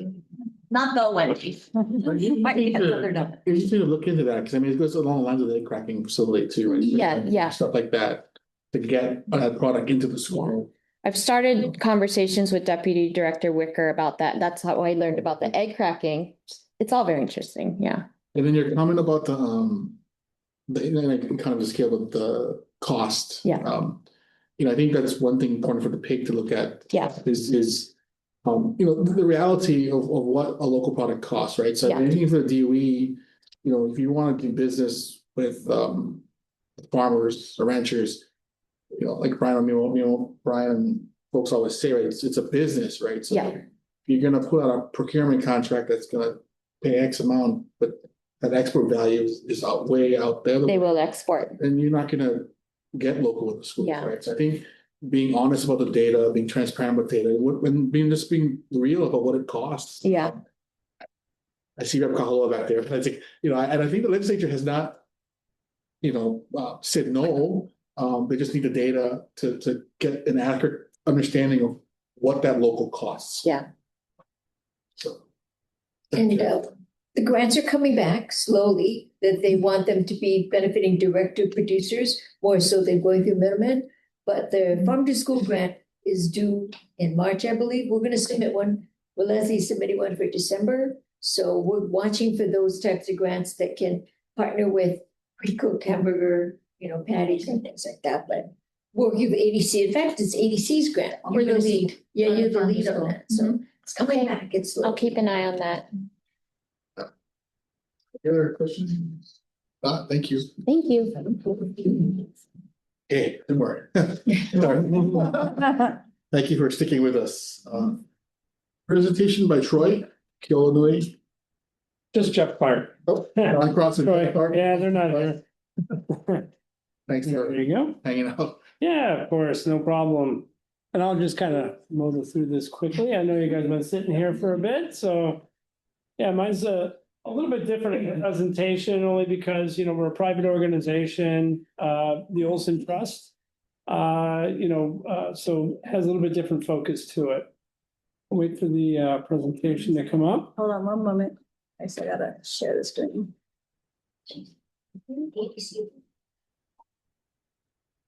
Right. That's his one, right? Yeah.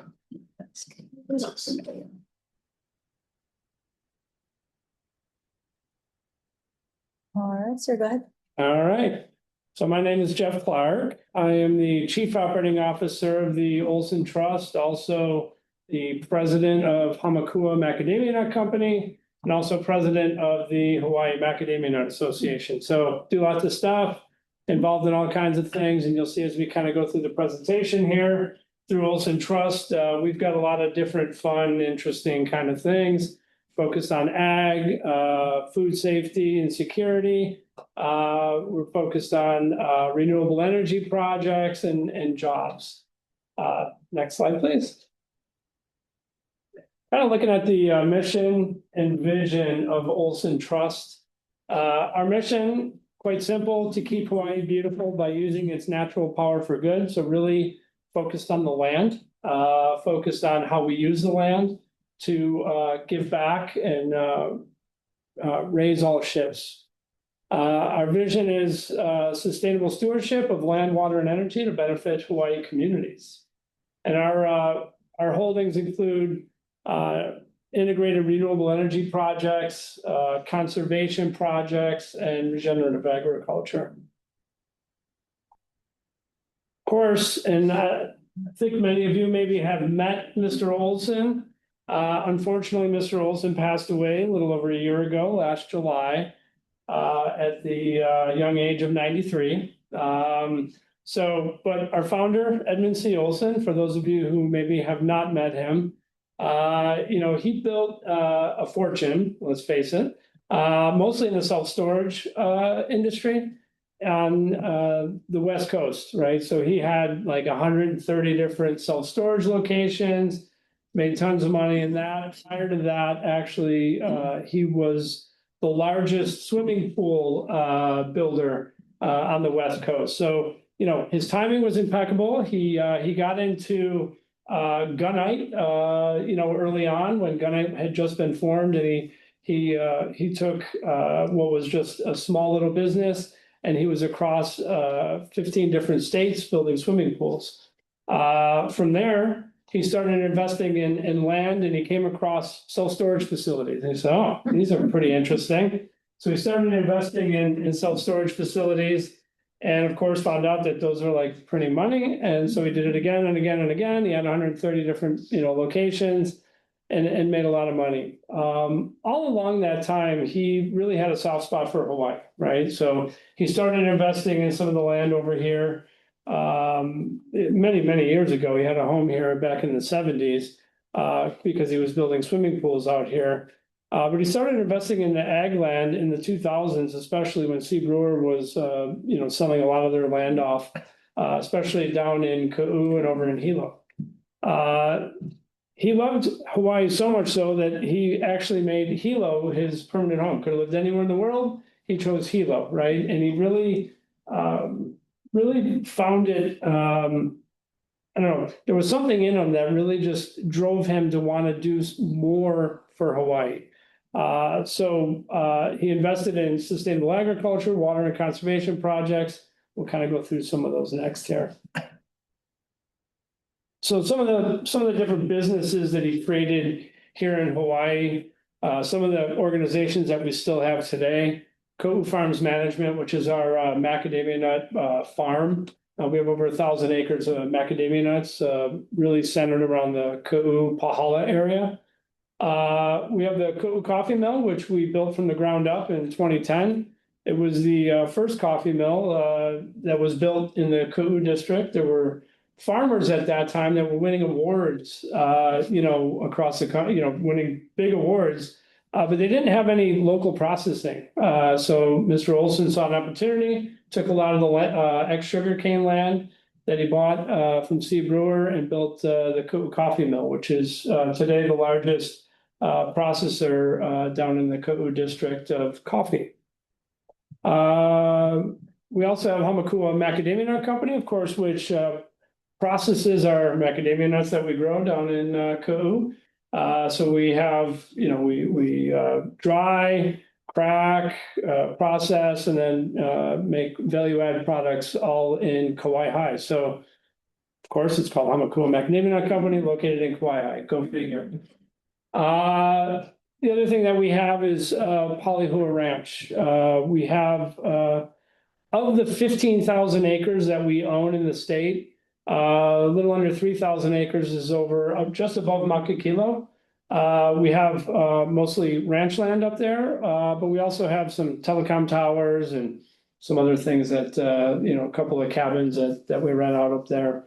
So we have a pretty diversified portfolio of ag properties.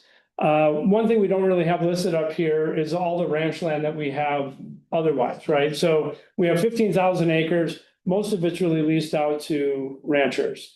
We also have some other ag leases on like sweet potato farmers, ginger, things like that. So we're pretty diversified in terms of, what we own and farm, but also what we lease. One other aspect to the Ka'u Coffee Mill that's really interesting is that we have ag lots that we lease out to small farmers. We have about 50 small farmers, 5 to 10 acre lots that we lease out land to. Go to the next slide.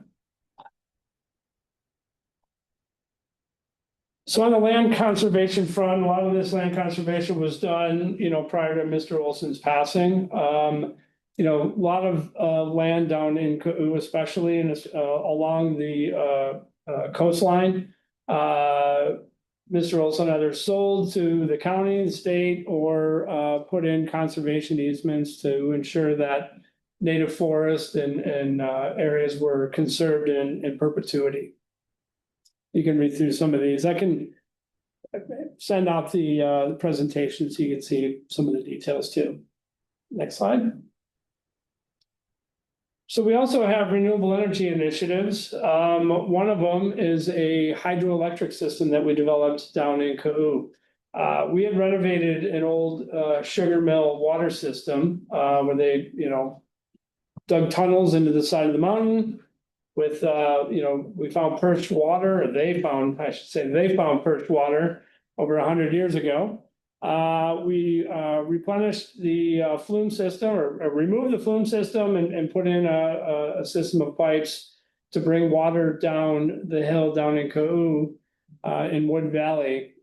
where we pipe water to a reservoir and then down through a hydroelectric plant. The hydroelectric plant runs our coffee mill off grid right now. So we have enough hydroelectric power to pretty much power the entire town of Pahala. So we're working on projects to figure out how to do that at the moment. We also are working on utility scale solar projects as well. We have different projects both on our Polyhua Ranch piece, but also another one over in Hilo that are currently going through the process of getting approved at utility scale. So, 30 to 60 megawatt systems, that we're looking at right now. Go to the next slide, please. This is a map of the actual system that we have. Noguchi Tunnel is the main water source for some of the water coming off of state lands that then enter into our land via the Kaiva Reservoir. That reservoir is actually in the process of being recommissioned. It's an old sugar mill developed reservoir that's had years of earthquake damage that needs a bit of replenishment. So we're in the process right now of figuring out how to do that. So we'll have this a multi-year project, we'll call that. Next slide, please. And there's a picture of the reservoir itself. A lot of the sand that was brought up actually came from Punaluu Beach via donkeys, I understand. And so it's quite a reservoir up there. It's like I think it's a 14 million gallon reservoir that we have that we're going to lower the level. And actually the orange line they have there is the level that we're going to reduce it to via a spillway there. Next slide. A little bit about our businesses. Ka'u Farms Management, in total manages 9,000 acres of land. Like I said, most of which is ranch land that we lease out to farmers, to ranchers. We're using our own water via our water system. The water system that we developed, not only does it power our hydroelectric plant, but it actually, after the hydroelectric plant, is used as irrigation. So all the tenant farmers that we have on our land currently are fed water through this water system. And then there's macadamia nuts that grow below us, several thousand acres that this irrigation system feeds as well. So quite an important part of, sustaining ag down in Ka'u, this water system specifically. Next one. We have a project right now where we're looking at energy grass, and we have a small plot, planted out. Could be used as biomass. Currently, what we're doing is we're testing it for livestock and dairy feed. This king grass grows really fast, easy to harvest. Just got to dry it out, and it's a feedstock that could be grown locally. So we're currently in testing this material right now. All right, on to Ka'u Coffee. Like I said, Ka'u Coffee Mill is the largest processor down in the Ka'u district right now. We have an ag park that, what Mr. Olson wanted to do is he wanted to create a community that could be sustainable, right? So, the whole idea of like Olson Trust, what we're doing, what we're trying to do is we're trying to develop a community that could be sustainable, grow food, provide jobs, opportunity, and make sure that, we're able to lift up communities, right? So, we developed this ag park to give, small farmers opportunity. They sell their cherry into the coffee mill, and, it's kind of keeps everybody moving, right? It keeps the economy kind of healthy down in Ka'u. Now there's ebbs and flows. Don't get me wrong. It's not all wonderful every year, but it certainly provides opportunity where there really wasn't prior to starting all this up. We're a farm to cup operation, right? So we do. We're growing. We're processing. We actually have cafes now, around the state. So we're taking it right to the cup and right out to the consumer. It's kind of interesting, kind of hearing everybody talk right about different commodities and things like that. I mean, we all know, like, we can grow stuff, it's difficult, we gotta find labor, we have difficulties with ag theft and stuff like that. But, value add is really where it's at, right? So we all have the same kinds of issues in terms of, like, we gotta grow it, we gotta figure out how to keep people from stealing it, and then we gotta figure out how to actually sell it, right? So, when it comes down to it, we need, healthy markets. I hear, we're talking about labeling, right? So we need healthy markets to make sure that we have a robust, economy to be able to sell things. I know back when we were talking about labeling bills, for the last couple of years, I mean, I'd love to see a labeling bill that would cover all commodities. You know what I mean? We're kind of stepping into it. We have a coffee labeling bill. We have a McNutt labeling bill. Should be just, Hawaii grown bill, right? That would kind of cover everything. Kind of a side note, but, just kind of, as I'm kind of listening to everybody, seems to be a common theme here, right? All right, next slide, please. So as I mentioned, we're 100% powered by our hydroelectric plant, which is a good thing. We're looking for other uses for the excess electric production that we have down at our coffee mill. All right, so what we do is we look at, what are the community and economic impacts? Where are we going and what are we doing? So, Olson Trust, Mr. Olson passed away last year. We're somewhat in a transitionary phase where we're going from a trust to a foundation. Mr. Olson set this up to eventually roll into a foundation. So all of the assets that are currently in the trust will roll over into the foundation.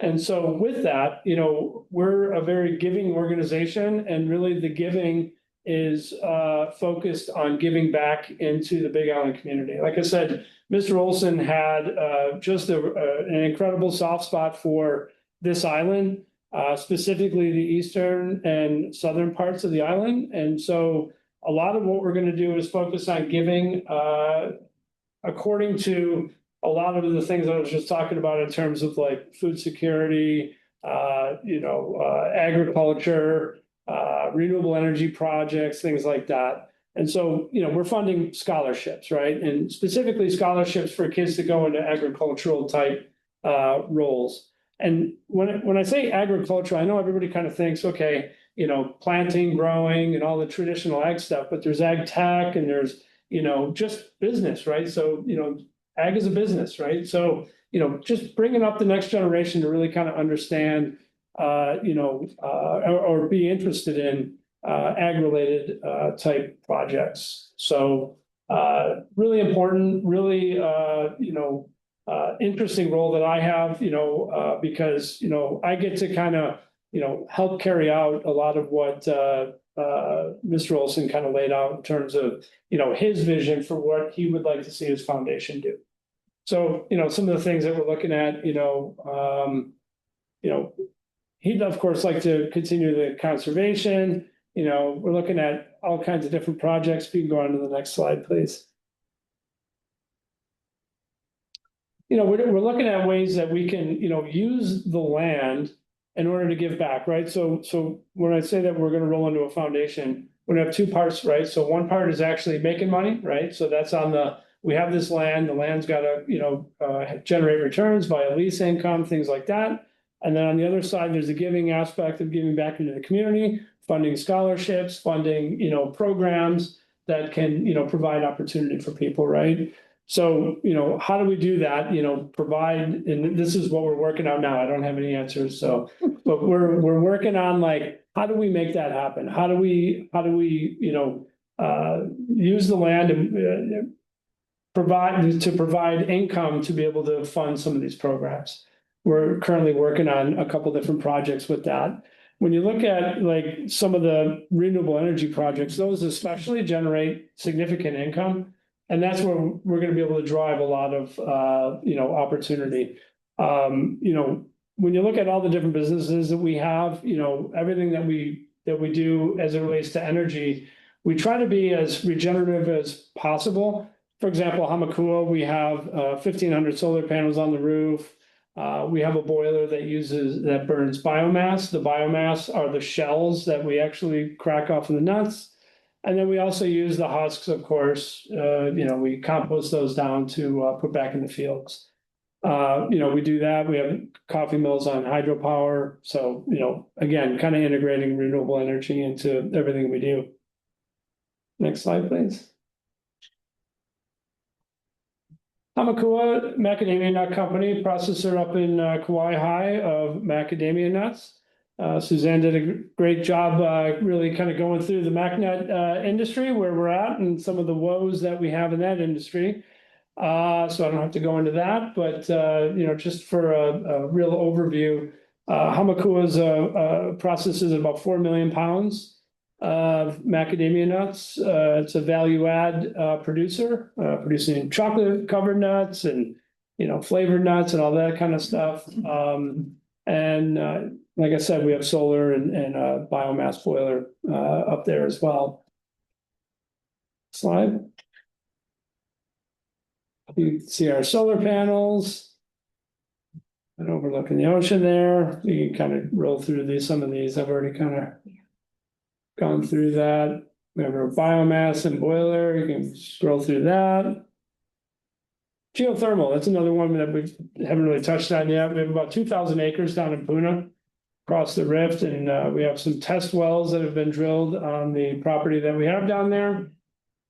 We would love to be able to develop geothermal energy down in Puna, and that's another project that we've been looking at for many years now. Of course, just waiting for the political will to get it going. We have some international partnerships where we work with growers in other regions to kind of have information transfer, being able to just kind of share information across different regions. Scroll through that. Of course, we focus on 100% Hawaii grown manufactured products with 100% Ko'u coffee, 100% Hawaii grown, macadamia nuts. So that's really our focus is on Hawaii grown. We currently have energy leases for solar production, ag infrastructure. Like I said before, developing local training programs, either through scholarships or actually funding of training programs through our foundation. And looking at, internships and bringing on, the next generation, as we all said, we need the next generation to come on and farm. 5 to 10 year roadmap for the trust and ultimately the foundation. Expand our renewable energy generation, either through solar, wind, or geothermal. We're also looking at developing hydrogen fractionation facilities, potentially, especially attached to our hydroelectric plant that we have down in Ko'u. So we're looking at different opportunities there. And of course, looking at,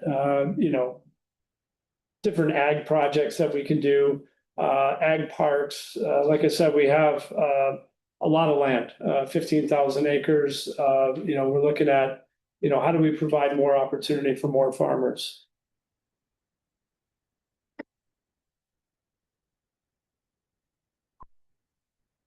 So as we kind of move forward, we're looking, anybody who in the room, really, we're looking for opportunities to really kind of, move things forward. How can we get involved? How can we help? We have land, we have resources, we want to work with people. And that's really, kind of the point that I want to get across here is that, we're evolving, as we kind of move from a trust to a foundation. We're heavily into the local community here on the Big Island. And so, we want to develop, partnerships, relationships, but also to develop the community. Because ultimately, that's really what our goal is to, provide opportunity for the next generation to keep this stuff going, right? I mean, that's really what's important. So, and there's our contact info and, the presentation available for anybody who wants it. I'm open to questions. Thank you. Any members of the public wishing to comment or testify? Seeing, board members. So your excess power generation from your hydro, Yes, what do you do with that now? You just, nothing. so you have no supply agreement with Helco? Now, one of the issues is three-phase power does not run up Wood Valley Road. Yeah, Yeah, okay. yeah. So It's that, very expensive to run it, and that's why we're like, is there something we can do right on site, or do we, yeah, Yeah. I think future generation of hydrogen would be feasible. The question is, you gotta be able to store it. Right. And it, very expensive pipelines for hydrogen. I know. It's extremely expensive to cool it to liquid. So you can immediately utilize it for, and I guess Helco doesn't work, but if you can put it into other uses, that's great. Right. It would make sense if the Helco system could then put in the distribution capacity to take that in. Right. Because with hydrogen at night, you can then have a certain amount of guaranteed baseload Right. power, and not intermittent. Right, exactly. Any quick chair? When is your grass gonna be ready for baling and livestock feed? We only have very, it's very small at the moment. Yeah, we don't have anything like really commercially. Yeah. So we just kind of started. I'm sure people are waiting. Yeah, definitely. On the grass topic, have you guys looked into like sustainable aviation fuel production at all, or? We just, there's no way to process it quite yet, right? So I think that's, it's the processing capability. Yeah, so we haven't done any, we haven't, because we're so early on, we haven't really kind of, gotten that far down the road yet. We're like, let's grow it, let's see what the issues are, and just in getting it to grow. Seems like it grows like crazy, so, so we've been pretty successful with that part now. Now it's a matter of how do you commercialize it and turn it into something that can be useful? I think just based on like Hawaiian Airlines, for instance, I mean, just the amount of fuel they'll need, right? I mean, it's gonna require a lot of farmers to coordinate that, so. Yeah. Thank you. Yeah, thank you. Thanks. Appreciate it. Sure. Final presentation. Here? By Riley Saito with Nelha. I'm gonna sit here so I don't obscure the camera. The camera's actually on this side pointing to everybody. Can you introduce yourself? Yes, of course. So aloha, I'm Laurence Bombardier. I'm the Deputy Director at NELHA, Natural Energy Laboratory of Hawaii Authority. And I'm filling in for Riley Saito. How's everybody's glycemic index? I'm very impressed, but this has been really helpful. I think there are a bunch of groups here that have presented that we haven't traditionally worked with. And I think this has been really great to listen in. And I'll be sure to reach out to some of the people. So first of all, I want to thank you all for flying here and showing the interest that you have in the park. And there are many similarities between the aquaculture companies that we have here and agriculture companies. And we have about 55 projects or companies on a 900-acre facility. We are an attached agency, DBED, and so Just like ADC. Just like ADC. So sister company. So aside from the similarities between aquaculture and agriculture, we are also looking at facilitation because we are sister agencies. So there's really a natural fit between our two organizations. In some areas of collaboration, and I didn't present any, I'm not presenting, just talking. Some areas of collaboration are, for example, on the food processing side of things. We have received over the past proposals for drying mac nuts, coffee. We're in a very high insulated area. And so solar is readily accessible. It's basically a desert here. We have infrastructure, we have lab, we closer to airports. So there are many reasons why processing is an area that could be a good area for mutual collaboration. But we're also an area where we have over the years incubated companies, and we've done a lot of incubation work for aquaculture companies. But it turns out that a lot of the technologies that help solve some of the aquaculture challenges are also technologies that can apply to the agriculture side of things. And so there's really a good fit there as well. This is great. All of these issues on the agriculture side, literally, they're the same issues on the aquaculture side. So we also have projects that straddle both areas. So for example, a company that some of you will be visiting a little bit later today, Symbrosia, they're producing algae as a feed additive to reduce methane in cattle. And maybe some of you have heard of it already, but that really straddles both, both areas. So there are those types of projects. And then there's maybe a little bit more of a visionary type of project. And this is really at this point a gleam in Riley's eye. And he should be the one to talk about this. But, what he's really thinking about is a community-based, facility that could be run by a nonprofit that would be looking at producing plant and animal life that then can be distributed out, not only on the Big Island, but also in the rest of the state for grow out. And when you showed that picture of the Petri dish coffee, that's totally the type of thing that would fit perfectly here. A lot of the companies here are into innovation, a lot of lab work. We actually have a water quality lab as well. There would be a really good fit there. So that's definitely an area that we would be happy to continue exploring.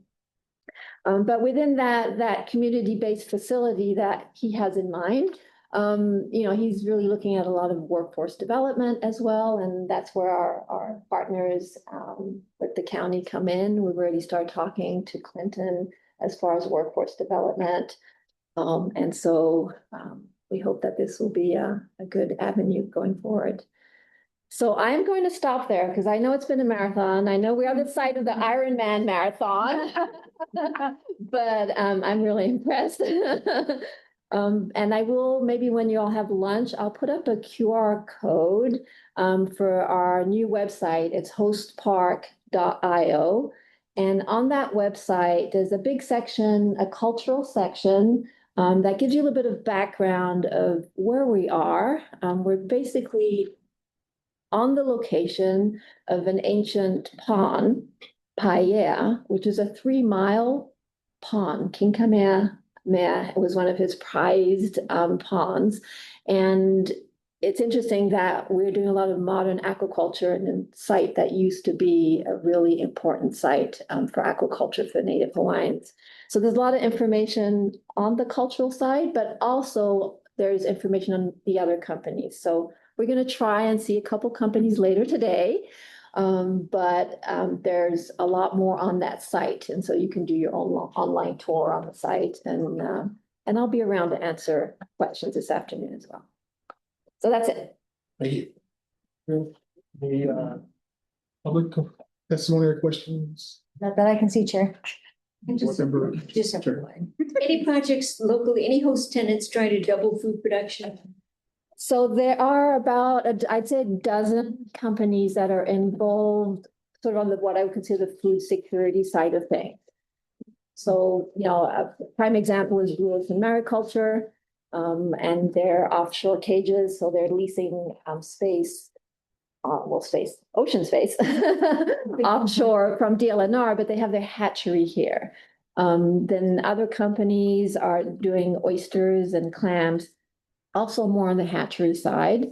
But we also have a lot of Limu companies, Limu Seaweed, Royal Hawaiian Sea Farms has been with us, actually probably our longest sublease at this point. But also novel companies, Kona Limu started this past year. And so that's an area that it's, Yeah. Well, I was just connected here today. I brought up sustainable aviation fuel with the previous speaker, but as I think Hawaiian Airlines and Alaska, they start to want to do these sustainable aviation fuel things. It's attractive for some farmers, right? But now we're competing with that, and food production. And arguably, you know, in areas that, my opinion, that you would forego food production to do Catalina grass or whatever, or a product that some people can't afford to fly on, right? So there's a disconnect, but it's important for climate change, et cetera. But one portion that could help is seaweed. And maybe you know, yeah, for sustainable aviation fuel. And obviously there's a lot of space out there. Yeah. I don't know if you guys are doing any work to explore that. We have in the past. So a company called Solana was actually looking at the biofuels side of things. The major issue there is cost. So it just simply is very expensive to produce the biofuels through algae, even though we are the best place to do so. But we do have a company here that's working on producing jet fuel from seawater. So it's very early stages. It's going to require a lot of work, but the concept is basically to extract CO2 from the water. And we have a 1 ton facility operated by Captura that's extracting 1 ton per year CO2 out of the seawater. And this company, Sea Dragon, will be utilizing that CO2 to produce jet fuel. Now, very, very early stages. It's not going to produce a whole lot in the beginning. But it may have promise in the future for, you know, for states like us who are surrounded by water. Yeah, interesting. And that would not take over any ag land whatsoever, right? Yeah, because It'd be limited footprint and you just need the seawater. every farmer in the state growing Catalina, I don't think that's not good. Yeah. Thank you. That's all I had. That takes us to. We moved to number 11. Yep, we're going to defer. And then ED's report. So in addition to just saying, go look at our website because everybody doesn't need a full report from me. I would also like to say one of the things that's on our website is what's become a monthly newsletter. One of the components in the October newsletter, and I would really be grateful for you guys pushing it out to your folks, is it's a collaboration with North Shore Economic Vitality Partnership and Go Farm, and it is an ag worker housing survey. There are 2 components. One is for, you know, the individual employers and one is for the individual employees. So if you could pull that and push it, that is just going to help us give a better idea of the lay of the land and the amount of need and what kind of price, and it's across the entire state. So back to you. Thank you. And then we're at D, adjourn. But question for the Attorney General. I noticed we don't have board members on the screen anymore, so we're gonna do a roll call. To adjourn? I don't think the vote is even necessary, but I know we normally take it, but you have quorum, right? I mean, you have. We have a quorum. Yeah. I've been counting as we've been going. Okay, for sticking with us. Okay, so having no further business before the board, may I have a motion to adjourn? Motion. Member Cook, second. Yamamoto. Any objections? Okay, it's. Meeting is adjourned at 1:51. Bye, guys. Good. Thank you. Thanks, Jen. When does that happen? You're right, David.